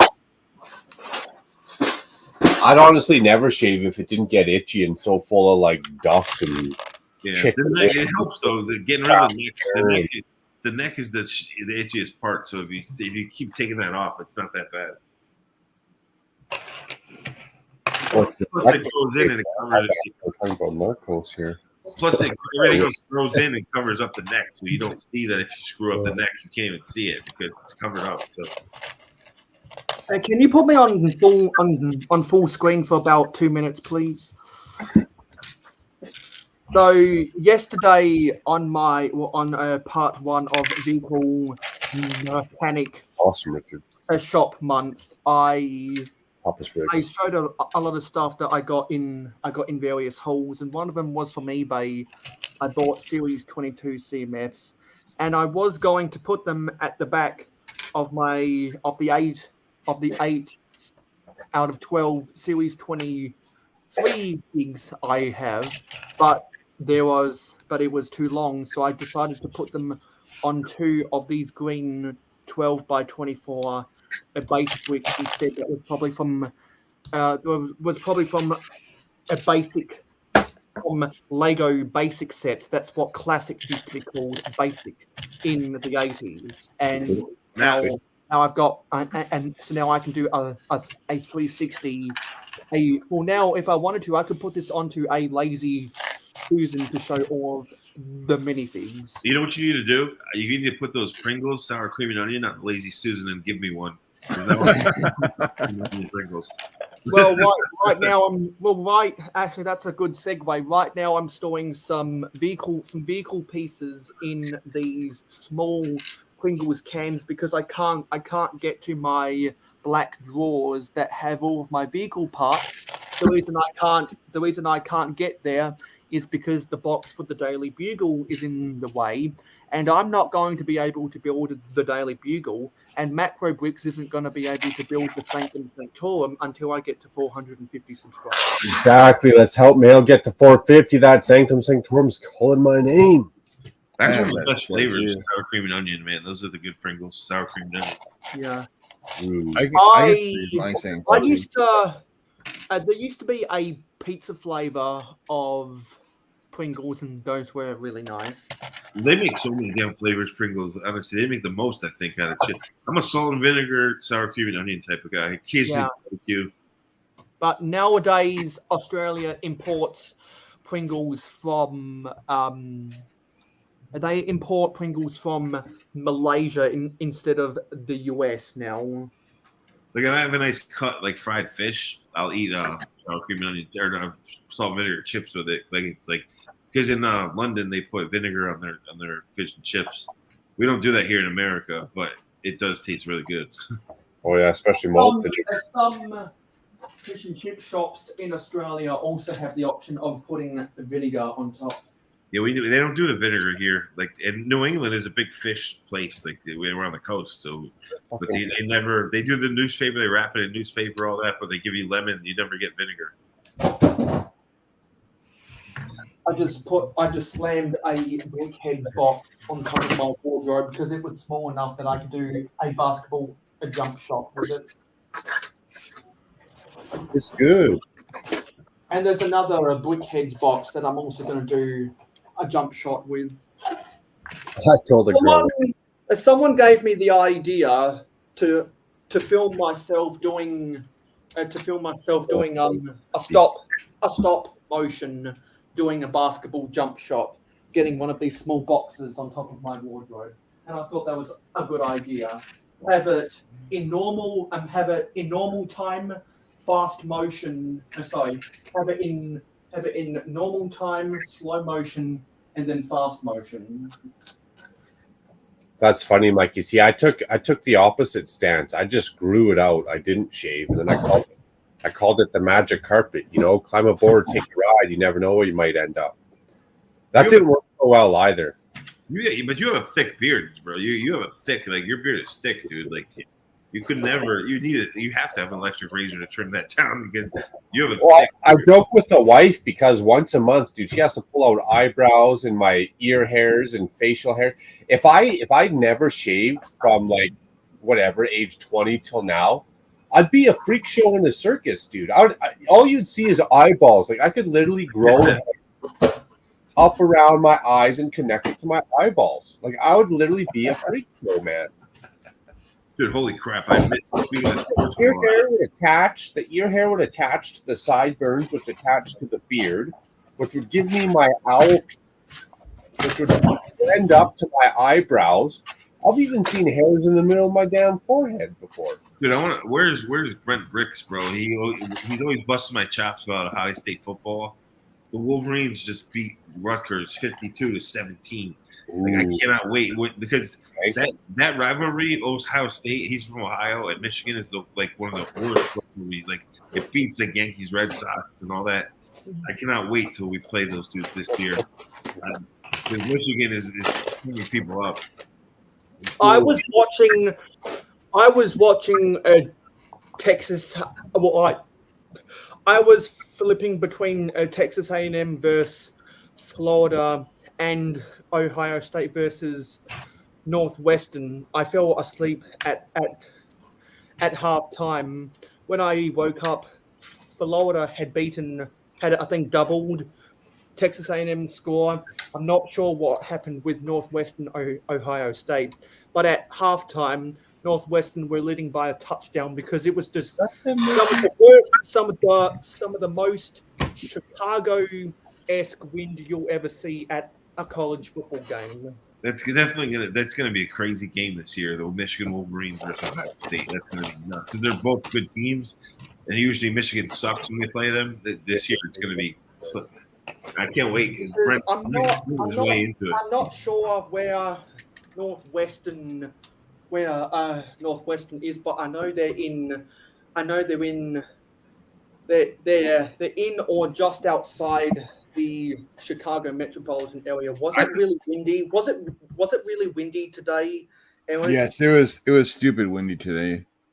I think they said on the broadcast it almost got to 50 miles an hour. Yeah, it was crazy. It's called the Windy City for a reason. Yeah, it's the Windy City for a reason, and that's why when if I can get the funds to go to Brick World Chicago, and if I can get the time to go to Brick World Chicago, I'm gonna walk outside of Soldier Field and do a post for Instagram with the house that Sid Luckman built. Dude, it's so windy there. Well, I forget what weather front they call it, because if it snows in Chicago or like Michigan, 3 days later, I know that New York is in lower Connecticut's going to get nailed with the same storm. It blows the wind from there, blows it right over to us, and every year, like I forget there's a name for the wind front that goes through there, but it's definitely windy because it blows shit all the way over here. Yeah, because it was so windy near Chicago today that I believe one of the Ohio State punters had a ridiculously long 71-yard punt because the wind was that fearsome. And in the first half alone, I saw three punts that crossed into the end zone, so it was a 20-yard touchback because and they were punting from behind their own 40-yard line. That's how strong the wind was. Mikey J, I get it, Mikey J, because the Wolverines this year, I think, are going to spank on Ohio State. I think they're going to, like, if you look at both teams, like, they're going to smack them around. But we'll see. I cannot wait. It's in like 2 weeks. Somebody let me know the results of Alabama versus LSU. Roll Tide. Because I root for Jalen Hurts and Tua, and I'm glad that Jalen Hurts is quarterbacking my Eagles. The whole state. No, they for real. They do not like. They hate the Ohio State Michigan is a big rivalry, bro. They do not like each other. That is by far the biggest rivalry in college football. No, definitely. I mean, like I said, it's almost bigger than the Yankees Red Sox rivalry, which is hard to beat. Like, and it's hard to believe that, and some people also might find it equally hard to believe that Duke versus North Carolina is a bigger rivalry in college basketball than what the Lakers Celtics is. Oh yeah, that's a bad one too. They hate each other, and they're in the same state, and they hate each other. Like that one's like good. But usually UConn will just smack them around. It's not lately, that's why I was so sad when North Carolina bet my Blue Devils in the Final Four. All by myself. To go on to win the national championship. Because I became a Duke fan because after Zion Williamson blew out his sneaker playing for Duke, I'm like, yeah, that's my team. I don't really care a whole lot about college basketball. I care more about college football. But if I am gonna support someone in college basketball, that's my guy.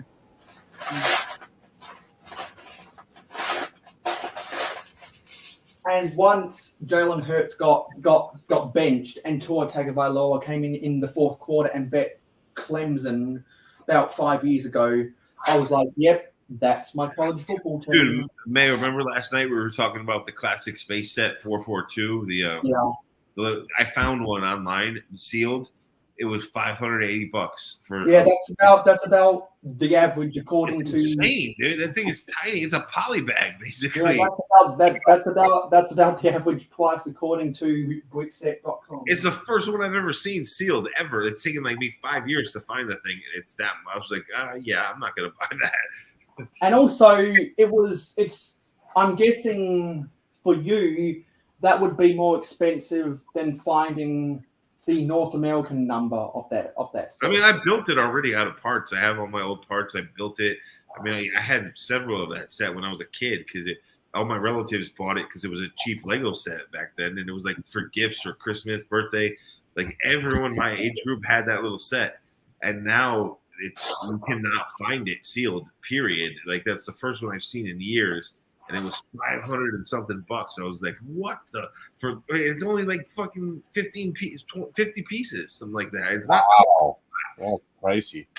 It's a tiny Galaxy Explorer in white. It's just like a micro scale build of the Galaxy Explorer. They called it the Space Shuttle because it was white.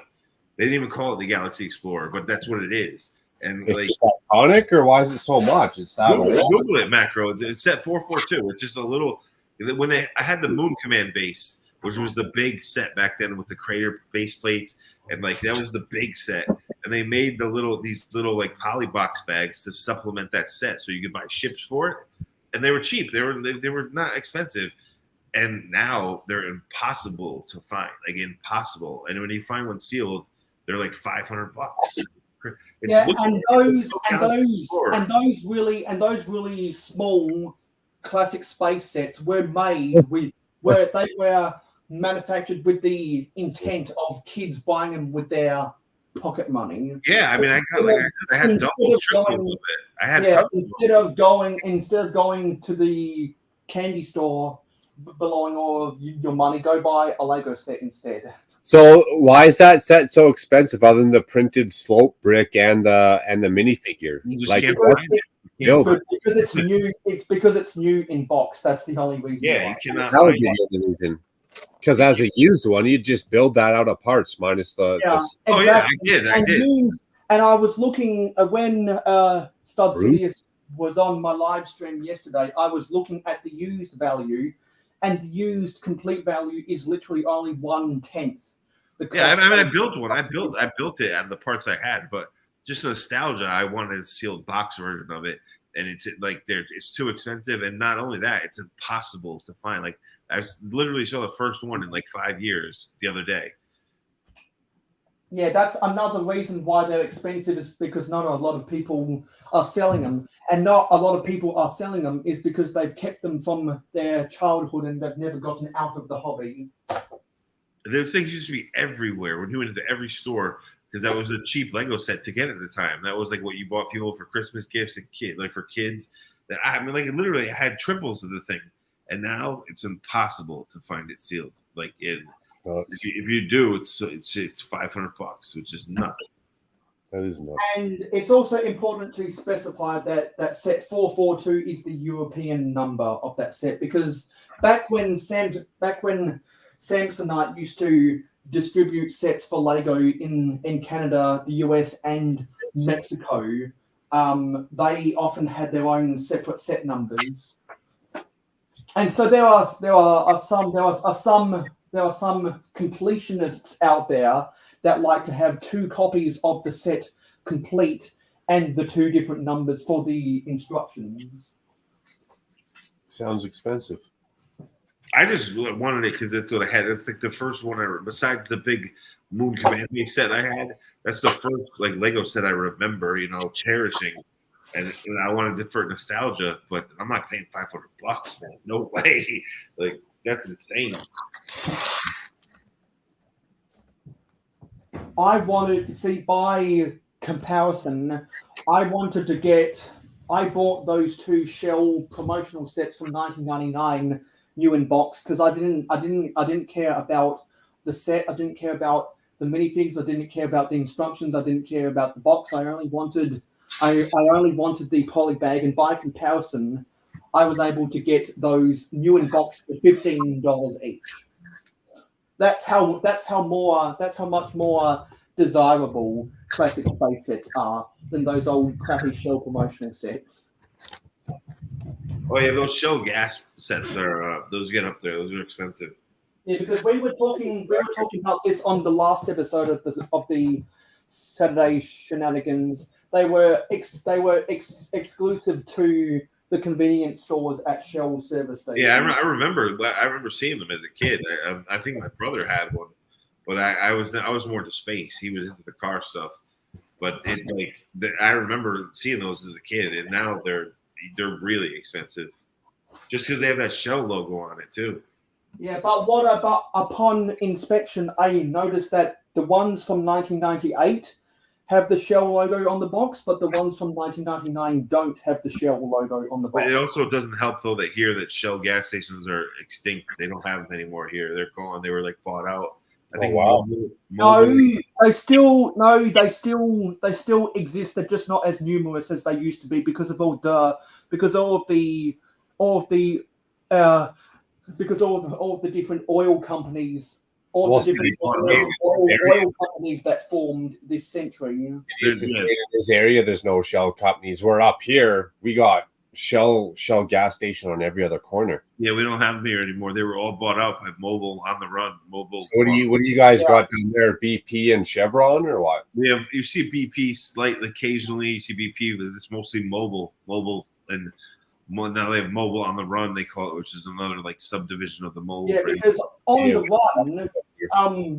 On the Run is actually owned by a South Australian company called Peregrine, called the Peregrine Group or something. And I think what they did is they went to Petroleum International and said, "Hey, we have formed our own competitor to 7-Eleven in the state of South Australia. Oh yeah, they definitely did. Would you like to take on our convenience store franchise and get it expanded to the rest of BPs across the world in an attempt to compete with 7-Eleven?" And I guess they said yes. Yeah, they did. Because we had Shell, we had Mobil, we had BP, and then we have 7-Elevens everywhere. But they slowly just Mobil bought out all the Shell stations around here and just snuffed them out. You don't see them anywhere here anymore. Yeah. Also because I believe historically in the US, ExxonMobil stations have been able to source oil cheaper than the American division of Royal Dutch Shell. 7-Eleven in North America, the CEO of 7-Eleven North America, I built his kitchen. Really? Yeah. It was through Robco Cabinets when I lived in Red Deer.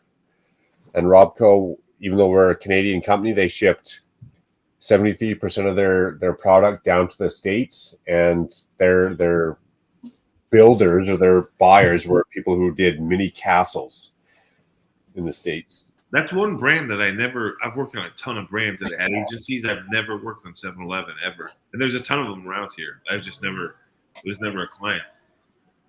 It was a $75,000 kitchen. Dang. Well, if he owns a share in that stuff, I'm sure he can afford it.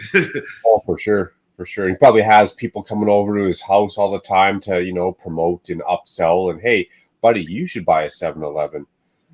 There's an interesting YouTube video about how the 7-Eleven Slurpee thing was invented. And it's really that Icy Bear, when you see those Icy's brands that are like Slurpee with the bear. Because didn't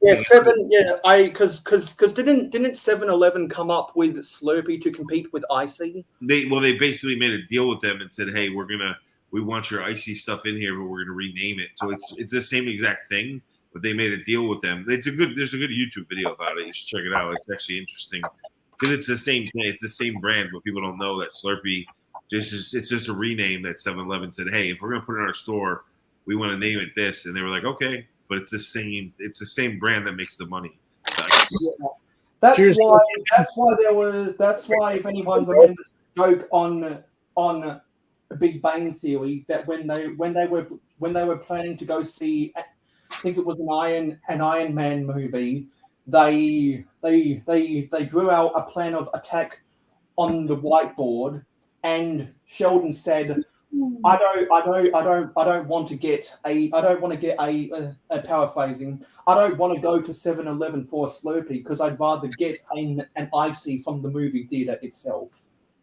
Exactly. I only go to 7-Eleven for their grade A food. Dude, speaking of shaving companies too, when I was working at the ad agencies, I never worked on Gillette, but I worked on Schick razors a lot. And it was funny because they would always be like, hey, we want to beat Gillette. And you have to sit in a meeting and kind of tell them, like, you're out of your mind. You're never going to be as big as them. You're always going to be their second competitor. So why don't you just do your own thing? But they always were like, can you guys make ads for us to sell like them? And it's like, no. And change their name. They can't be called shit razors. Like I did a ton of work on Schick razors. With Katy Perry. We did spokesmodels with Katy Perry and Britney Spears. We did crossovers with Pepsi. But they would never. They always like, can we beat Gillette? It's like, no, you're not gonna. Like Gillette is like the McDonald's compared to you. You're not gonna beat them. But they always wanted to try. And also, correct me if I'm wrong, but before Exxon Mobil and Esso merged in 1999. When they were a part of Standard Oil, wasn't Exxon the Standard Oil of New Jersey and Mobil the Standard Oil of New York State or something? I don't know. Well, there's different laws because to this day in New Jersey, you cannot pump your own gas. No, I believe because I believe New Jersey and Oregon are the only states in the United States where you have to get attendant. Yeah, you cannot bump your own gas. It's weird.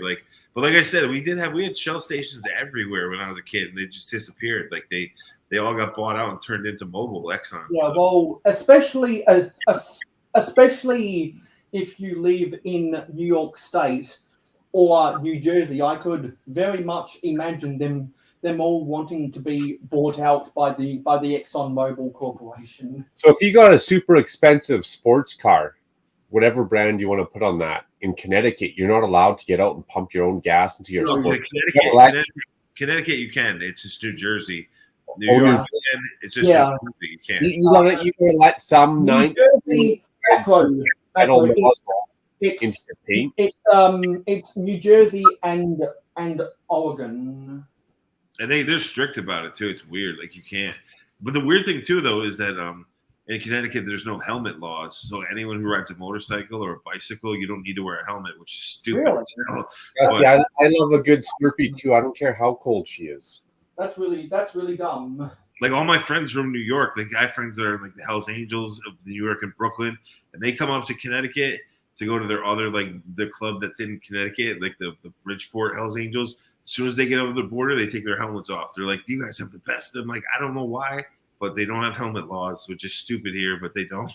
Even if it wasn't law for me to wear a helmet, I'm still wearing a helmet. Yeah, exactly. It's a smart thing to do, especially on a motorcycle, especially around the tri-state area of Connecticut and Jersey and New York, because our drivers here are insanely crazy, and they'll hit they'll hit you on a bike. They don't care. Dude, you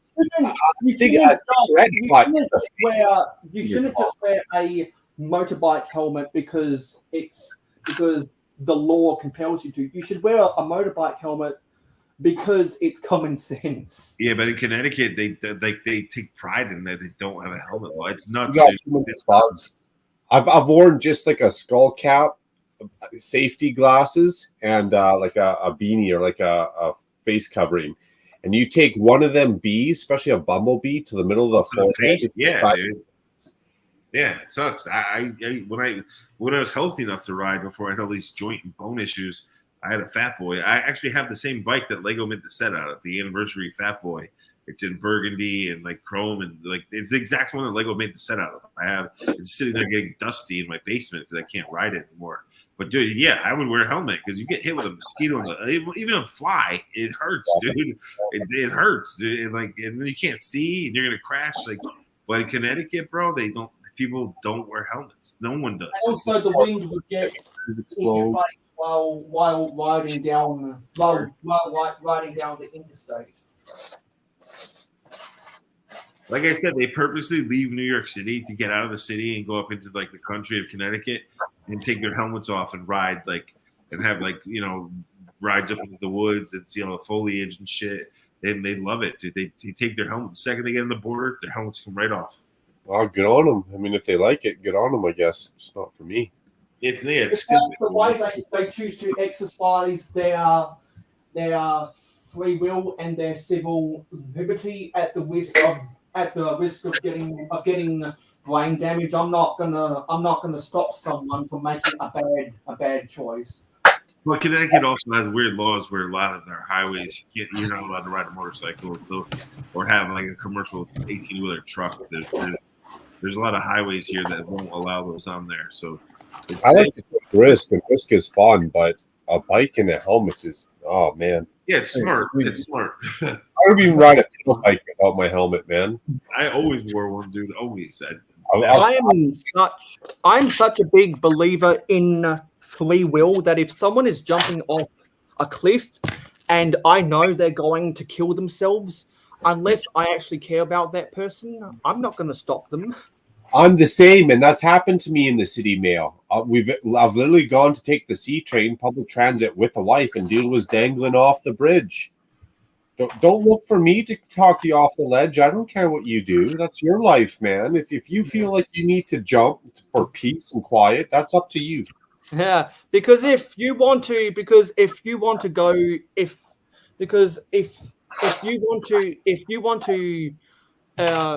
stop breathing and go to sleep forever, that's on you. Well, humans are really the only mammal. I'm sure there's other ones that we know of that can make that conscious decision, right? Like it's been around for hundreds and thousands of years, suicide or assisted death, whatever you want to call it, sleep at night. But it's humans that are the only mammal that make a conscious decision. Other animals might do it, but they don't know. They just accidentally walked off the cliff, or they ate a sour grape and they didn't know. But we know, and we're still. My brother did it. My younger brother, it destroyed my parents, bro. I'm one of 5 siblings, and the brother right under me committed suicide, and he might destroy like my. I feel bad for my parents too, because they think they failed as a parent, like because you never when someone commits suicide, you don't like you're left just not knowing why they did it or how like. So like I've come to peace with it. It's been over like 15 years now. So, but it's like my parents are torn up about it. It's crazy. Like I feel that would be hard. I've had 3 friends do it at different stages. Like one of them did it when he was 19. One of them did it when we were like 37. But I could not it'd be harder to wrap my mind around a family member. I'd be devastated myself. I'd be asking questions like, could I? Should I? Why didn't I? No, my brother though had depression issues and everything. So I not like I saw it coming, but I wasn't shocked when he did it because he was like going through some stuff. But I just feel bad what it did to my parents because like even my friends to this day they ask me why did he do it. I'm like I don't know why he did it. Like I don't know why he did it. Like you can't explain that. like I don't know. I'm not in his head. Like so. Dusty Bricks is in the chat. Taz saying, happy birth remembrance day, Dusty. Sorry, Dusty, I popped all your balloons. Yeah, do we want to play? I ate your fucking birth. Oh, and there's also Triple D Honey. Taz Dirtbike could wear a helmet or if on road bike, but when Mongoose BMX. Yeah, it depends on how I was riding my pedal bike. Like when I ride my pedal bike, I'm probably still doing 45 down a hill in the mountains in a bush. Even when I raced BMX as a kid, they made us wear helmets. You had to. To get into the BMX league, it was for the rules. You had to wear a helmet. But we were young. I mean, I was like 10 years old when I was doing that. But you had to wear a helmet. Like, yeah, I do because I ride for fun on a bike and it's going fast, and there's still a lot of blunt force trauma that could happen. You know, as much as he's my best friend, blunt force trauma. I love you, bro. I don't want it to happen to me, right? So if I was just cruising around town on sidewalks and bike paths and nothing too risky, yeah, I'd pass on a helmet. You can do that. But if you're in a bush and you're ripping down hills and flying around corners, hitting trees, I'd wear a helmet. That's the one thing too, because when I raced BMX as a kid, it was in Connecticut and there was no helmet laws, but the league had a rule where you had to wear a helmet. It made sense because we were on some serious tracks. I mean, we're going over doubles, triples, and tabletops. I was 8 feet in the air going over tabletops. Like if I fell on my head, I would. Done one chance, yeah. And you're racing another dozen guys, and they're when you're racing BMX, they're good. They will hit you when you're in the air. Like they're jumping off the same thing you are. So. Oh yeah, or land on you or whatever. Yeah, right? yeah. I used to crash all the fucking time, dude. Like a lot. I stopped playing. I stopped racing BMX to play football. I mean, if I was really worried about it, I'd wear a helmet while I was walking. I'm just that type of guy. But even when I rode my Harley, I wore a helmet. Even though most people around here didn't, I did because. I don't want to fucking crack my head open. It's just one more variable you can help rule out. And even Contra says, like a helmet. It depends how you get hit or crash. A helmet might not save you if you snap your neck. Yeah, but at least it's one more variable that you don't have to worry about. It's just smart, but they relish it in Connecticut. Like the badass biker guys, like the Hells Angels, they won't live. I'm tough. They won't wear helmets. They're just idiots like that, but that's the way it is. All those guys out here, and even though it's the law, there's guys out here that won't wear helmets riding their bike down the highway, and we'll stop and get gas, and I'm just like, man, that's like a whole world of confidence amongst other people. Excuse me, not just yourself, but amongst other people that I'll never get there. I'd never get there.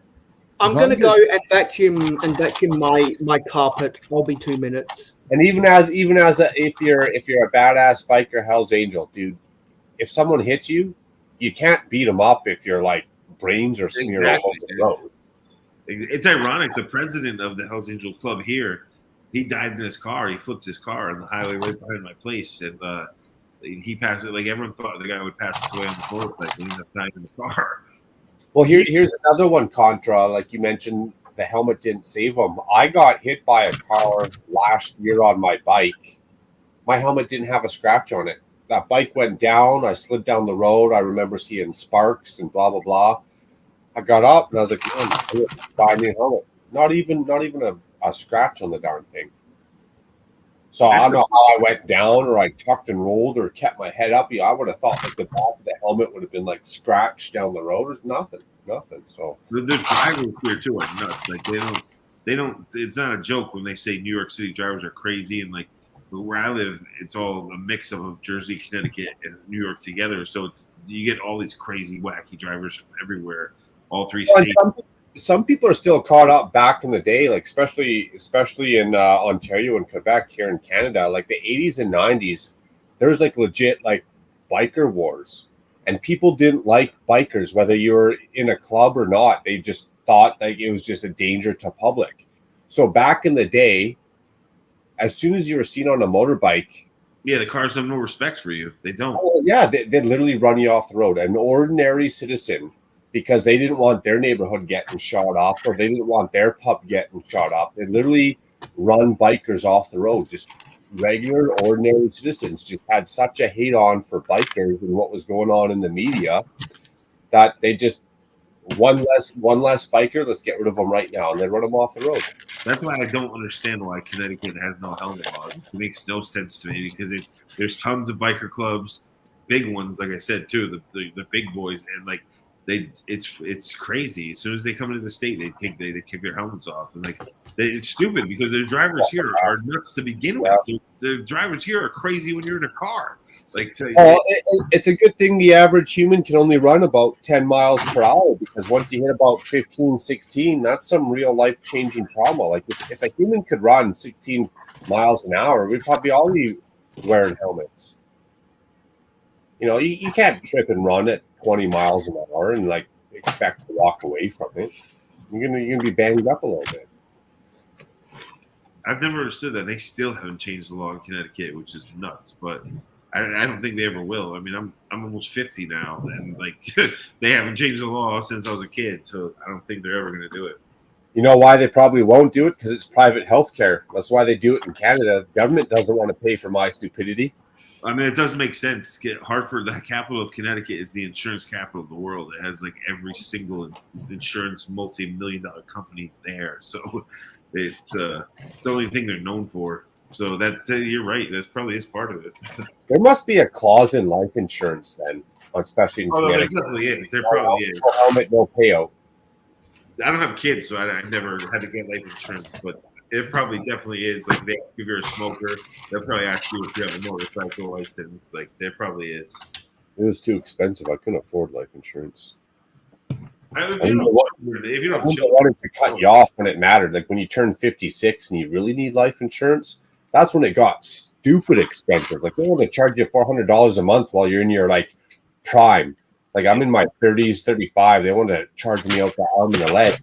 And we're like, hey, your policy is going to be done when you're about 56, but we can open up another one for 8 times the price. I was like, holy cow, man.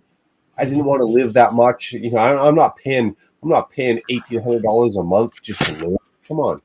Yeah, it's like I said, if you don't have children, it's not. I mean, if you have children, it's totally the smart thing to do. Like, but I don't. If I had kids, I'm going to teach them to work hard. Don't rely on me. Don't rely on dad. You're just going to end up disappointed and heartbroken.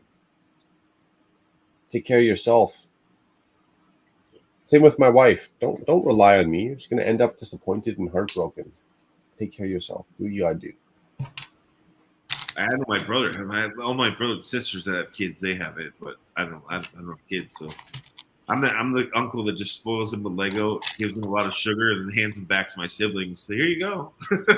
Take the kids back. They love Uncle John. I don't got insurance on myself, but you're damn right to put insurance on my cats. That was a good point you made. That countries that have invested in public health want to have more laws to protect people against themselves. Well, look at Australia and the smoking.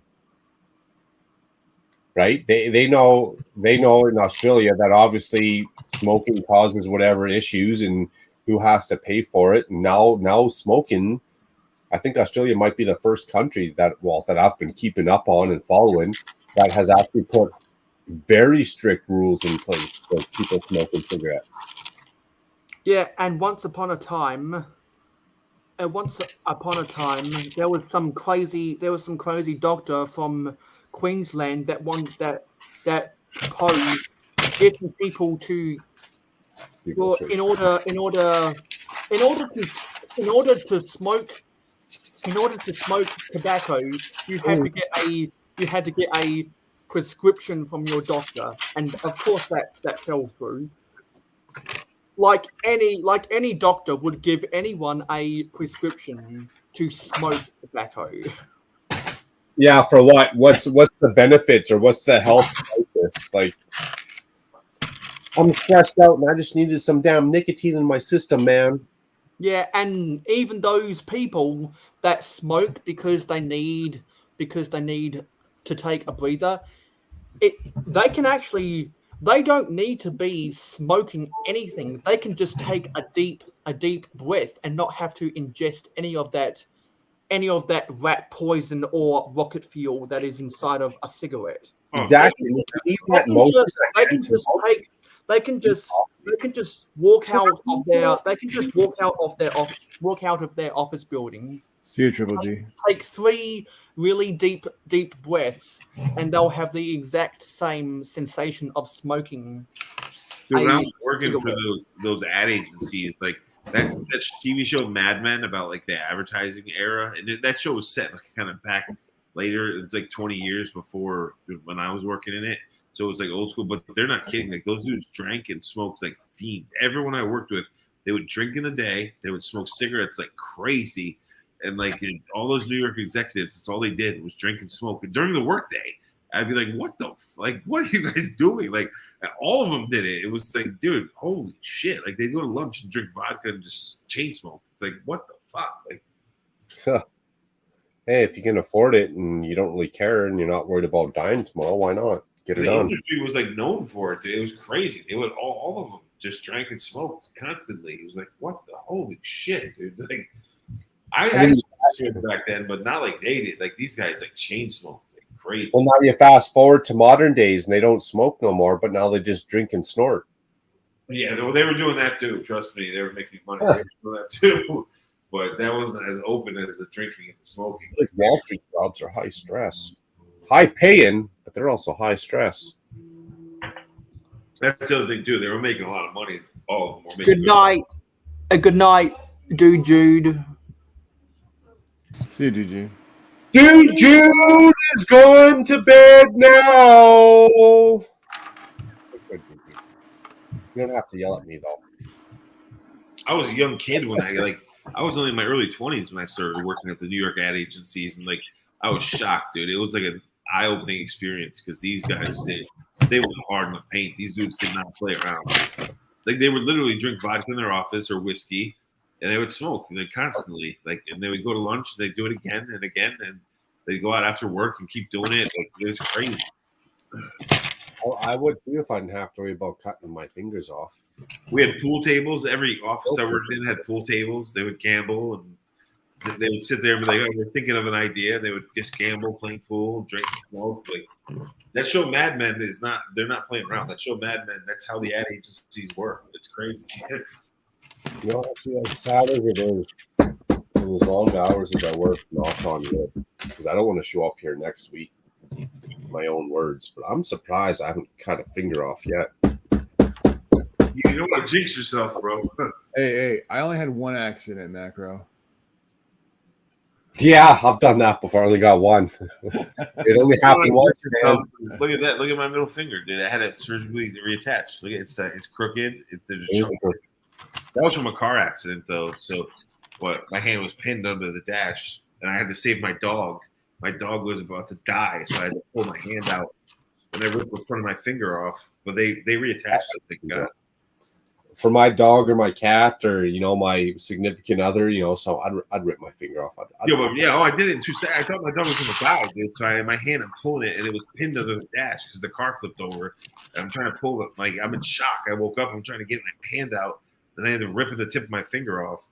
And that's my left hand. I'm an artist. I'm a left-handed artist, dude. Like that really ruined. Like, it didn't ruin my career, but it changed it because they had. I only hit my finger, and it was on purpose. Look at it. I'm not kidding. Look at it. You can see there's a chunk of this thing and it's crooked. They had to and this finger is just, it was shattered. So I will never. And I used to play bass, dude. I used to play bass. I can't play bass anymore. Like that was but I'm old now, so it is what it is. But the closest call I had is I clipped my thumb on a table saw.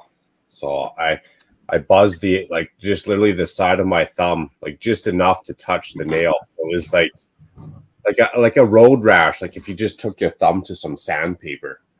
I just nicked it. But I remember knowing what I did, and that was literally like one of the scariest moments of my life. I could feel the heat off my hand, like I knew there was something wrong. It was warm, like it was hot. Yeah. I had to look at it, and I was like, "Hey, I know what I did.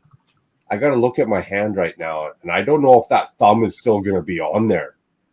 Right? I look at my thumb. Oh, thank God! Oh, thank God! Oh my goodness, it's a good day today. Good the night. surgeon said to me, he's like, "You're lucky it was just like the first inch of your finger." I was like, "Bro, I'm a left-handed artist and a bass player. Like, what do you mean you're lucky? Like, my middle finger is gone. Like, I need all inches of my finger." But you can see they got it back. I mean, but it's not the same. Take care, Richard.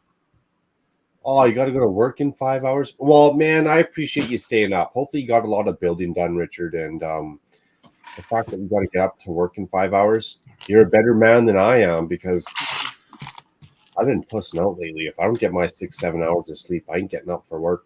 Yeah, if I can't at least get 7 hours sleep, then I'm going to be a little bit cranky in the morning. Speaking of being cranky in the morning, did you have to work today, Macro? No, I didn't. I didn't do nothing today. I didn't even go grocery shopping today. Grocery shopping was yesterday. I had to work a basketball tournament.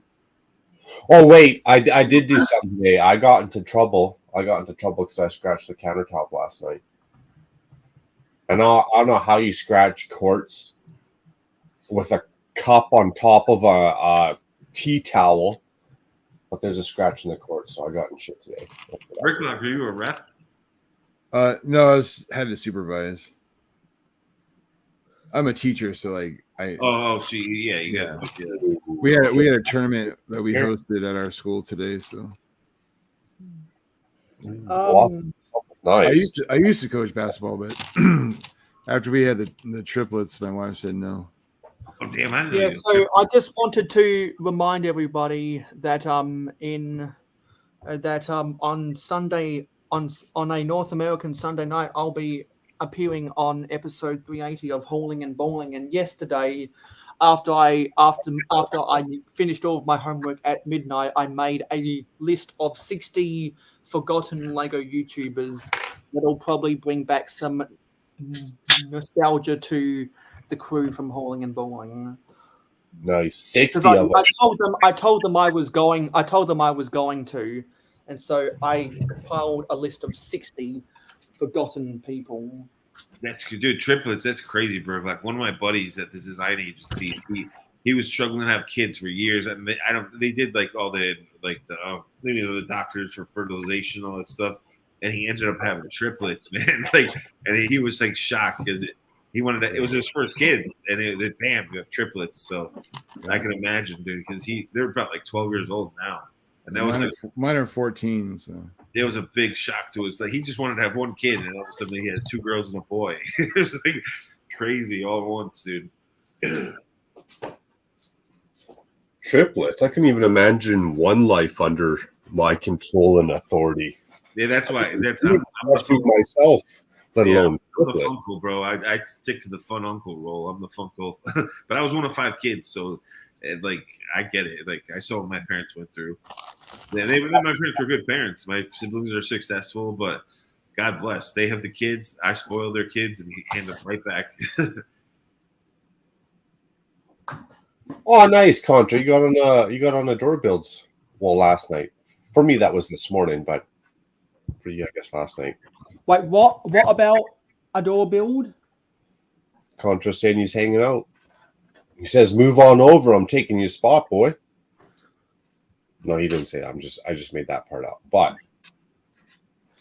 Dude, my youngest nephew. Wait, did Contra? No, because when I got in at the end of a door builds live stream, because I quote couldn't get to sleep, Contra wasn't on the panel. wait, you calling Contra a liar? Because I didn't see Contra on the panel. Did anyone else see Contra on the panel? Honestly, with the time change, now that Roost's going a little early, well, for me it's a little earlier in Taz's, I set my alarm. I can stay up for like the first 45 minutes and hang out and chat, but a lot of times I find I'm falling asleep. So shout out to Taz, Ruth. You know, if you see my comments dropping off, full honesty, full disclaimer, I fell back asleep. I didn't mean to. I had good intentions when I showed up at the beginning. That's just. Dude, speaking of kids, my youngest nephew, it's my sister's youngest is she named him Kai. My sister lives in Hawaii, so Kai is like a name over there that's like popular with Hawaiian culture. But I've been saving up all the Ninjago red minifigures I can get. He's still too young. She won't let me give him Lego yet because she thinks he's gonna choke on it. But I'm gonna bombard that kid with Ninjago sets. all Kai minifigures, nice. Yeah. I buy him. I take the parts for Mox, and I save the little red figures for him. That's cool. How old is he? Yeah, he's like 2.5 now, so he still got like he's going on 3. He's almost 3. But my sister's a helicopter. Wait till he's 4 or 5 years old to give him that stuff. He's a smart kid, though. My sister's overbearing. That's a support man. My sister's a little overbearing. He's young, but he would be able to handle it. But I respect her. So once she says it's cool, like my other nieces and nephews, then I'll start dropping. Because all the Lego that I inherited from my brother that was born in 1985, I believe my parents strategically waited till I was 4 years old to give me that stuff. Yeah, I mean he is a smart kid though. I don't think he would choke on it, but my sister's such an overbearing helicopter mom that I just respect her. I'm not gonna get in between her and her kids. So when the day comes, I'll just hand him over a ton of red mini ninja figs. I'm pretty sure that my parents waited till I was 4 years old to avoid a choking hazard. And so when they sat me down on our lounge room, and they gave me a box of bulk Lego, and included in that bulk Lego was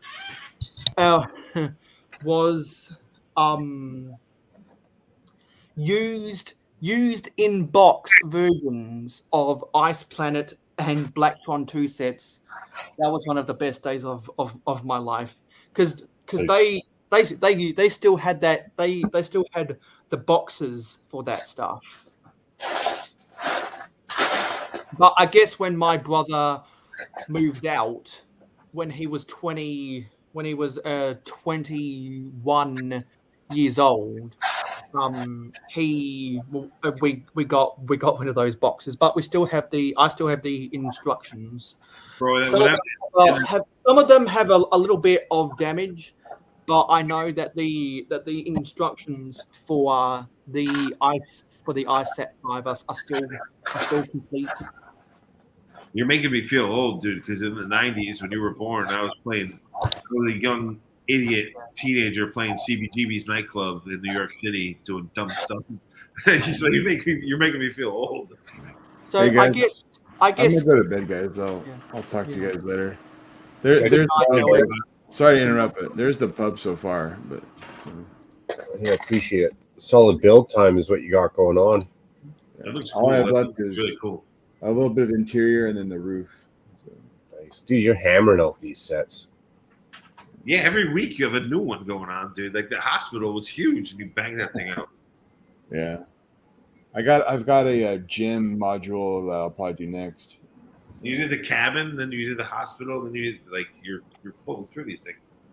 well, I mean, Macro and Matt need content. I just help them. Yeah, that's right. We appreciate it. We appreciate it. I'm just. And just, also, you know, I need argue. also, team I player. need content too. Just being a team player, you know. Yeah. Also, I need some content. So if anyone's got anything to build in the live stream game every Friday night in North America, there's So the now invite. you saying you're sending Eric a direct 24/7 365 invite or what? Well, no, Eric is a part of the live stream gang, so he's invited to all of my live streams by default. Hey, very cool. Nice. This is going to be a pool table up here. That's cool. That's really Yeah, I cool. like that. A full room just for the games. Yeah. There's some arcade games, and then there's the pool table. That's so. Yeah, I can see the sticks on the wall. The cue sticks are on the wall. Do those chairs have some curved slopes on them? I can see the cat hair on your masonry bricks. At the Well, front. yeah, because he's like right here. he's like Some big he's literally like I'm petting him and like hair is just like flying off my hand right now. So yeah, That's awesome. That's the one thing I love about bulldogs. They have really short coat. They shed like crazy, but the hair is really, really. Yeah, his Tonkinese. It's real short and fine, and just it blows over real easy. It's Yeah, that short fine hair is the worst. It's like the British short hairs. They it's got everywhere. real You gotta- soft coat, but Yeah. it's like so many hairs per inch. As soon as you one hand stroke head to tail, you got like a half pound of hair. Yeah, but it's easier to clean up compared to long-haired animals. Do long-haired animals rip in its butt. Yeah, I like the That texturing. is true. My wife's hair is a pain to clean up. The texturing between floors is nice too. Yeah, I love that facade, dude. I love that kind of. That's the kind of stuff I try to do with my mocks. That's a nice greebling technique there. Yeah. And that's actually a shout out to all the people watching. If you're mocking, a lot of times just throw in some parts. It's got that same gray border, but it's just more parts, more texture. Just different parts, similar, Yeah. So, but I'll talk to you guys later. Appreciate it. Good to see you, Eric. Thanks for hanging out. Bye, Eric. Yep. Take care, Yeah. guys. I mean, Macro, you've seen my Vampire Bloodbank modular. That's what I wanted to do, was to make it greebled out. Like you've seen that thing, dude. I greebled the hell out of that thing, dude. Like that's I love sets like that because I'm all about the little detailed work. It's not work. That's my favorite. Yeah. And sometimes it's hard to come up with to get your mind around that. But once you see it done or take a step back, or even if a guy just takes the time to play with parts and add it in and out and subtract, a lot of times I get my head into my mock, so I'm not going to take it apart and try different things. Once I find something that works, I'm going to roll with it. Yeah. Perfect example. If I just played with the border on the bottom and threw in some more pieces and some headlight bricks and some tiles, you can make stuff look so much detailed or better. That's why I took so long with that Vampire Bloodbank modular, because I kept ripping it down, trying new things, because I wanted it to be that gothic, really churchy look with all the stonework, and you're working in only one color, so you have to have texture to make it look good, or it's going to be blank. So I ripped it down, built it up, ripped it down. So I'm sure we can see images of that stuff on the Stud City's Instagram. Oh yeah. But also for those who haven't, but for those who aren't as active on Instagram, Stud City has taken the opportunity to show off his blood bank on a lot of my live streams over the past. Oh yeah, definitely. Man, I love. like I said, because I've during live streams is when I build it, so I'm always ripping it apart, putting it back together. But I love those blue brick sets. Look awesome because they always have that facade work this is the style that I like personally. So that's why I say that style's AFOL. Like blue brick, it definitely is. all their sets are made for like they're set. Even though the prices are meant for people who got an allowance, all them sets are made for definitely somebody who's built some bricks before. Yeah, oh yeah. The designers are making they're all adults that are like they're doing it for the adults. Adults. It's cool though. That thing's only $130, man. I'm shocked. Like that's like for And Macro, to quote what I said in my reaction video to Kendall Cole on Good Morning. No, sorry, not on Good Morning Brick Road. A couple of brickheads. The blue brick sets aren't made primarily for adults. They are primarily made for adults. Adults, that's right. Adults. Oh, that's funny. And they're not called collectible minifigures. They're called baby figurines. That's funny. Because of course that's what they're called. Hilarious. I got so triggered at that. I knew I had to make a reaction video. Oh, it was funny. It was funny. The reaction video, the visual video. I'm happy that my Halloween video got over 100 views. Thanks, everyone. Nice. And that's what I like about the Lego AFOL community. It really is like one big family. One friendly family. Old friends, new friends, real friends, true friends.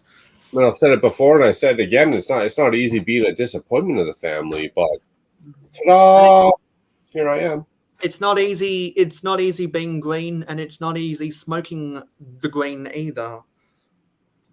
It's easier than you think, though. It's not a challenge either. If we're going to get real about it. But as in, if you're living in certain parts of the world, it's not easy to get your hands on ye old Cabbage Patch. True enough.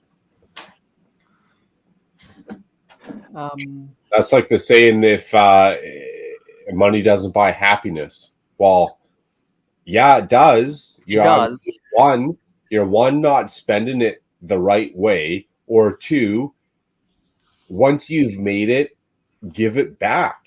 You know, like once you've got enough, start giving it back. And that right there, once you've made it and you give it back, that right there is trust me, it will buy happiness. Dude, if you were so successful that you set up your own soup kitchen, you bought the soup, you handed it out, you changed lives. If you were the Christmas, like the hidden Santa Claus, and you helped out 15 families that just had to move or they didn't have Christmas or for whatever reason, you know what? Christmas tree. Happiness. There's a Christmas tree right here. Happy holidays, Christmas. That Christmas tree could have a little bit more white sparkle on it. I'm not gonna lie. Yeah, this is Easter's. This is British Columbia. It's the normal British Columbia. It's from your neck of the woods, actually, dude. It's the, So we're still speaking about happiness and whatever.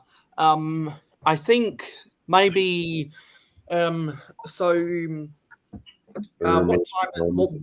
what time is it where studies? Let me go look at the clock. It is just after 1 a.m. It is just after 1 a.m. in the Eastern Daylight Time. So that means in about 2 hours, you guys will be switching over from Daylight Time to Standard Time, right? Yeah, our phones just do it automatically. Most of the appliances. Yeah. I think you're right. I think I am because people in the US don't realize that right now, for just a couple more hours, they're not in Standard Time, they're in Daylight Time. You make that mistake all the time, Macro. Dun, dun, dun, dun, dun. Daylight. When I was a kid, we would do the clock switch before Halloween. So, and now they do it. They changed it so after Halloween, so they have more time to trick or treat. But then they switch it in the springtime too, because that's the only two times we change it here is fall and spring. But And when I that was a kid, Yeah. they did it. In And those. Macro, do you guys still come out of daylight saving before Halloween? No, I think you nailed it. I think we're supposed to change our clocks this weekend. This week, yeah. It used to be before. It used to be a week before Halloween, but they switched it. Yeah, They just and need to then do yeah, and then when North America goes from standard time to daylight time in, is it April or March? I can't remember. It's March. It's Yeah, March and April. yeah. When they come out of standard time and go back into daylight time, at least for at least until they reverse their decision, never going to the US is never going to go into standard time ever again. Well, it's no dumb. It's only an hour. Like, I could see if it was 2-3 hours, it might make a difference. But 1 hour, they're just making people mad. Like, yeah, because we had this discussion about 9 months ago did.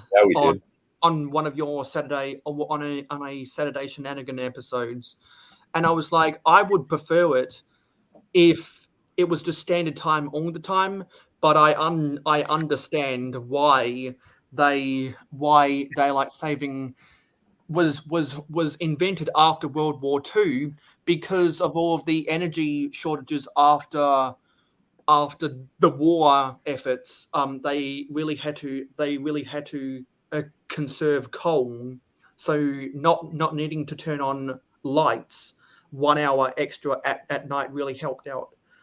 And now not only is there economical reasons, but there are apparently psychological reasons. Even though the reason why I don't like daylight saving is because I feel for the people that are living near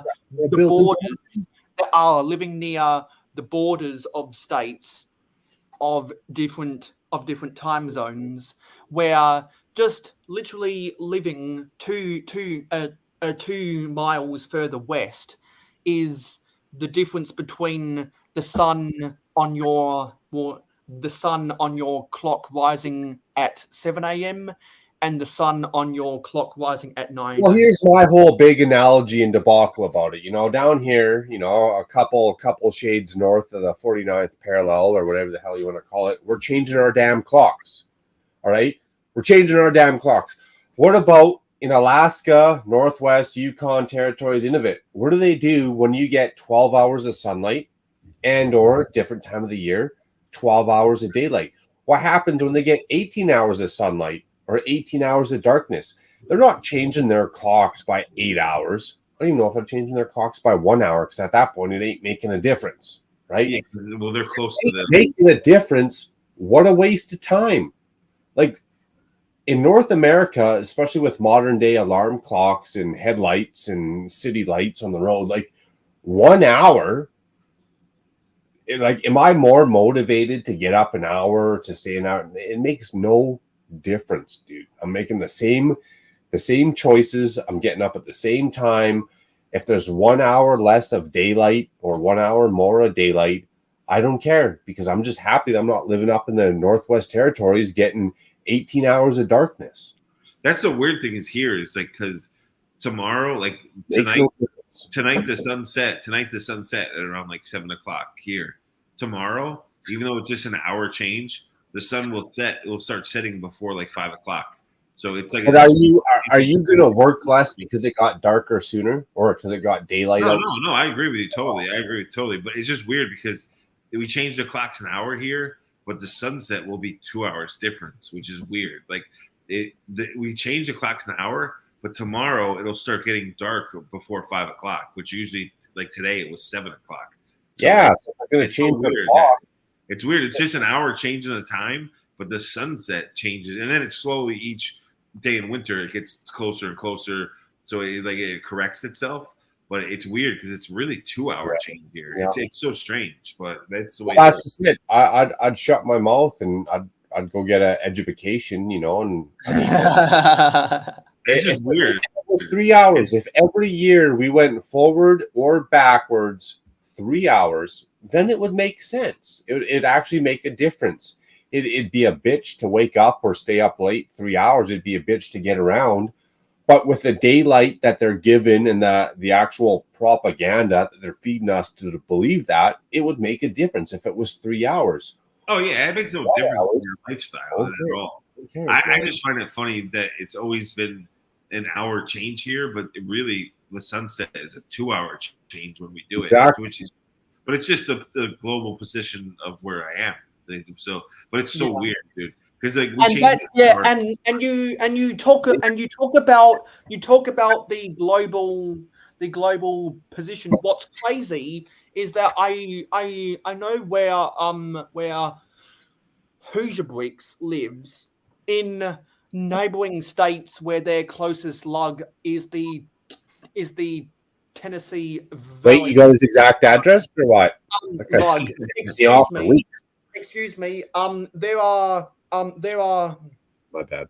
In the southeastern United States, where with the divide between with the jagged divide of the central and eastern time zones, you can be west of someone else hundreds of miles away, north or south, and you can actually be living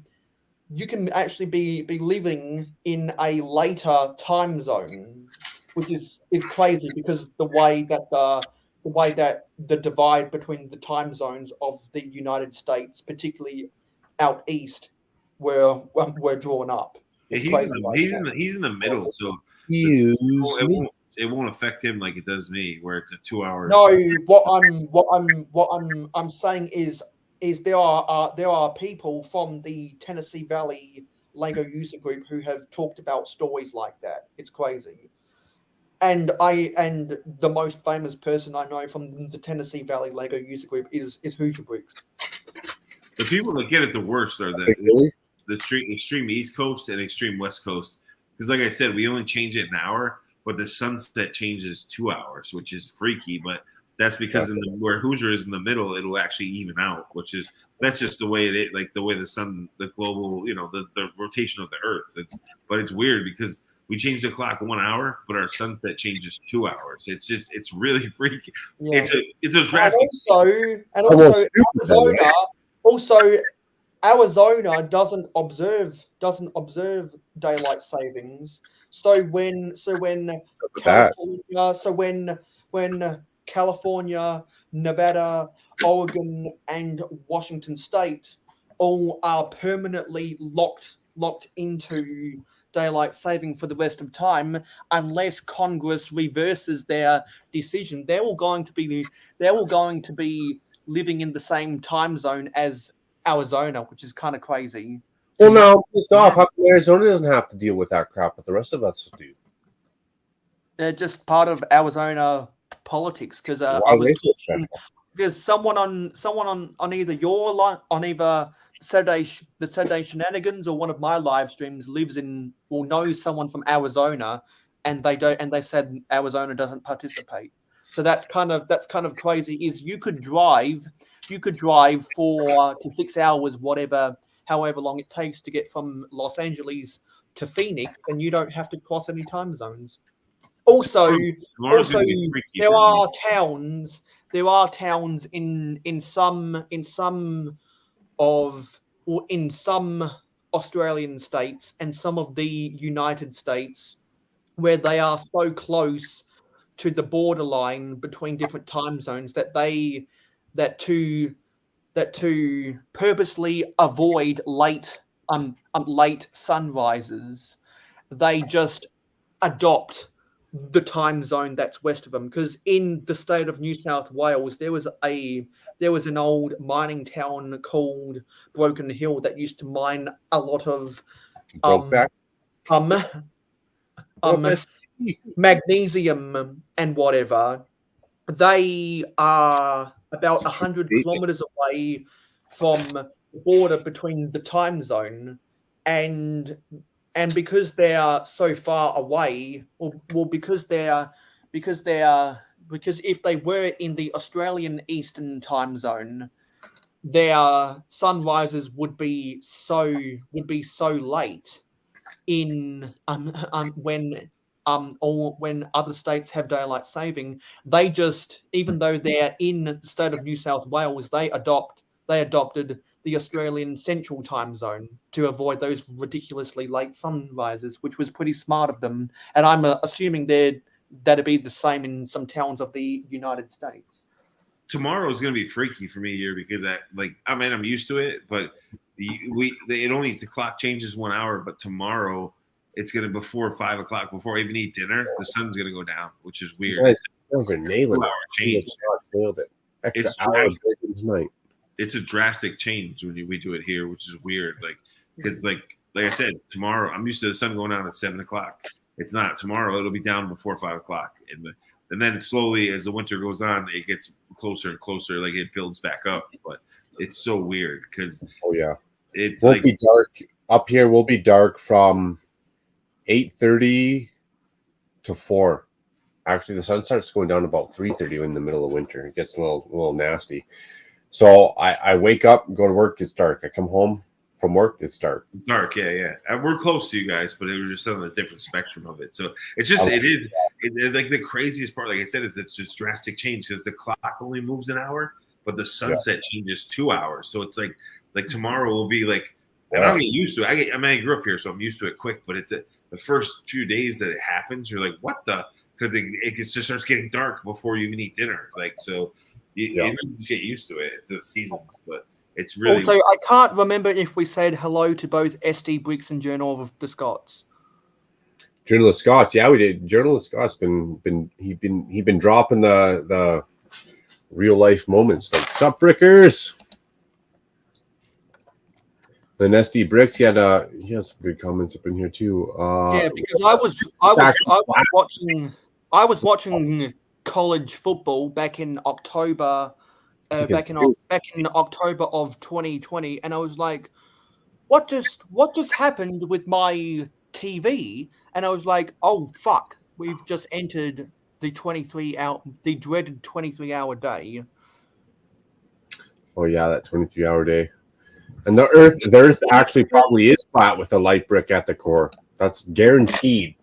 That light brick at the core is the 20, in my opinion, the 23-hour day is one of the worst days of the year, and the 25-hour day is one of the best days of the year. Actually, the worst day of the year is probably the Super Bowl because that's going to hit all your emotions. You're going to be having some highs, you're going to be having some lows, you're going to be disgruntled, and you're going to be eating hot dogs just to wish your woes away. So I'm actually going to say that the Super Bowl is probably the worst day of the year. I just hope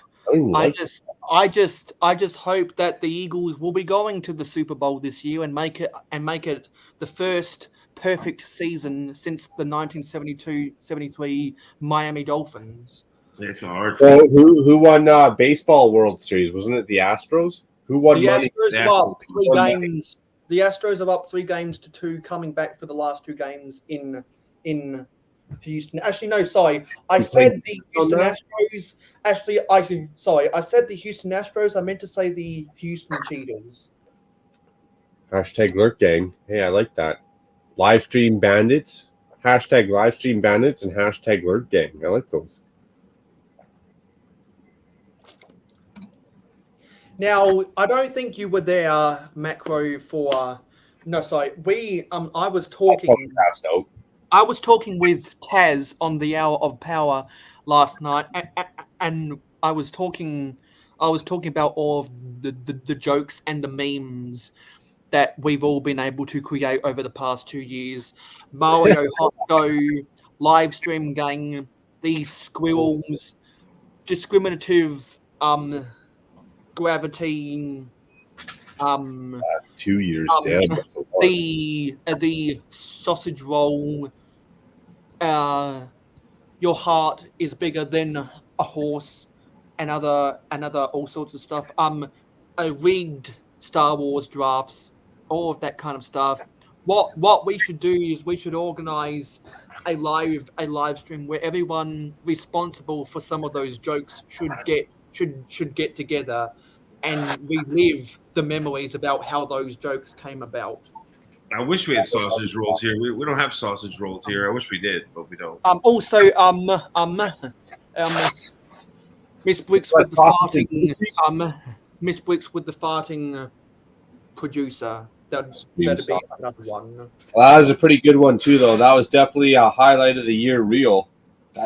If someone's gonna make a highlight of the YouTube Lego community reel, that one's gonna have. Fuck! I'm gonna write this down. I'm gonna shut my mouth right now. Write down, Macro, that I'm still kicking myself. I slept for 15 hours when you were invited to Adorebuild's cozy chat and made the undiscriminative gravity joke that left the squirrel suits. The Ruth stream with the squirrel suit joke was that one. Everyone was laughing their asses off. Where gravity does discriminate, that was the question at hand. Dude, if you say to this day, like I told you, Mayo, if you bring up squirrel suits with Adora Build, she's gonna start laughing. Like, cause we were all dying laughing. Like that one was funny as hell, dude. Like, I'm just waiting for the right time for when Adora Build wants to invite me back onto one of her cozy chats, and we can remember those two jokes in. Oh, she'll start laughing instantly because it was like that. She couldn't stop laughing. That whole stream, like even everyone in the live chat was laughing. Like that stream was intense. Like the whole squirrel suit gravity thing. I think because wasn't it you and because wasn't it you, Macro and Taz that were on there? Yeah, they were on there. But because I was invited, but I slept for 15 hours, and I'm still kicking myself that I missed out on a chance to laugh at that. So someone needs to tell Adorebuild that on the 1 year anniversary of that live stream, on the 1 year anniversary of that live stream, invite Macro, Taz, and myself back, and we can relive and we can relive those memories. Dude, even Butt Chop was in the chat. I was in the chat. Like people were dying. Like that stream was hilarious, dude. Like sometimes the funniest moments are the most truthful moments, right? Yeah, that stream was hilarious, dude. She couldn't stop laughing, dude. She just kept and I kept. And also another funny moment. Another funny moment was I believe it was a part 4 of Paradisa month. My dad was using some power tools in the bathroom, and they could hear the thumping of those power tools, and Taz and Ruth just could not help themselves laughing. Oh yeah, you got to question what's going on in the bathroom. When there's extra vibrations going on behind the scenes and a bathroom door, you gotta ask a couple extra questions. Yeah, because we've been doing a lot of maintenance in the bathroom because the shower screen and the electrical switches are worse for wear. Okay, it's not because your toilet keeps getting clogged or what? No, our toilet works fine. It's just that in our shower, the sealant that holds the glass screens together needs to be replaced every now and then. So it's not the shower then. It's not. Yeah, and also we end up having to turn on the fan after we use it so that mold doesn't grow on the wall. I thought you were just laying some like Pringle can sized dumps in the toilet. And you got it. No. Like a nice Pringle can dump. Like no, because if I was going to dump a dump the size of a Pringles can, I go to the Thunderbox at Tasman Bricks' house. That'd be a big dump, dude. A Pringle can sized dump that would be painful. I mean, I promised Sky Ren. When I get to 500 subscribers, I'm going to build the UCS potato, when I get to 1,000 subscribers, I'll build a dump the size of a Pringles can. Nice. Well, you know, if you drop a dump in the toilet and you turn around and your first thought is you need to add some boiling water before you flush, you best be checking your diet, bro. Yeah, that's Well, that's my number one, fiber. Use the fiber. well, my number one thought when I drop a big one is that I'm going to lose a lot of weight. Because I'm very conscious about my weight. I try not to go over 82 kilos, and I like to keep at around 80 kilos consistently. We're the same, male. I'm very conscious about my weight too. Like, how can I gain more weight? That's and I know that whenever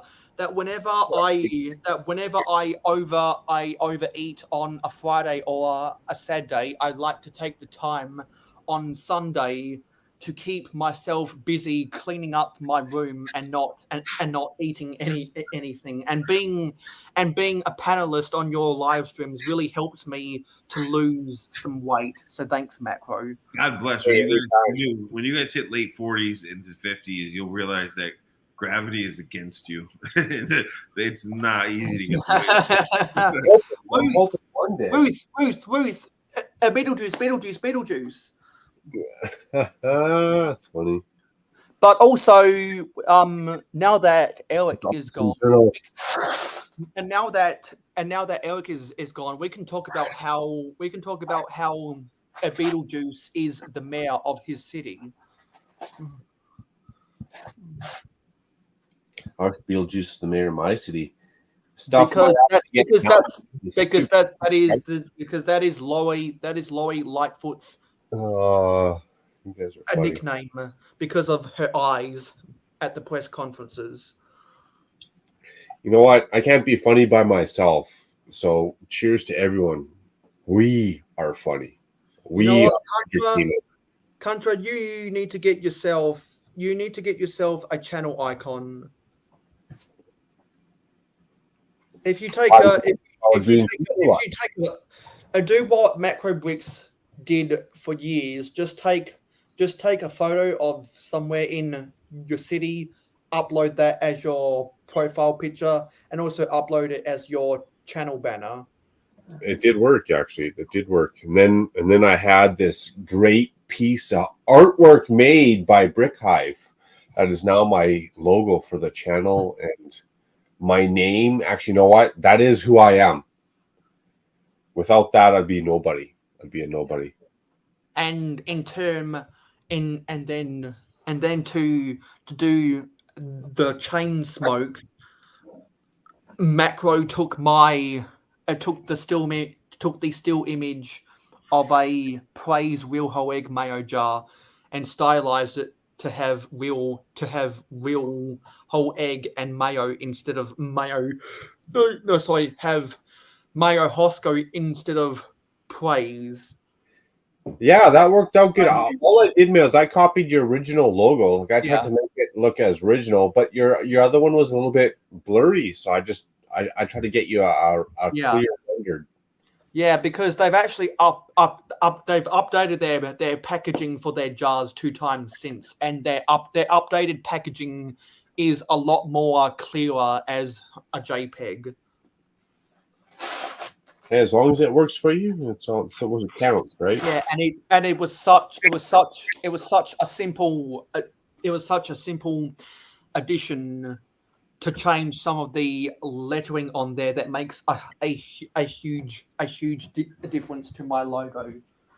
It was. I've been playing around, and therefore the Praise Condiment Company can't sue me because it's a custom logo. There you go.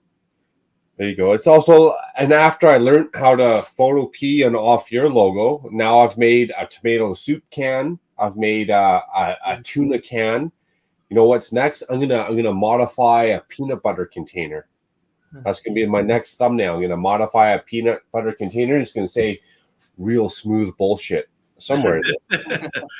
And then after you do a peanut butter jar, what you should then do is try modify a can of Canadian Dry. Yes, or Canadian maple beans.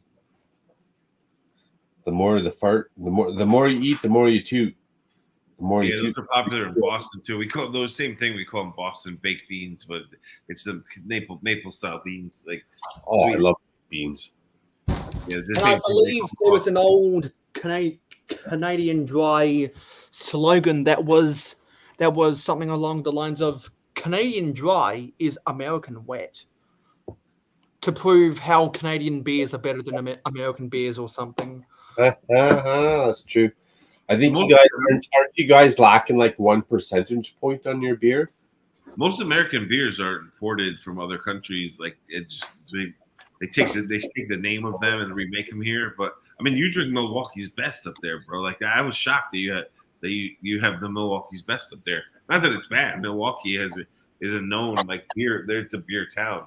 That's the best cheap beer we got up here. That or Blue Ribbon, but they're a solid beer. Like even on their own, warm.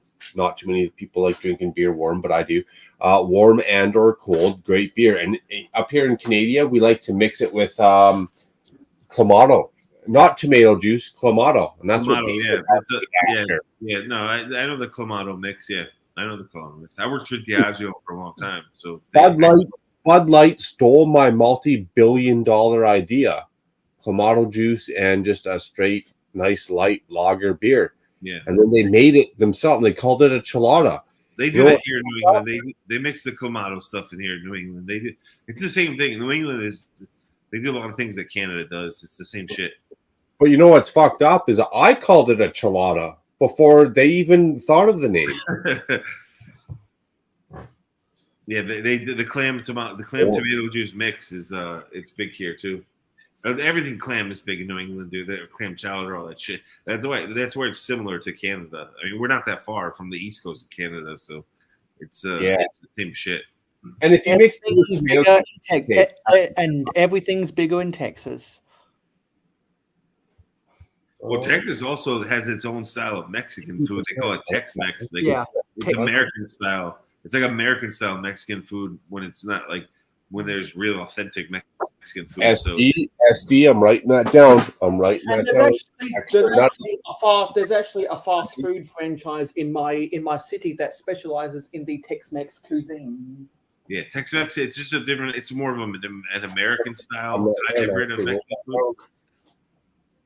Yeah, and just like how Panda Express specializes in the Chinese American cuisine, because because Chinese food across the world has a slightly different flavor than Chinese food in China. I believe it's because in China they add more MSG or something. Well, no, in China it's more authentic. It's different because, like, dude, here we have Chinese takeout spots everywhere, but you can get actually steak and cheese egg rolls. And like New York Chinese spots, you can get steak and cheese egg rolls. Like, and they have regular pork egg rolls, shrimp egg rolls, but like most places here, you can find a Philly cheesesteak egg roll, and they're banging, dude. Philly cheesesteak egg rolls are the bomb, bro. They are so delicious, dude. It's cheesesteak in an egg roll. It's amazing.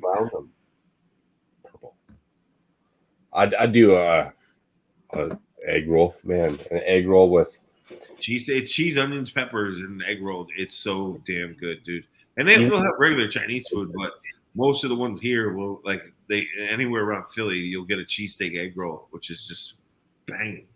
Man, I wonder if Tex-Mex restaurants are still open. Can I get like skip the dishes Chinese food right now? Dude, where's my phone at? Because skip the dishes in Canada is called Just Eat in the UK and is called Menu Log in Australia. I mean, Skip the Dishes has pulled through. I've live streamed Skip the Dishes a case of beer to my door once, so I know they work. I've just never really ordered food from them. The SD Bricks is right. In California, you get some proper Mexican food, dude. When I lived there, I lived in LA and I lived up in Northern California, in Oakland and San Fran. Then they're Mexican. It's not Tex-Mex. Like, they get authentic Mexican burrito, like real deal. And then you go to Texas and you get the American style Tex-Mex.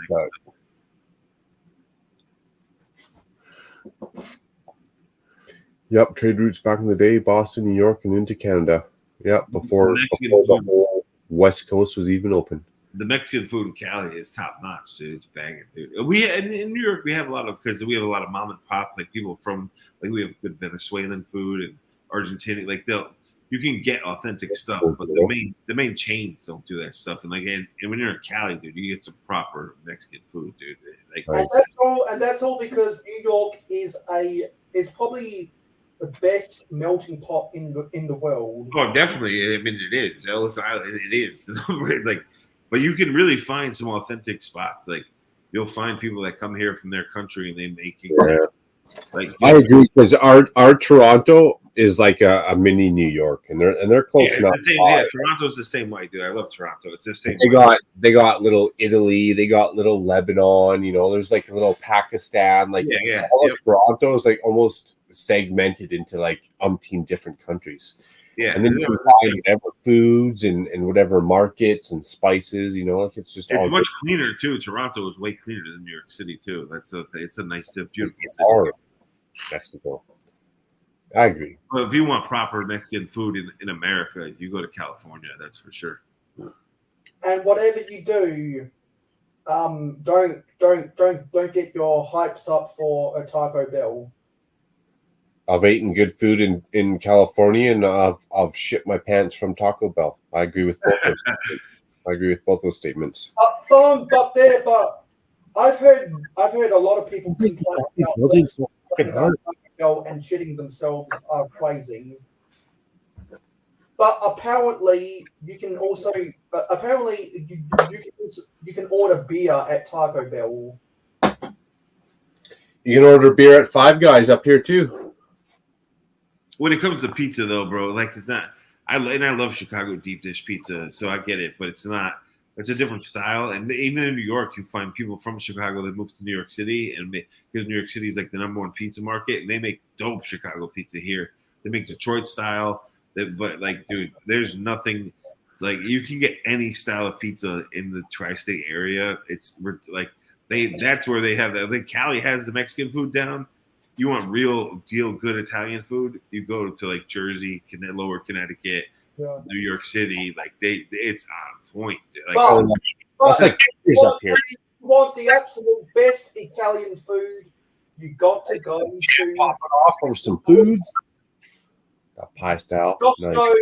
No question. You got to go to Brooklyn. No question. Oh yeah, no, Brooklyn.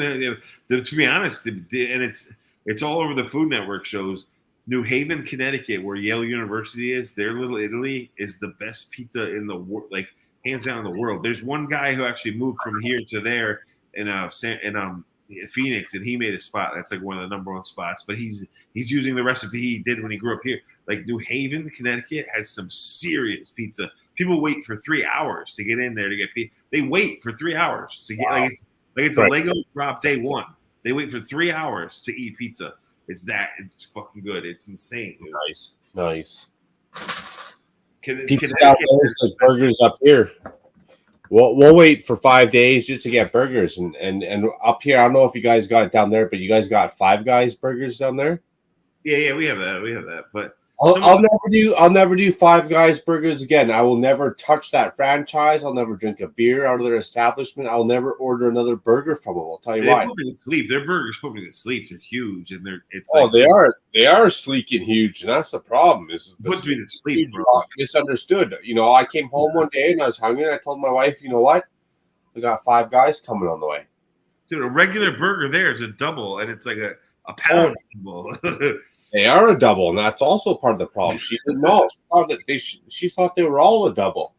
Like, I got Five Guys coming, that's on the order. They're going to come knock on the door.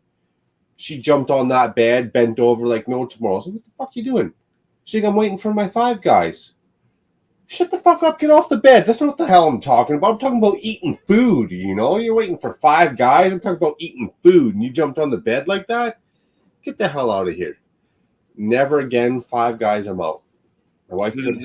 There's a pizza place in, they claim it's the first pizza place ever in the United States.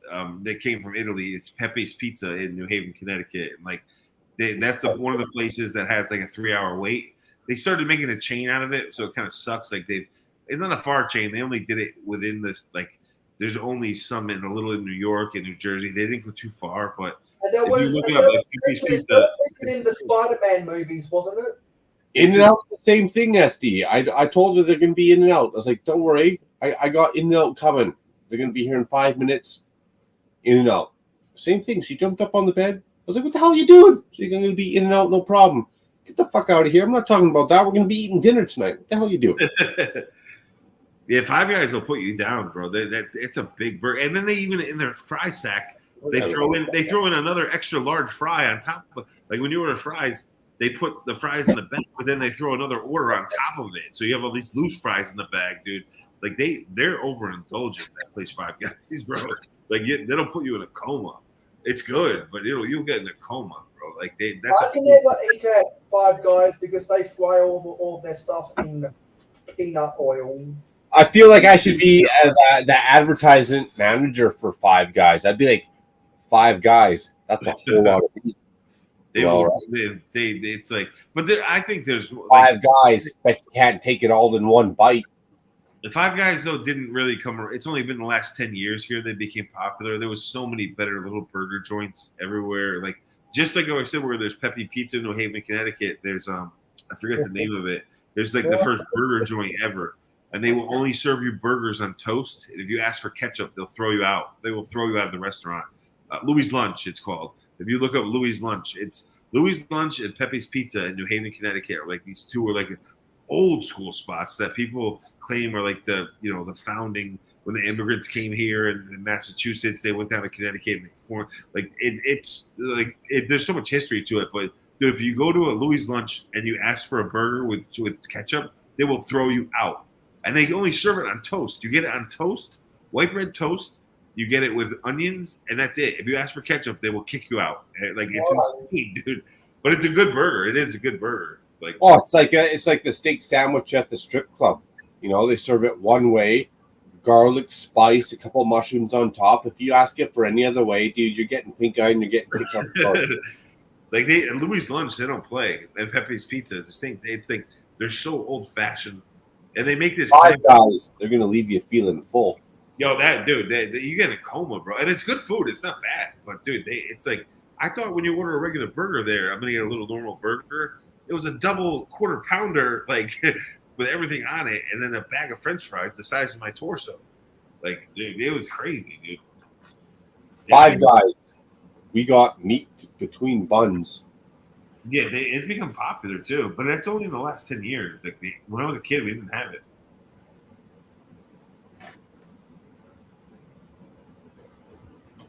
But yeah, Five Guys will put you down, bro. Put you down.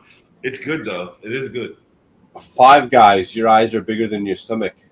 Well, definitely, dude. I would never, when I used to work at the ad agencies, I wouldn't go to lunch there. I wouldn't go to lunch there because I'd be in my office, googly-eyed, all passed out off of burger grease for like 3 hours.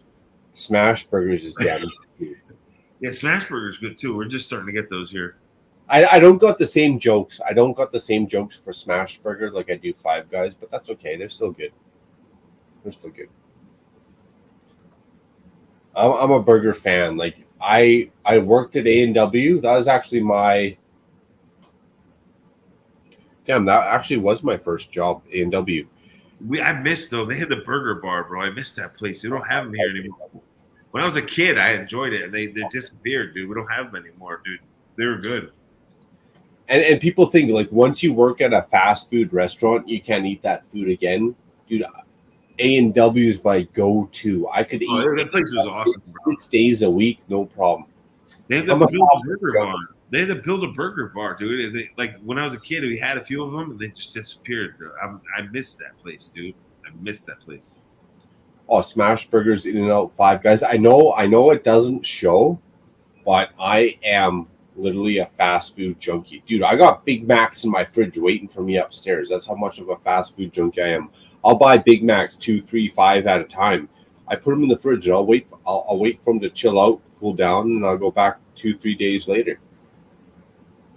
That's what I love about air fryers now, because air fryers cook the best. Like when you get like New York pizza, an air fryer reheats New York pizza so damn good, better than you would get when you buy it at the place. Like because the air flows all around it, so it gets stiff and like nice and crispy.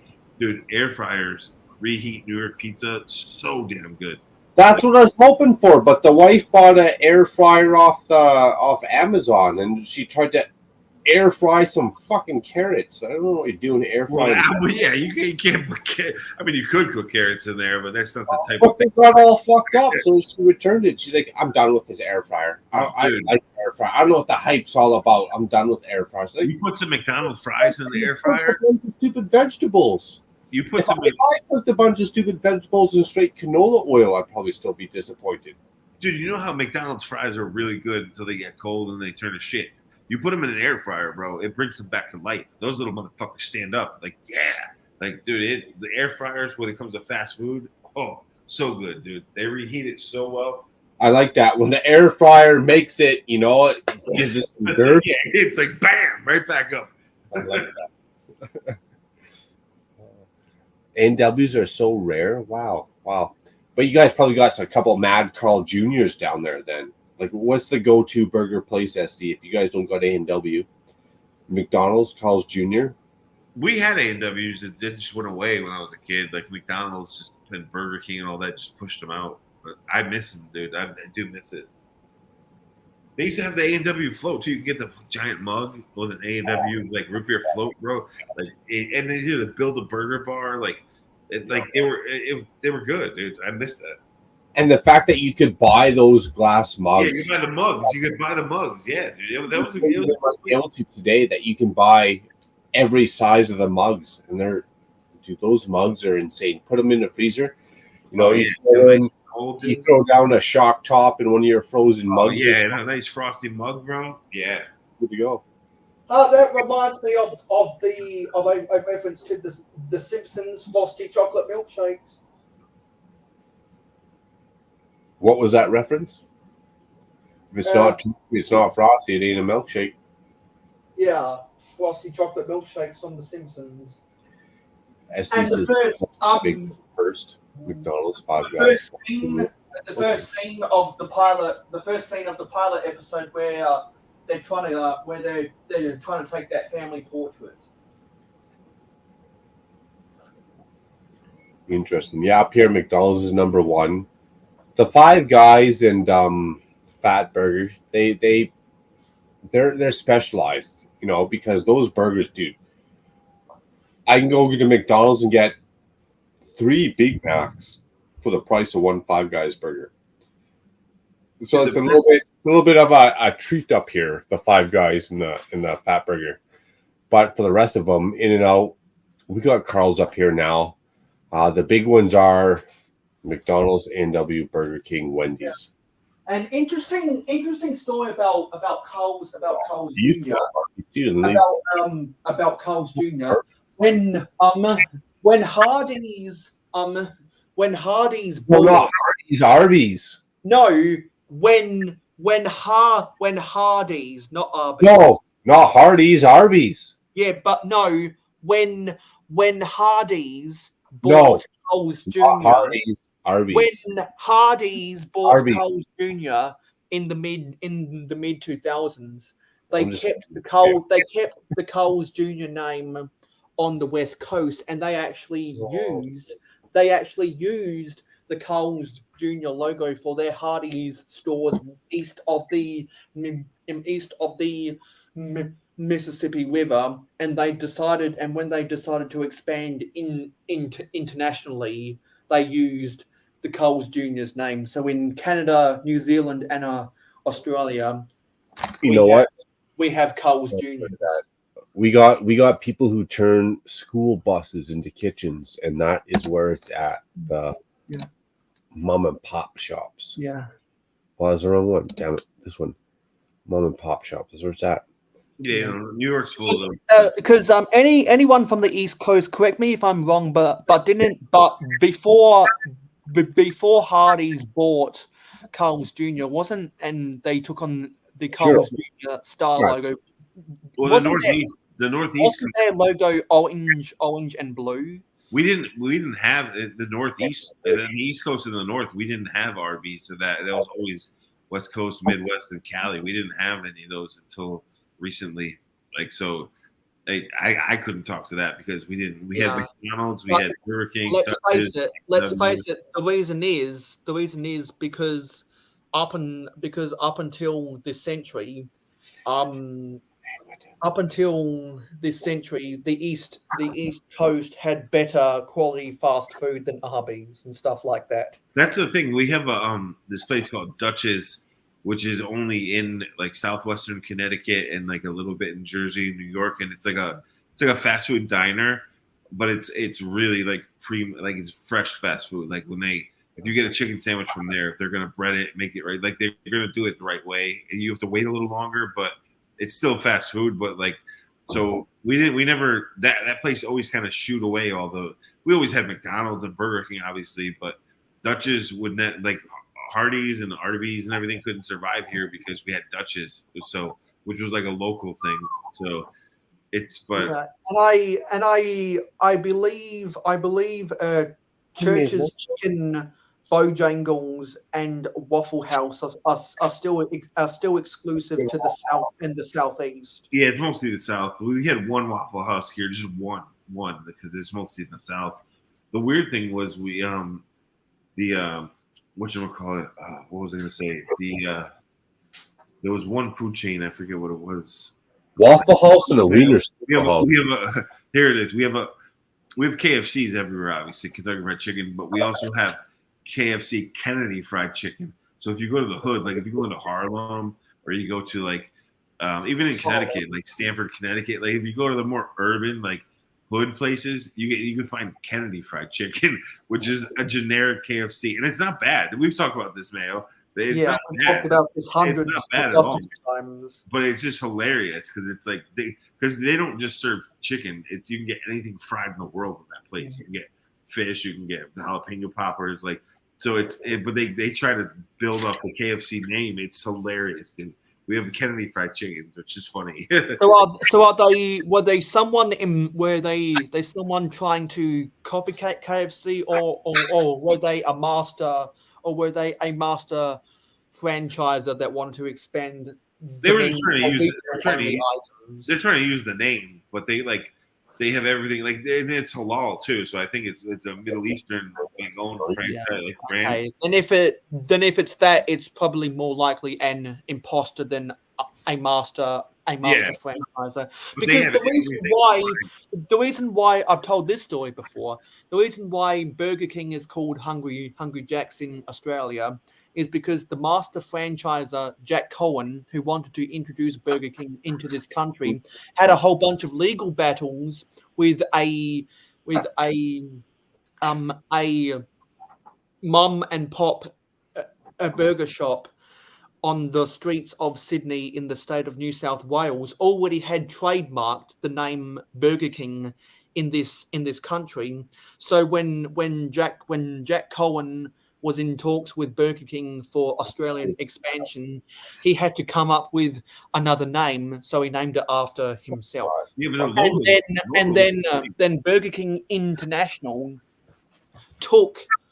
Well, when that master franchise agreement expired in 2002, Burger King went to court and they lost in court, so they had to re-up that master franchise agreement. It's funny though, it's the same font. And I don't even believe that mum and pop Burger King shop is still exists. I'm pretty sure that former owner retired or died, but they still have the rights to the trademark. It's funny because all they did too was it's the same Burger King logo and the same font. They just changed the name, so it's like exactly the same. So yeah, so, because of all of those legal issues, we have a lot of we have a lot of exclusive items. So everyone knows what a McDonald's McFlurry is, but can you buy a Storm at Burger King? Well, yeah, we have the shake. They just call them shakes here. Because a Storm is a direct competitor of the McFlurry. Well, and then McFlurry is basically a Dairy Queen Blizzard. Yeah, they will. Yeah, because McDonald's saw how successful a Dairy Queen was with that stuff, and they wanted to get in on the action in the early 90s, I believe. The thing that sucks here is Burger King. Their burgers here are good. Their French fries suck. Their onion rings are goddamn awful. Like their French fries suck. And if you get their nuggets, usually they're horribly, like, they're always, if you get them fresh, they're good, but they're always just sitting there. They're stiff as a board. Like for some reason the fried food at Burger King here sucks. The burgers though, the flame broiled burgers are good, but their fried stuff here sucks. I don't know why, but because Hungry Jack's Burger King fries used to be really bad, but then they changed the way they cut the potato, so it's a thick cut instead of a thin cut. They do that here too. Is it a wedge? Mayo? Is it a wedge? They like a steak fry. It's like a steak fry. McDonald's uses and ever since Hungry Jack's Burger King. McDonald's doesn't use a thick. Let's get that right.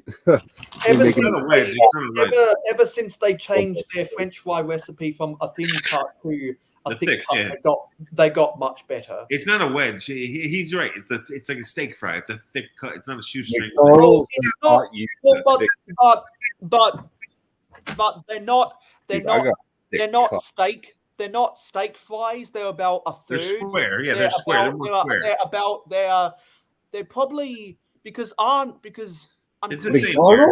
Because Dude, I'm grease sponges. I'm talking about Burger King. McDonald's are. I'm pretty sure McDonald's are. Yeah, I don't know. I'm pretty sure McDonald's are matchstick fries. Yeah, they're shoestring. Hungry Jack's Burger King fries are somewhere in between a matchstick and a steak fry. Yeah, they're square. It's more. They're thicker. I know. It's the same thing here. But they still suck here, even when they. I don't know. It's just because the idiots working the fryers here suck too. They suck. But dude, the onion rings are disgusting from Burger King, and onion rings are a big. They're horrible. They're just so bad there. I've never tried. I've never tried onion rings from Hungry Jack's, so I wouldn't know if there's any difference. But what I do know is that I've been to McDonald's and Hungry Jack's lots of times, not necessarily McDonald's anymore, because after 2016, I set out a boycott to never eat a savory item from McDonald's ever again. Hungry Jack's is like I've had both Burger King and McDonald's in Hawaii, and I did not.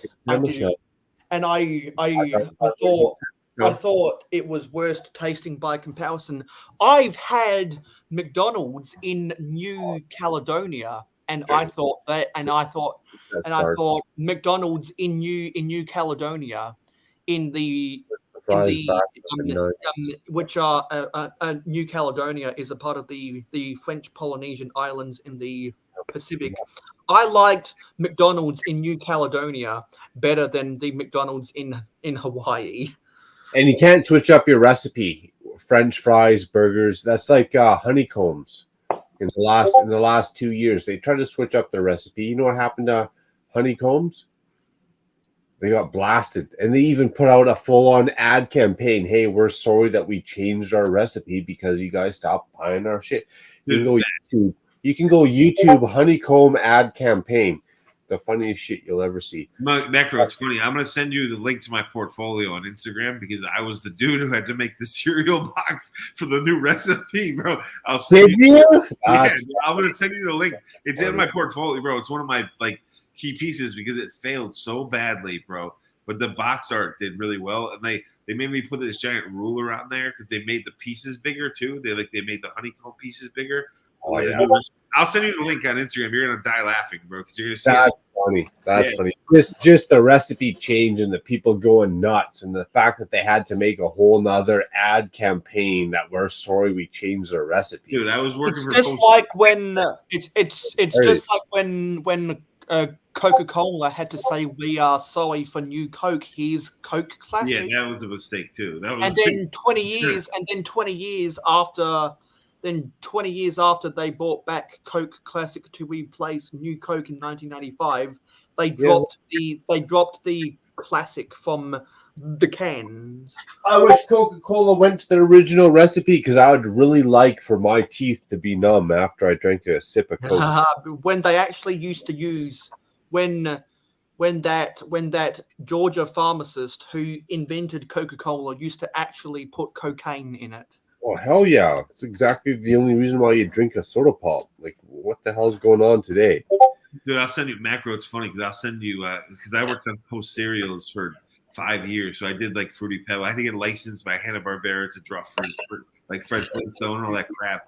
I was doing all the Fruity Pebbles, like all Fruity Pebbles pink boxes, but the Honeycombs one, dude, was an epic failure, bro. And like, I'm gonna send you the link because you're gonna die laughing because when you see the box, you're gonna be like, "Yep, that's it." And also, I think, who's a Discord?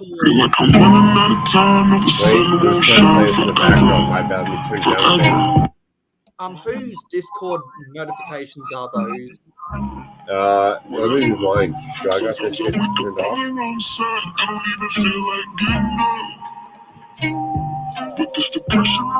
Because if you're not already in my Discord server or can't call it, you know where my head is. Reflecting on Malcolm and the shit I loud? I never said. Yeah, it's loud, bro.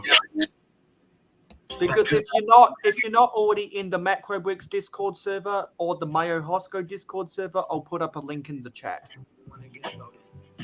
Dude, does Rich still stream on Saturday nights? Like, for him, it's a Sunday. He does. He does. I look forward and I look ahead to that. Off and on. I haven't seen it lately. A little bit off and on, but definitely something we all gotta look forward to, man. That shit's awesome. I just remembered to like the live stream, and you've got 27 likes. No, now you've got 28. Appreciate it, my friends. Thank you guys so very much for the 28 likes. It lets the YouTube algorithm know that I'm not just a complete joke, that I'm actually here for a good reason. And that reason is to entertain each and every one of you. So are we gonna go for a 5-hour live stream? I'm just about to say, dude, it was fun with you guys. I got to jet and let the dog out, do his little business. So thanks for having me on, as always. It's always great to chat with you too. And everyone else. Yes. Likewise. And I will see you on the next one, guys. See you, Stud. Maybe even tomorrow morning.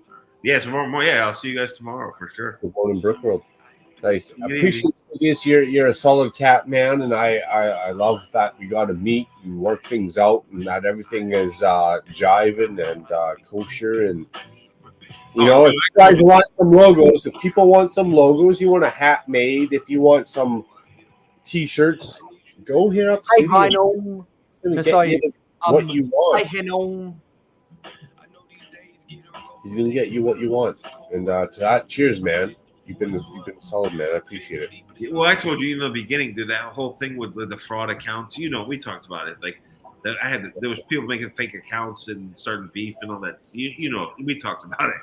But I always love being here. You know that. I appreciate you guys having me on, and I'll see you tomorrow. Cheers. Take care, man. Later. Peace. Bye. We got Heno in the chat. Henol is my brother from another mother from India, all the way from India. And that's a country you want to keep your eye on. They're great peeps over there. They're solid. They're passionate.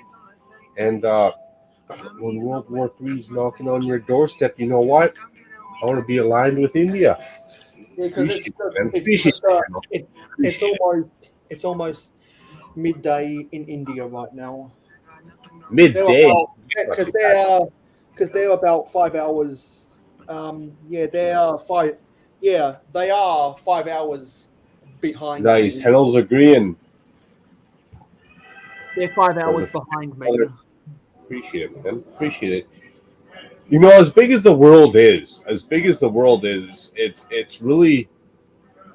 I don't want to sound like too much of a rose petal here, but as big as the world is, it really is humbling and nice that we can bring ourselves together. And again, not to sound like too much of a tulip or a flower bed, but the fact that we can appreciate some differences and we can talk about iconic foods and events. Like, okay, you got fireworks going off in the background, but why? Like, what events going on in your country? What culture can you share with us? Like the fact that we can get all that going down, we can talk about all that fun, all that greatness, and we haven't even, out of all that greatness that we talk about, we haven't even disputed like water problems, electrical problems, climate change. Like, we haven't even, no one cares. No one cares. Maybe that stuff's a scam, and we're all focused on what really matters, and that's personal people interaction. So, Henel, the fact that you're coming all the way from India and you're taking your time and you're sharing your life stories with me, Macro Bricks, male, some of us North Americans, and we're a little off to one side, whatever. I appreciate it. I really do appreciate it, man. I appreciate the fact that we could talk about Five Guys. I try to order Five Guys, and the wife jumps on the bed and bent over. She's like, "Hey, I'm waiting for my Five Guys." And in the next country, that Five Guys means like that's how the burger was made. And in the next country, Five Guys, that's how the cattle was raised. That's how the rice patties were made. So I like the fact that we just got that divergence, that difference, and that we can bring that together through Lego, through the internet. When the internet is such a melting pot of bullshit. Let's dive into that new segment, melting pot of bullshit. That's what the internet is. Because speaking about the melting pot of bullshit, I think social media has made the world a much smaller place. It has. It's also made the world a little bit of a scarier place because when you can click on your computer monitor and you can watch a war live, when you can watch animal cruelty live, or when you can watch human atrocities, what do you call that? Human rights, just atrocities live, and you can see all that stuff. It really does bring us closer together. And as big as the world seems, and even through YouTube and us hanging out in Lego, like the fact that we're all still here right now, behind the scenes, like on this chat, we could share whatever opinions and real life stories we wanted to, whether you're in Ukraine, Russia, or Pakistan, Saudi Arabia, like we could just bring it together. And the government can't hold people down once the people start talking, and that's what I like about YouTube, is that we can relate, we can talk, we can share. And that's going to lead me into a real quick pee parade. So I've been drinking too much. Which is going to lead me into the rant. Not a rant. It's actually not a rant. These are my notes I got. It's a rant, but it's not a rant. I'm not talking about a hurt feelings report when mayo pops off. I'm not talking about that. I'm not talking about a rant when Brick Hive You know, he's got to set the score straight. You know, we're not talking about a rant. What I'm talking about right here, right now, is a quick macro tangent, and those tangents might show up from stream to stream. So therefore, I thought I'd start a new series on the channel called "It's All Bullshit." Now, "It's All Bullshit" might lead us into a song. It might lead us into a debate. It might lead us into some real world issues. It might lead us into a thought process that's not going to offend you, but it's going to make you uncomfortable. And that's what I'm looking to do. I'm not looking to offend anyone, but the more uncomfortable I can make people is the more that I'm making people think. And at the same time, it's the more that I'm forced to think for myself. And that's what "It's All Bullshit" is really going to be about. It's going to be about some stuff that will make people uncomfortable, but it's also going to be a thought process. You know, like, I'm not saying I'm right. I'm not saying whatever I got written down is right. I'm not saying you're right. I'm not saying the next person beside you is right. All I'm saying is we need to think more, and we need to ask more questions. And the more questions society, the people of power, you know, dude, we pay the government. We pay the government. We tell them what to do. Why is the government telling us what to do? We tell them what to do. The more that we can force that hand, the better. All right, so quick tea parade, and we're going to jump into "It's All Bullshit," a new segment on this stream, which is going to be a couple drunken rants and raves. You better believe it. It's going to be a whole lot of uncomfort, but a whole lot of humanity righteousness. As in, humanity needs to stick together, man. You know, like, there's so many that we're all offended. There's so much going on in the world. We're all offended. What's going on? What's right? What's wrong? Because I said this on the internet, am I a bad person? Maybe because I said this on the internet, I'm a good person. But you know what? This is what humanity needs to, like, you know, that's what "This Is All Bullshit's about. So now that I got that away, my first rant rave on "This Is All Bullshit" was a quick advertisement. You know, macros screaming down the freeway, probably doing about 165 in a 80 zone, something stupid like that. I'm just rocking out to some tunes, thinking about life, probably bringing up back home, trying to get on the internet, trying to hang out with all you great peeps. And I hear this advertisement on the radio. Before I get into that advertisement, my first thought was, who's paying for this advertisement? It's definitely not the government. And I'll clear that up when I get into this. It's definitely not the government. So the advertisement was Alberta Healthcare. Now, it's different from Canada, from federal municipalities to provincial to stateside, right? To local, right? Whether you're on the federal level, or you're on the provincial level, or when you're on the municipality, whatever, the local level, like your own city, right? All those rules are applied. All those rules are dictated to you. You didn't get a vote for those. They might not be for the better of the choice. They might not even be better for society. Like chickens. I can't have chickens. But in different parts of the world, you can have chickens. Is that a good rule? Is it a bad rule? Right? All those rules are decided for you. So as I get into this rant and rave, I hear this advertisement on the radio, and I wrote that down so I wouldn't fuck it up too much. But that advertisement on the radio was, and I crap you not, the Alberta Healthcare, right?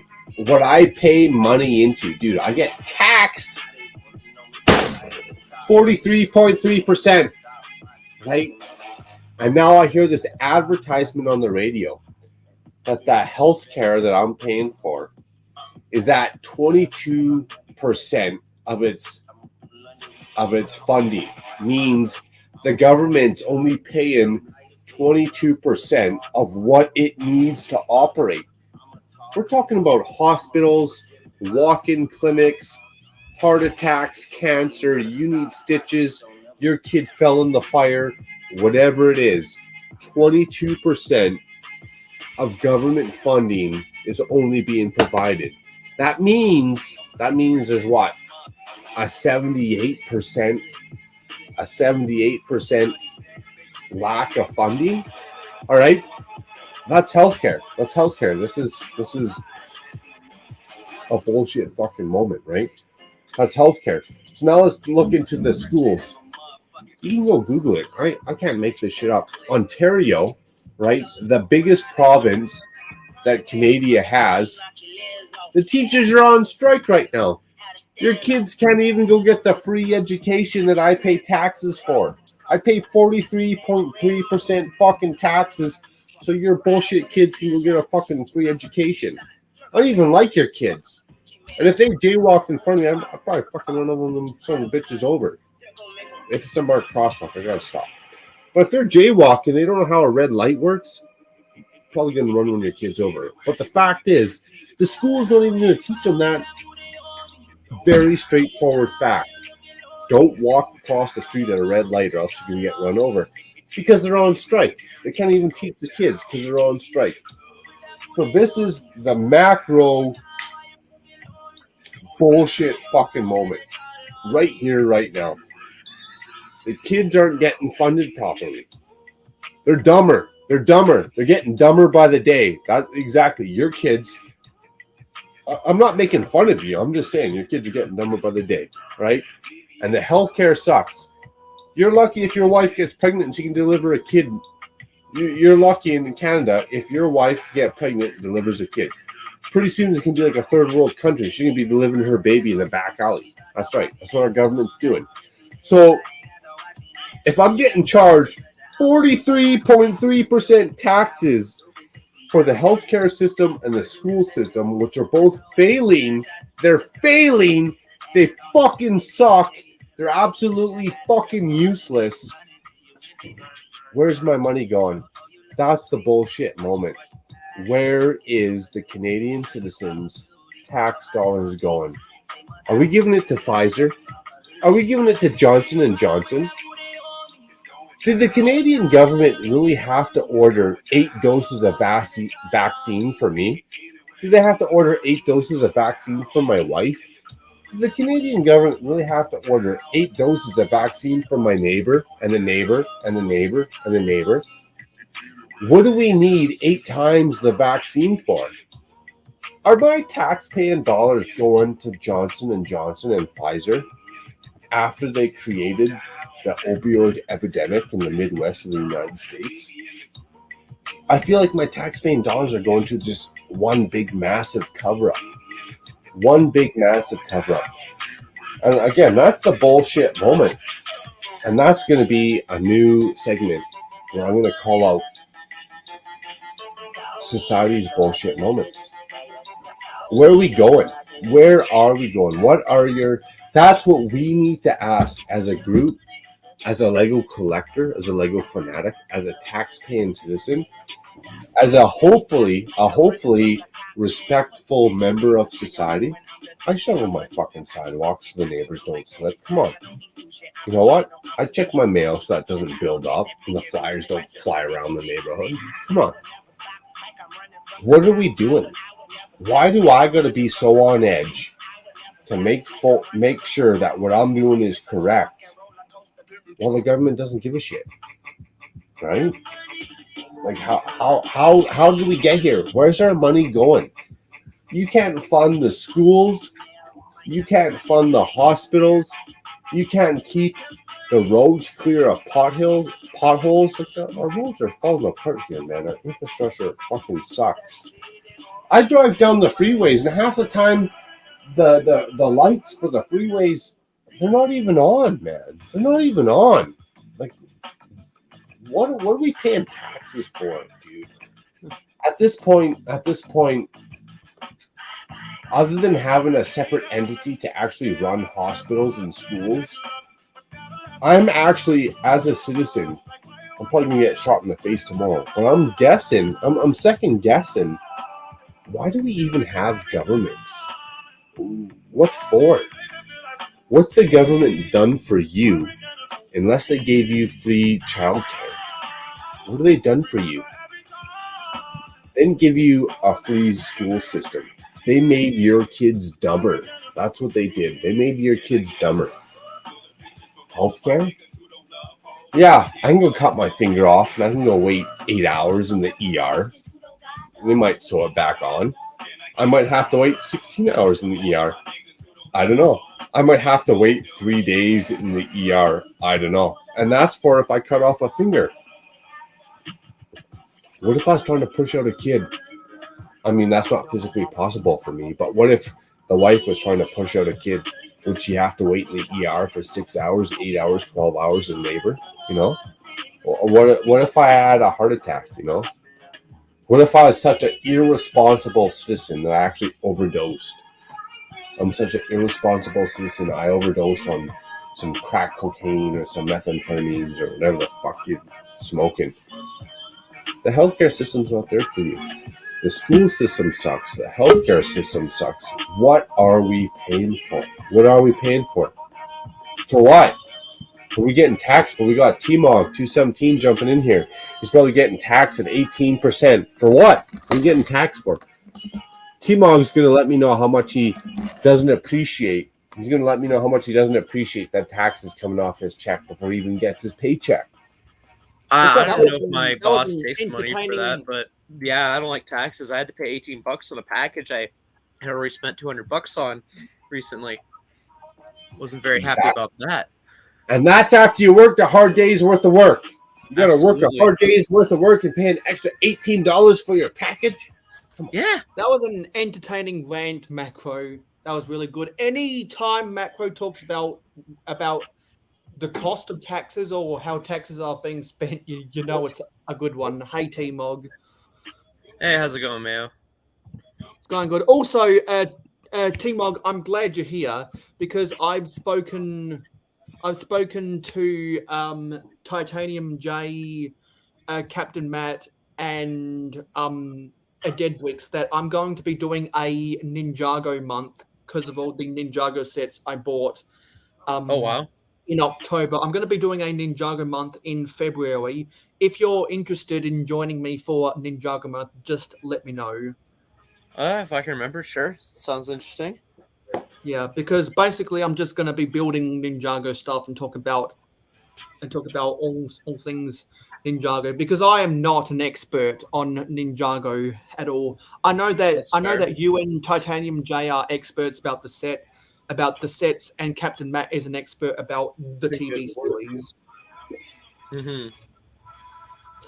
Because I've never really touched on Ninjago on my channel, so I thought I'd want to do something for my Ninjago peeps out there. Morning, Ingrid. Yeah, it's a very fun theme. It's really going to come down to the set reveals if I'm still going to be into the theme or not, because of how Crystallized was handled. I'm very much questioning if I'm still a fan of the theme or not. Uh-oh. Well, when you got a crappy release schedule, and then when you hype up some things in the show only for it to fall flat on its face, I don't know. It makes you start questioning everything, you know? Like the whole theme's falling apart at the seams, or what? I would go as far as to say that. That's just me personally, though. Yeah. Good like morning. When you have your fans used to fake out deaths, that isn't a good sign, in my opinion. Nope, not at all. When they gotta hype up their own train just to get it across the border to get it to the next station, that's not a good sign. Well, So, by Matt, the way, when you were for anybody who is thinking about it, do not pick up the 2022 Lego Store set. Save your money. It is a waste of set number of space. I hate it. It's a bad set, and I highly implore that nobody buys it either. Yeah. So, Macro, when you were doing your epic rant. I was unboxing a USB adapter so that I can plug in plug in a USB Type A into a USB Type B port on my new computer. Nice. Hashtag USB adapters. I was looking for mine, trying to give you a quick show, but the USB adapters, they're a staple. Definitely a staple. I don't know what the hell that's that. That's a full-on plug-in too. Yo, Mark, are Yeah. you going to Chicago next year? That's what Me? I've asked before. Yeah. Yeah, 100%. All right, that's the answer I needed to hear because I am gonna order my tickets. I'm gonna order my tickets. I'll tell you right now, Jacob. I am not 100% sure because I don't know if the wife can get the time off work. She has to book time off work a year in advance. I might go with the wife. If I do, you'd be the only person that we'd actually bunk up or chill out or share a room with. And if she doesn't go, we could still stick together, but it might be like a Hive, Chef, me, and a T-Mog type room. That's fine. I'm No, mainly I'm just concerned going about out there plane tickets at the moment. Sleeping accommodations can come after plane tickets if that's all right for a train of thought. Oh yeah, at this point, after seeing that hotel, I don't even know if I need to book the hotel room. I could probably just sleep on one of them swanky couches. You know what I'm saying? Just show up in the lobby and sleep. That hotel was so big, dude. I could find a corner to sleep in that hotel every day of the week, easy. That seemed huge. Easy, I could hide and sleep in there. Now, packing away the suitcase and having a shower might be a different deal, but yeah, keeping your stuff safe. that's what gas station bathrooms are for. Mm-hmm. But yeah, 100% I'm going. If I go with the wife, the room accommodations that she'd be willing to share, because again, I'm open. I'd share with anyone. I don't give a shit. Might be a little bit selective, also because going to be having to bang my wife all over Chicago. But if she doesn't go, then I'm open book. Then we're going to be having some fun. It's going to be like last year, times 10. I'm going to turn it up a notch. Trying to figure out how I went to buying the tickets. Like, forget how I got there. Hanno, I feel like your face is pretty recognizable. We will stand out like sore thumbs if we ever cross paths, I guarantee you. Oh, wow, hope nobody snores. Well, at that point, that late in the night, I'm just looking to get a couple hours of sleep, whether I'm passed out or sleeping. And if people snore, it's not. I don't care. Yeah. Oh, there we go. Found it. I can sleep on a hardwood floor. I could sleep on a cement floor if I had to. I've done it. And Macro, now that T-Mog's here, I've got to get going now because I've got to go get myself some dinner. I didn't want to leave without anyone else being on the panel. Before I go, on the next after Good Morning Brick World next weekend, do you want to get into a backstage to talk about the podcast? Yeah, let's try and set that up sooner than later. So maybe even this week. I don't know how you're feeling this week, but yeah. Well, we can do it. We can do it after. Well, we can do it after the next episode of Good Morning Brick World if you want to. Oh yeah, we can get backstage and talk about the details anytime we want. So whatever works for you, hit me up on Instagram. Even if we got to pepper each other, Because Good Morning Brick World's going to start at 1:30 a.m. for me. It's going to end at 3:30 a.m. Then there'll be because the US is coming out of daylight saving. It'll be I can squeeze in an hour after Good Morning Brick World. Let me look that up. After Good Morning Brick World, it's Sunday for you right now, isn't it? Or is it still Saturday? Hey, Squid.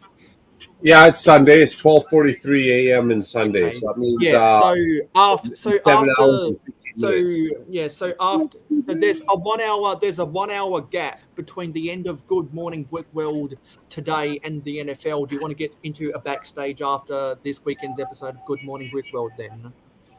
Yeah, sounds good. Let's do that. Like Yeah, tomorrow. because Good Morning Brickworld's going to end at 3:30 a.m. for me, and then Let's do that. Sunday NFL starts at 4:30 a.m. That sounds like a solid plan. Solid idea. Let's try it. I'll put together I'll put together a backstage so we can go there directly after Good Morning Brickworld ends today. Awesome. I got my And we can notepad. we can talk about the podcast more in detail because I'm not going to have anything to do in between Good Morning Brickworld and the NFL. Nice. I'll write down your ideas that you sent me, and we'll elaborate on those a little bit. We'll brainstorm. We'll branch off of those. We got like a solid 5 episodes. I feel like we could make. Yeah. We just gotta work it out, and it's gonna be like mind-boggling. We gotta rub some people the wrong way or the right way. We gotta make people think. We gotta do something different. It has to be like not just like ta-da. We want it to be like ta-da. I want to make it unlisted, and I want to schedule it for. It's good man up late. I want to schedule it for 3:30 a.m. for 3:30 my time. I just saw your. Yeah, that's that. We got Squidman from YouTube, and we got King Squidman from Insta. Dude, you mean Twitch? I mean, yeah, Twitch. My bad. Oops, sorry. I mean, Twitter, Twitch, Twitter. What do you say? Yeah, Twitter. I like that, Squidman. Your honor. That's solid, bro. Okay, I just made the backstage, so I'll go and send you a link for the backstage macro. Appreciate it. We sort of have a couple quick details, man. Like we just gotta exactly. with it really has to pizzazz. Yeah, because we'll want to get into a board meeting before we do a director's cut. Oh, we'll talk about that tomorrow, and I'll fill you in on my full worries and expectations. Yeah. Well, technically, because it's now after midnight for you, it's today. Ta-da! Today. Okay, I'm hungry for dinner now. Thanks for another magnificent Saturday shenanigans. Bye, guys. Take care, man. Bye. Oh wow, that actually worked. Nice. What's that? The light switch or what? No. I think I finished paying for my Brickworld thing. Nice. You know what?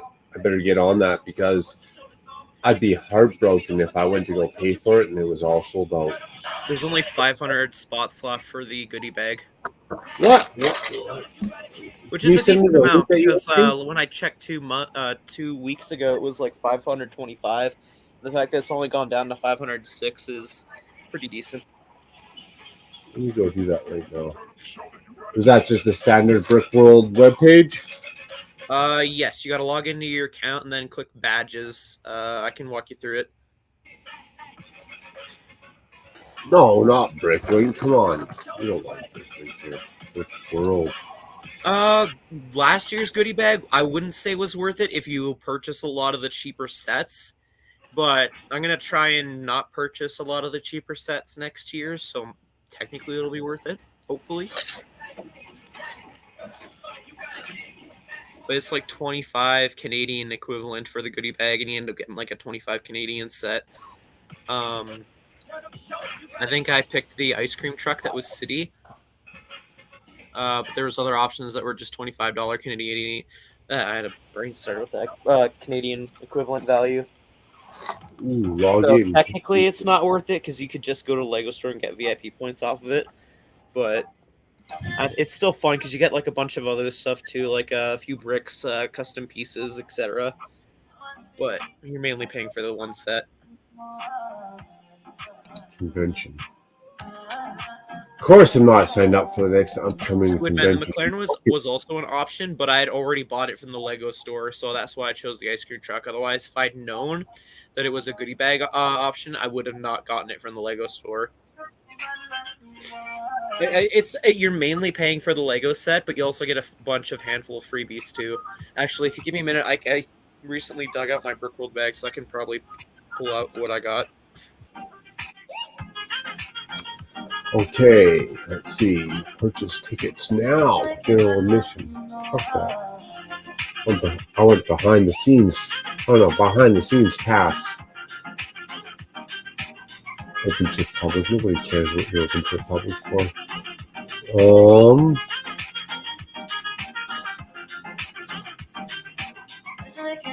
Purchase now. I don't want any of these lame front door tickets. I want behind the scenes tickets. What's my purchase now for behind the scenes tickets? Am I not logged in? No, I'm logged in. Alright. Purchase now. Okay, so one of the items I got was this Brick Loot light kit, which I still haven't opened because I saw other people opening it, and it was garbage in my eyes. Yes, we're talking about Brick Fair Chicago. Brick World, actually. This event is unavailable. What the hell? No, you got to go to your My account, or My page, and then scroll to the bottom where it says Purchase Badge. So I'm logged in. Shopping cart, company, locations and tickets, convention account. Oh, My page? Yeah, account, and then My page, scroll all the way to the bottom, Purchase Badge. Oh, sorry. To the bottom. You also got... technically they gave you 2020's brick because of the whole pandemic or whatever, but you get these little engraved bricks that are on actual Lego. I did get some purple leaf pieces, but those have since been parted out to my store. Thunder's bricked in, by the way, on Bricklink. Purchase badge. Chicago Full Convention. Chicago. You got this custom hair piece, which I'm not a huge fan of custom stuff, so it stayed in the bag, but you got some Brick Forge weapons. It was random. Everybody got different pairs weapons, but this is what I got. So again, if I was into customs, I'd be like, ooh. What do you mean screen names will be rejected? Come on, I want to macro. Oh, they have an option for screen names later on, so. Then they also gave you this custom printed minifigure torso, which I can feel the quality of the print, and it's not anything too great in my opinion, but it's still cool nonetheless. Let's see, what else did I get? This is all the goodie bag stuff from this year's, technically. I say last year because we're already thinking about next year. Yeah, that's essentially it. Other than that, you just get a bunch of papers and whatnot advertising the sponsors like Bricks and Minifigs and Brick Loot, etc. So nothing. That's pretty much all you get. It's nothing really. Hooray! So cool. At least in my opinion. I don't know. For those who enjoy customs, to each their own. But for me, it's like, oh, cool. I guess. I get it just for the sake of having some extra bonus crap, that's all. The inner hoarder in me needs more stuff to hoard. Yup.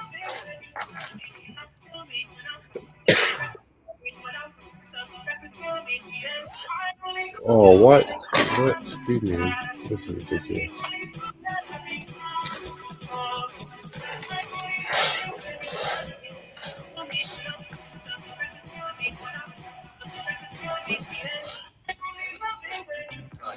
I did take a screenshot. What My order number just in case in the future. Now I wonder if it's already taken money from my account or not. I'd like to think it would have, so I don't have to worry about it. I can start saving for plane tickets.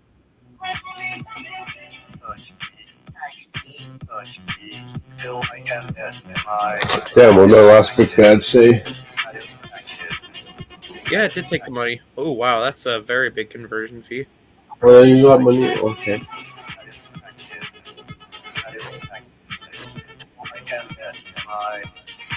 Yay. That's money out of my account. Hooray.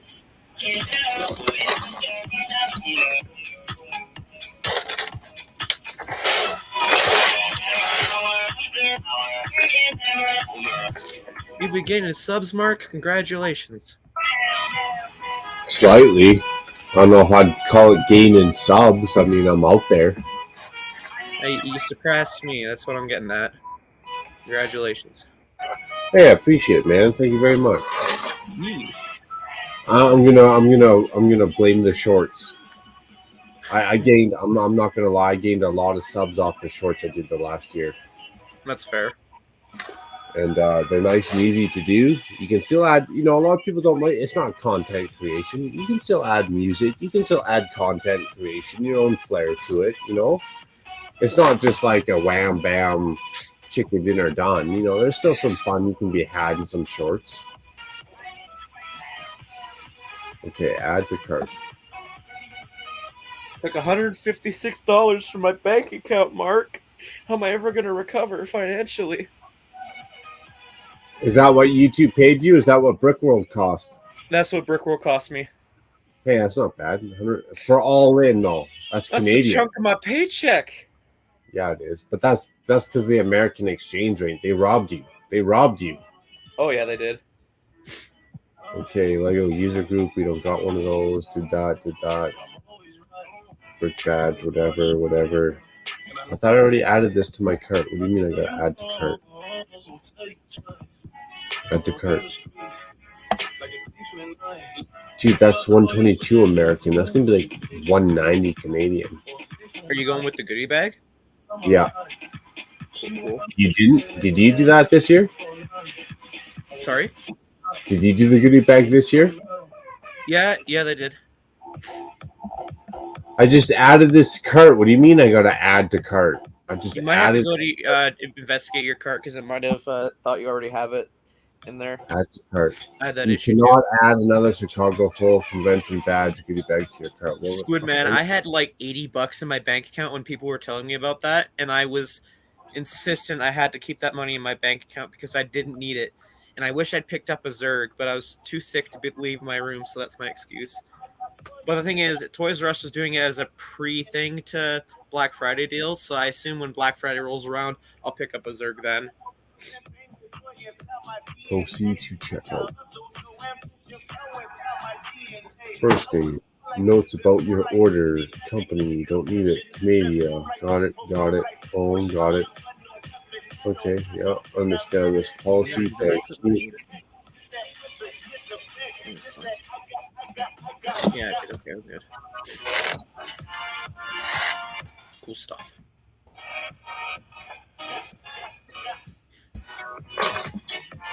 Nice.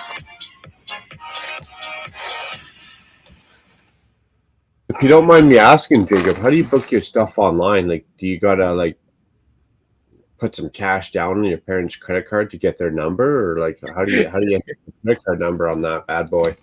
I just put in my regular card and it went through, and I was like, "Oh, I'll just put in info. If it goes through, it goes through." So Nice. It doesn't have to be a credit card, apparently. Like you got your own, like just you put in your bank card info. Yeah. Oh, and it's hey. Yeah, I just checked it. Instantly took the money, so I'm like, okay, cool. Problem solved.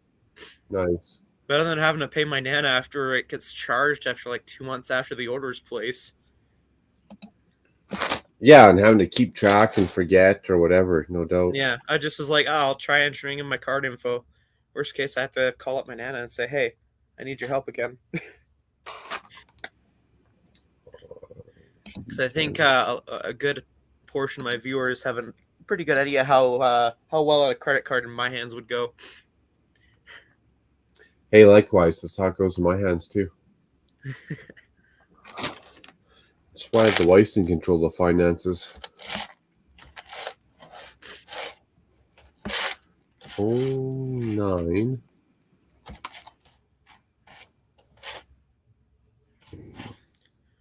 Oh, I can't wait until I get basically a week off of not working.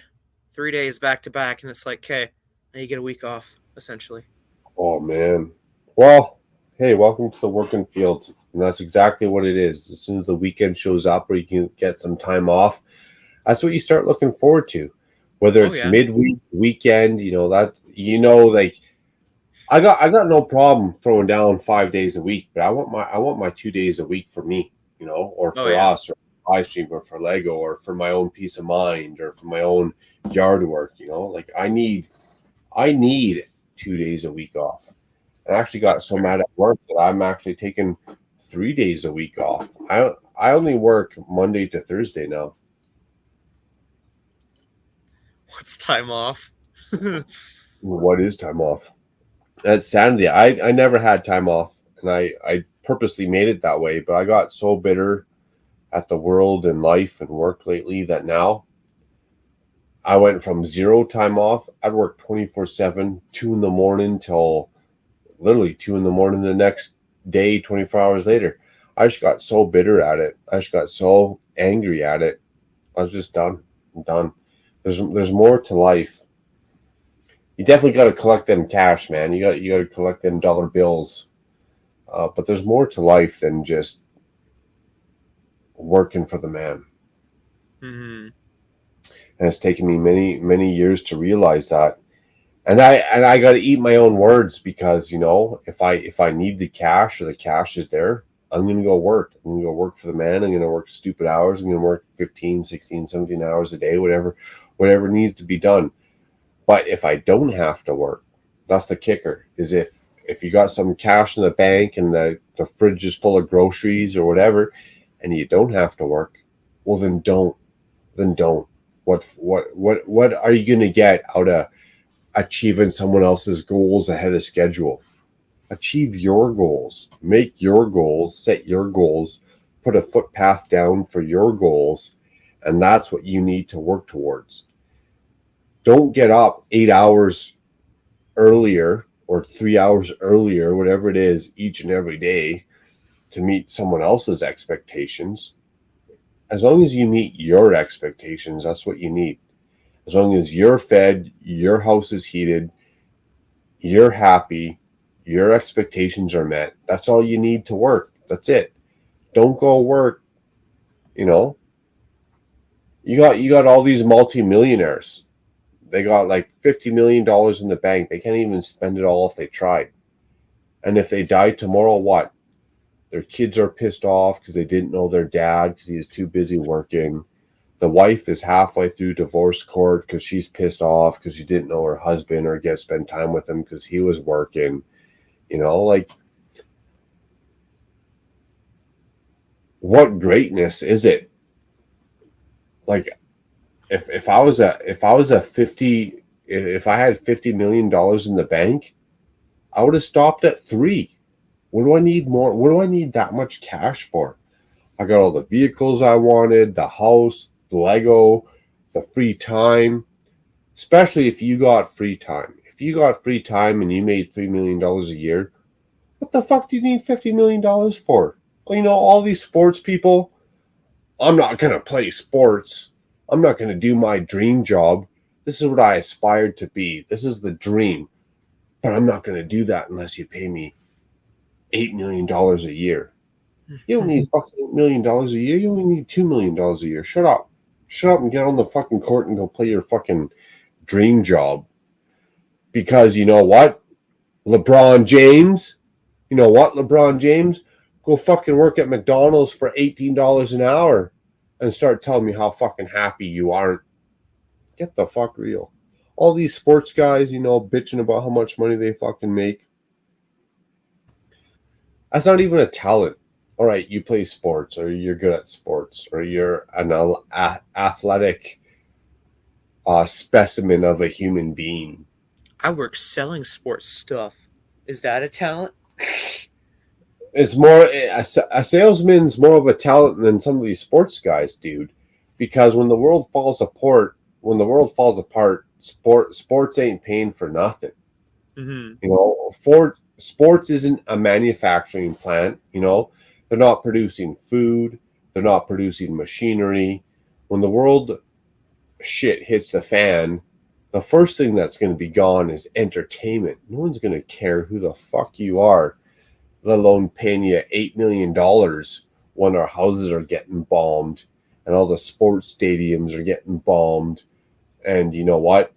Back in World War II and they carpet bombed cities, if all that starts to play out, no one's going to give a crap about LeBron James or what's that NFL quarterback everyone's bitching about? That white guy, that white guy quarterback. What's his name? He played for one of them big companies or whatever, football, sports teams.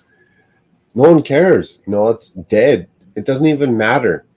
The only reason that crap matters is because humanity is so stupid and bored. We're so bored with our lives.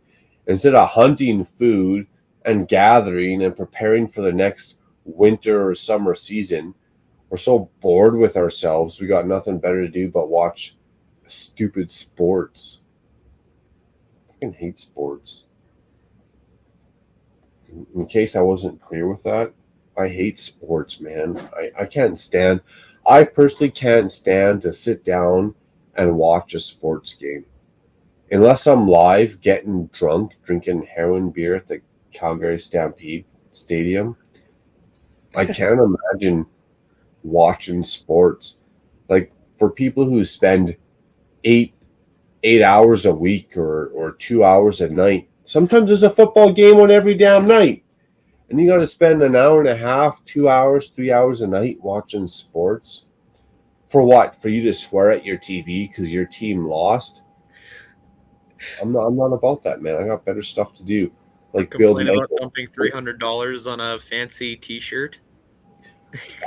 A T-shirt and a ticket. Yep. If you go to how much is a ticket to go see one of your Calgary Flames? I assume it's like 600. I'm guesstimating just based on whatever, but I assume like $500-600, something like that. It's gotta be. Oh, that's a front row seat. You could probably You can go to any sports game. $200 maybe. $200. Yeah, still $200 for what? 2 hours of entertainment. What? Technically 3, but yeah, I know. I get what you're saying. That's like a week's worth of groceries. That's like half a week's worth of groceries. I could eat for 3 days versus the entertainment value I can get for 3 hours. Come on. This is all bull. That's another segment of This Is All Bullshit. We'll jump into that next week. But are we going to go watch entertainment for 3 hours for the same cost that you could feed your family for 3 days? If you want to know the kicker, you can go online and watch the whole replay of all the highlights within 10 minutes of your life on YouTube for free. That's the world we live in, people. Come on. 3 hours of entertainment all of a sudden holds the same value of 3 days worth of food? What the fuck kind of world are we living in? Seriously. How I don't care what your entertainment value is, dude. If you like watching the grass grow, if you like watching sports, Pirates of the Caribbean, your favorite movie, actor, actress, if you want to paint, how has the world justified 3 hours of entertainment equal to 3 days worth of food? Conversation over. I rest my case. I'll catch up on this rant and rave next week. Thank you very much, my friends. I know it's now that is literally the segment. It is all bullshit. Now that is to the T. That is to the T. It is all bullshit. 3 days worth of food versus 3 hours of entertainment. Now, as a single dude, I might. Well, not a single dude, but I mean like a family-less dude. Like, I don't have kids. Now, as a man who doesn't have kids, I might sacrifice 3 days worth of food for 3 hours of entertainment. Depends how big their boobs are. I'm not quite sure. I haven't made that decision yet. But now if I had a family and I was a father, dude, I would kill for 3 days worth of food versus 3 hours of entertainment. So how did society get here? Like how did we the people build up the government to allow 3 days of entertainment to be worth the same price of 3 days worth of food? Dude, I'm actually lost in that comment that I just made by myself right there. I'm actually lost and confused. I don't even know how I got here. 3 days worth of food versus 3 days of entertainment. That's a fucked up thought there. But that's the world we live in. Welcome. The new segment is called "It's All Bullshit." Sorry, Jacob. I didn't mean to drag you into this like that. No, you're good. You're good. But true facts. I'm just looking up the stats for how much it might cost for saving up for Chicago, and I'm like, oh wow, I can make this in like 2 months, no problem. Yeah, man. When you're working, you get them weekends in. Oh, No, it's whenever too bad. there's a sports event, there's like I work like at least half the sports events each month, so it's like, okay, on average, what do I make within half of those sports events? It's like, nah, man, I can easily be more than well prepared within 2 months.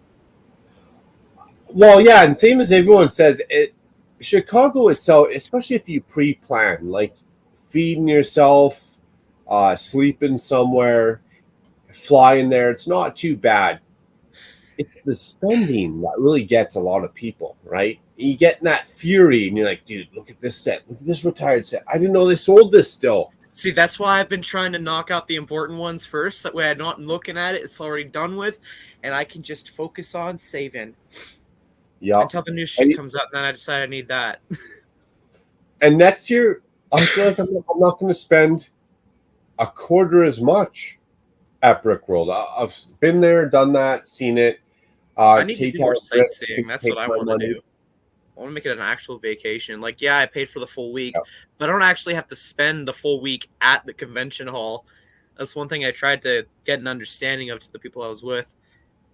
Because, like, I get the whole hype of the convention, but, like, you know, there's only so much you can stare at the exact same mock, you know?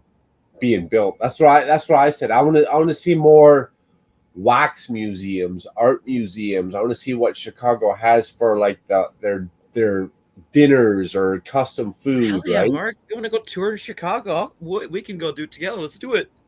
Let's do it. Like let's go see what they got there. You know, like let's go get arrested late night and really Let's go hit really up every Lego store in Chicago. There's like what, 5 different stores? There's a lot of fun you can have there. Oh, yeah. I'm sure the museums and even for car, like if you're not a car guy, and maybe in certain small cities they don't got a Lambo dealership, maybe just for shits and giggles, some of us dudes want to go see a Lambo dealership or a Ferrari dealership. You know, like just let me go sit in your. I'm not going to buy it. I have no intention of buying this fucking car, but I just want to sit in it anyways. Just let us have a moment. You know, there's so much more in Chicago that we don't get here, especially in small towns, or if you're from even smaller town. You know, soak up that experience, soak up the big city life that I might not see again.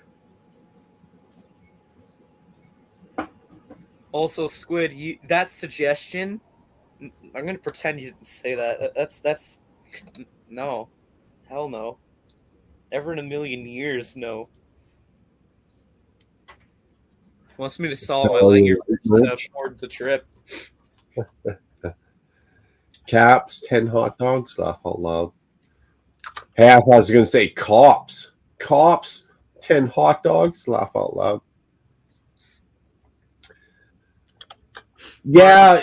Flights, and it's looking like it's the exact same as the one we took last year. For flights?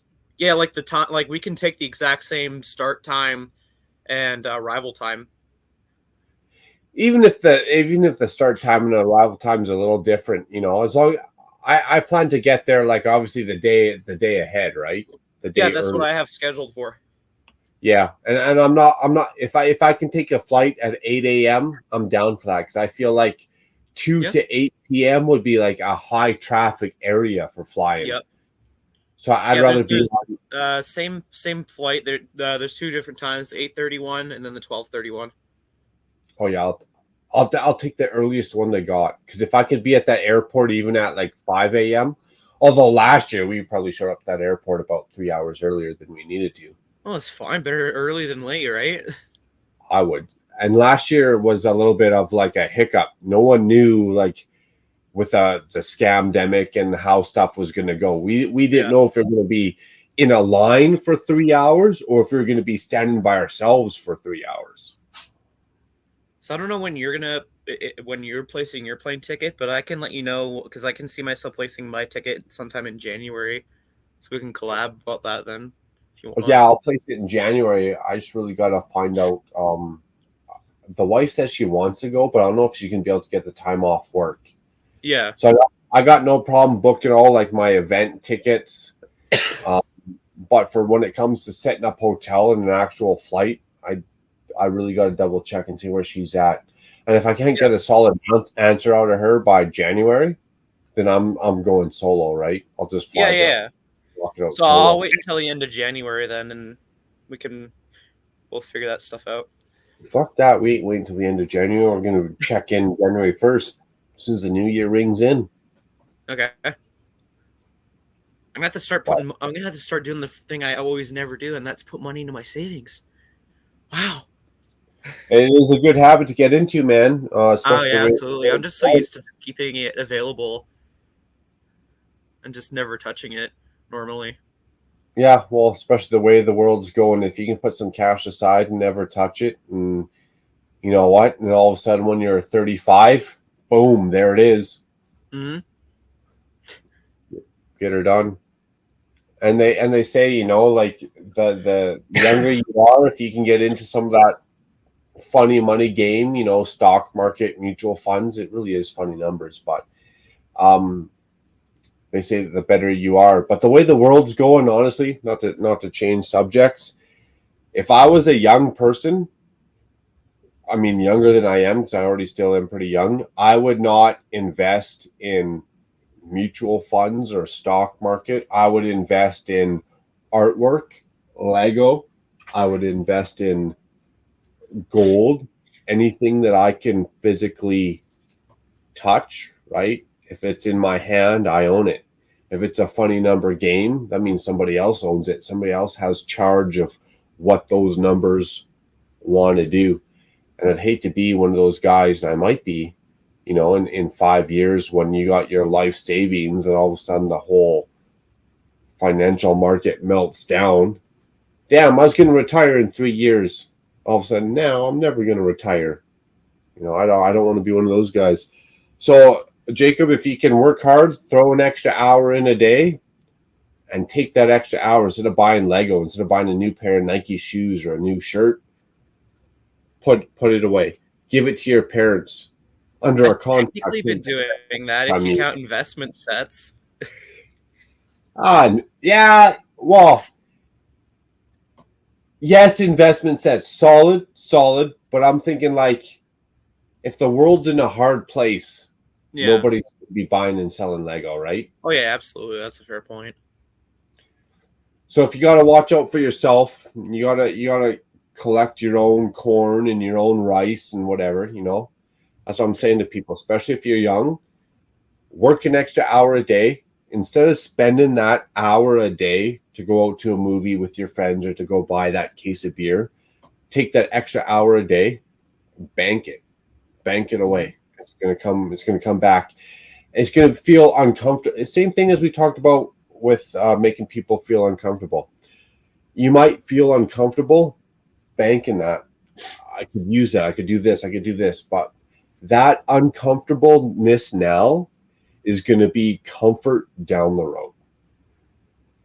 The more, this is how I feel about my life. The more I question myself, the more I'm uncomfortable, the more I step out of my zone, the more I learn, the better I am down the road. So that's going to be another macro drunken rant and rave tonight. Don't rely on the government, man. They ain't here to help you. Squidman, you just reminded me of something I got to research. I dumped all my oil, all my money in oil last year. Now just buying gold. Hey, can't go wrong because the world needs gonna need a whole lot of oil. When World War breaks out, they're gonna need a whole lot of oil. Can't go wrong with gold, man. Gold, cash, Lego, seeds. I'll be buying a whole lot of seeds. That's what I'm be doing. Buying a whole lot of seeds and putting them in a Tupperware container. Ninjago sets will be the currency of the future. They might be. The 2x2 brick is going to be the dollar of the future. 1x2 brick, my bad, is going to be the dollar of the future. Now, if you got the 1x2 in brown, that's going to be like a Zimbabwe dollar, right? Because you know it's going to break. You know that crappy brown brick's going to fall apart. So if you got a 1x2, it's not even a real currency. You might as well just print that off the press. It's a Zimbabwe dollar. Now, if you got a 1x2, if you got a 1x2 in like black, gray, light gray, or dark gray, that's like an American greenback. That brick's going to have some value across the world. You know what I mean? Boom. Dude, have I seriously been going for 5 hours? Yeah. 6 hours. I should probably stop. I should probably stop talking crap. Just get off camera. This guy's been talking so much shit about the American greenback. I don't even know what to believe anymore. That's the it's all bullshit moment, man. You guys tune in next week. Next week, I'm going to do some more research. I'm going to find another great topic to rant and rave about. And you got to do the research so I can actually have some backing into my matter. And it's going to be another great it's all bullshit moment. Squidman, I can help kill at least an hour and 42 minutes more if you want to watch some more content. If you go and look in my live stream unboxing live build playlist or whatever, there's a new live stream that I streamed earlier today before I had to run to work. Totally a shameless self-plug moment. Yeah, good morning, Brookworld. Hey, you know what? I'm going to second that shameless plug because I'm going to jump off here and I'm probably going to watch a couple of those videos myself, to be honest. Appreciate it. Catch up on some of my laziness, if you will. Oh, yeah. But good to see you, Jacob. Yeah. Glad to have you on. Yeah, thanks for having me. We got to get around town and definitely do another burger and get out for lunch. And worst case, January 1st is coming up, and guaranteed I'm going to see you standing in that line. Oh, that's probably the most likely scenario because I'm planning on only spending money on one more thing this year, and I don't think it requires me standing in line unless it's outside the brick bin by some fluke. Nice. Hey, that's a good plan. That's a good plan. Only spending money on one more thing. Heck yeah. Sometimes I forget your live streams because you unlist them. Do you unlist yours, Jacob? Yes, because with the algorithm and whatnot, it helps push regular videos better. That's what I hear, yeah. I mean, so I've yet to see that factor, but that's what I hear. Sorry? I've yet to see that come into play, but that's I've what seen I hear. an increase in views and watch time slightly because of it, so I'd say it's somewhat effective. Okay, so your regular videos go up a little bit more because you don't got live streams. Yeah, ever since I started unlisting my live streams, yeah. I'd have to ask the viewers. Do the viewers want to see just regular videos, or do they actually click on once in a while for live streams? So I'd cut the live streams in a heartbeat. Well, sometimes, like, I enlist them, but I put them in a playlist for people who want to go back and rewatch them if they missed it by any chance. That's good idea. Good idea. Nice. Well, we're going to catch up with that then. I'm going to go back and watch a couple of my videos. What do I got written down here? Videos to watch. We got, funny enough, T-Mog, Make Mayo, and Miss Bricks. Those are the updates and the videos that I'm lacking behind. And I write them down so I don't forget, because come tomorrow morning when I'm waiting for Good Morning Brick World to fire up, when I'm waiting for Doc to get his shit together, I can go watch the video here and there and get her in. Heck yeah. But I appreciate you, T-Mog, Mayo, Appreciate you too, Eric, Robert.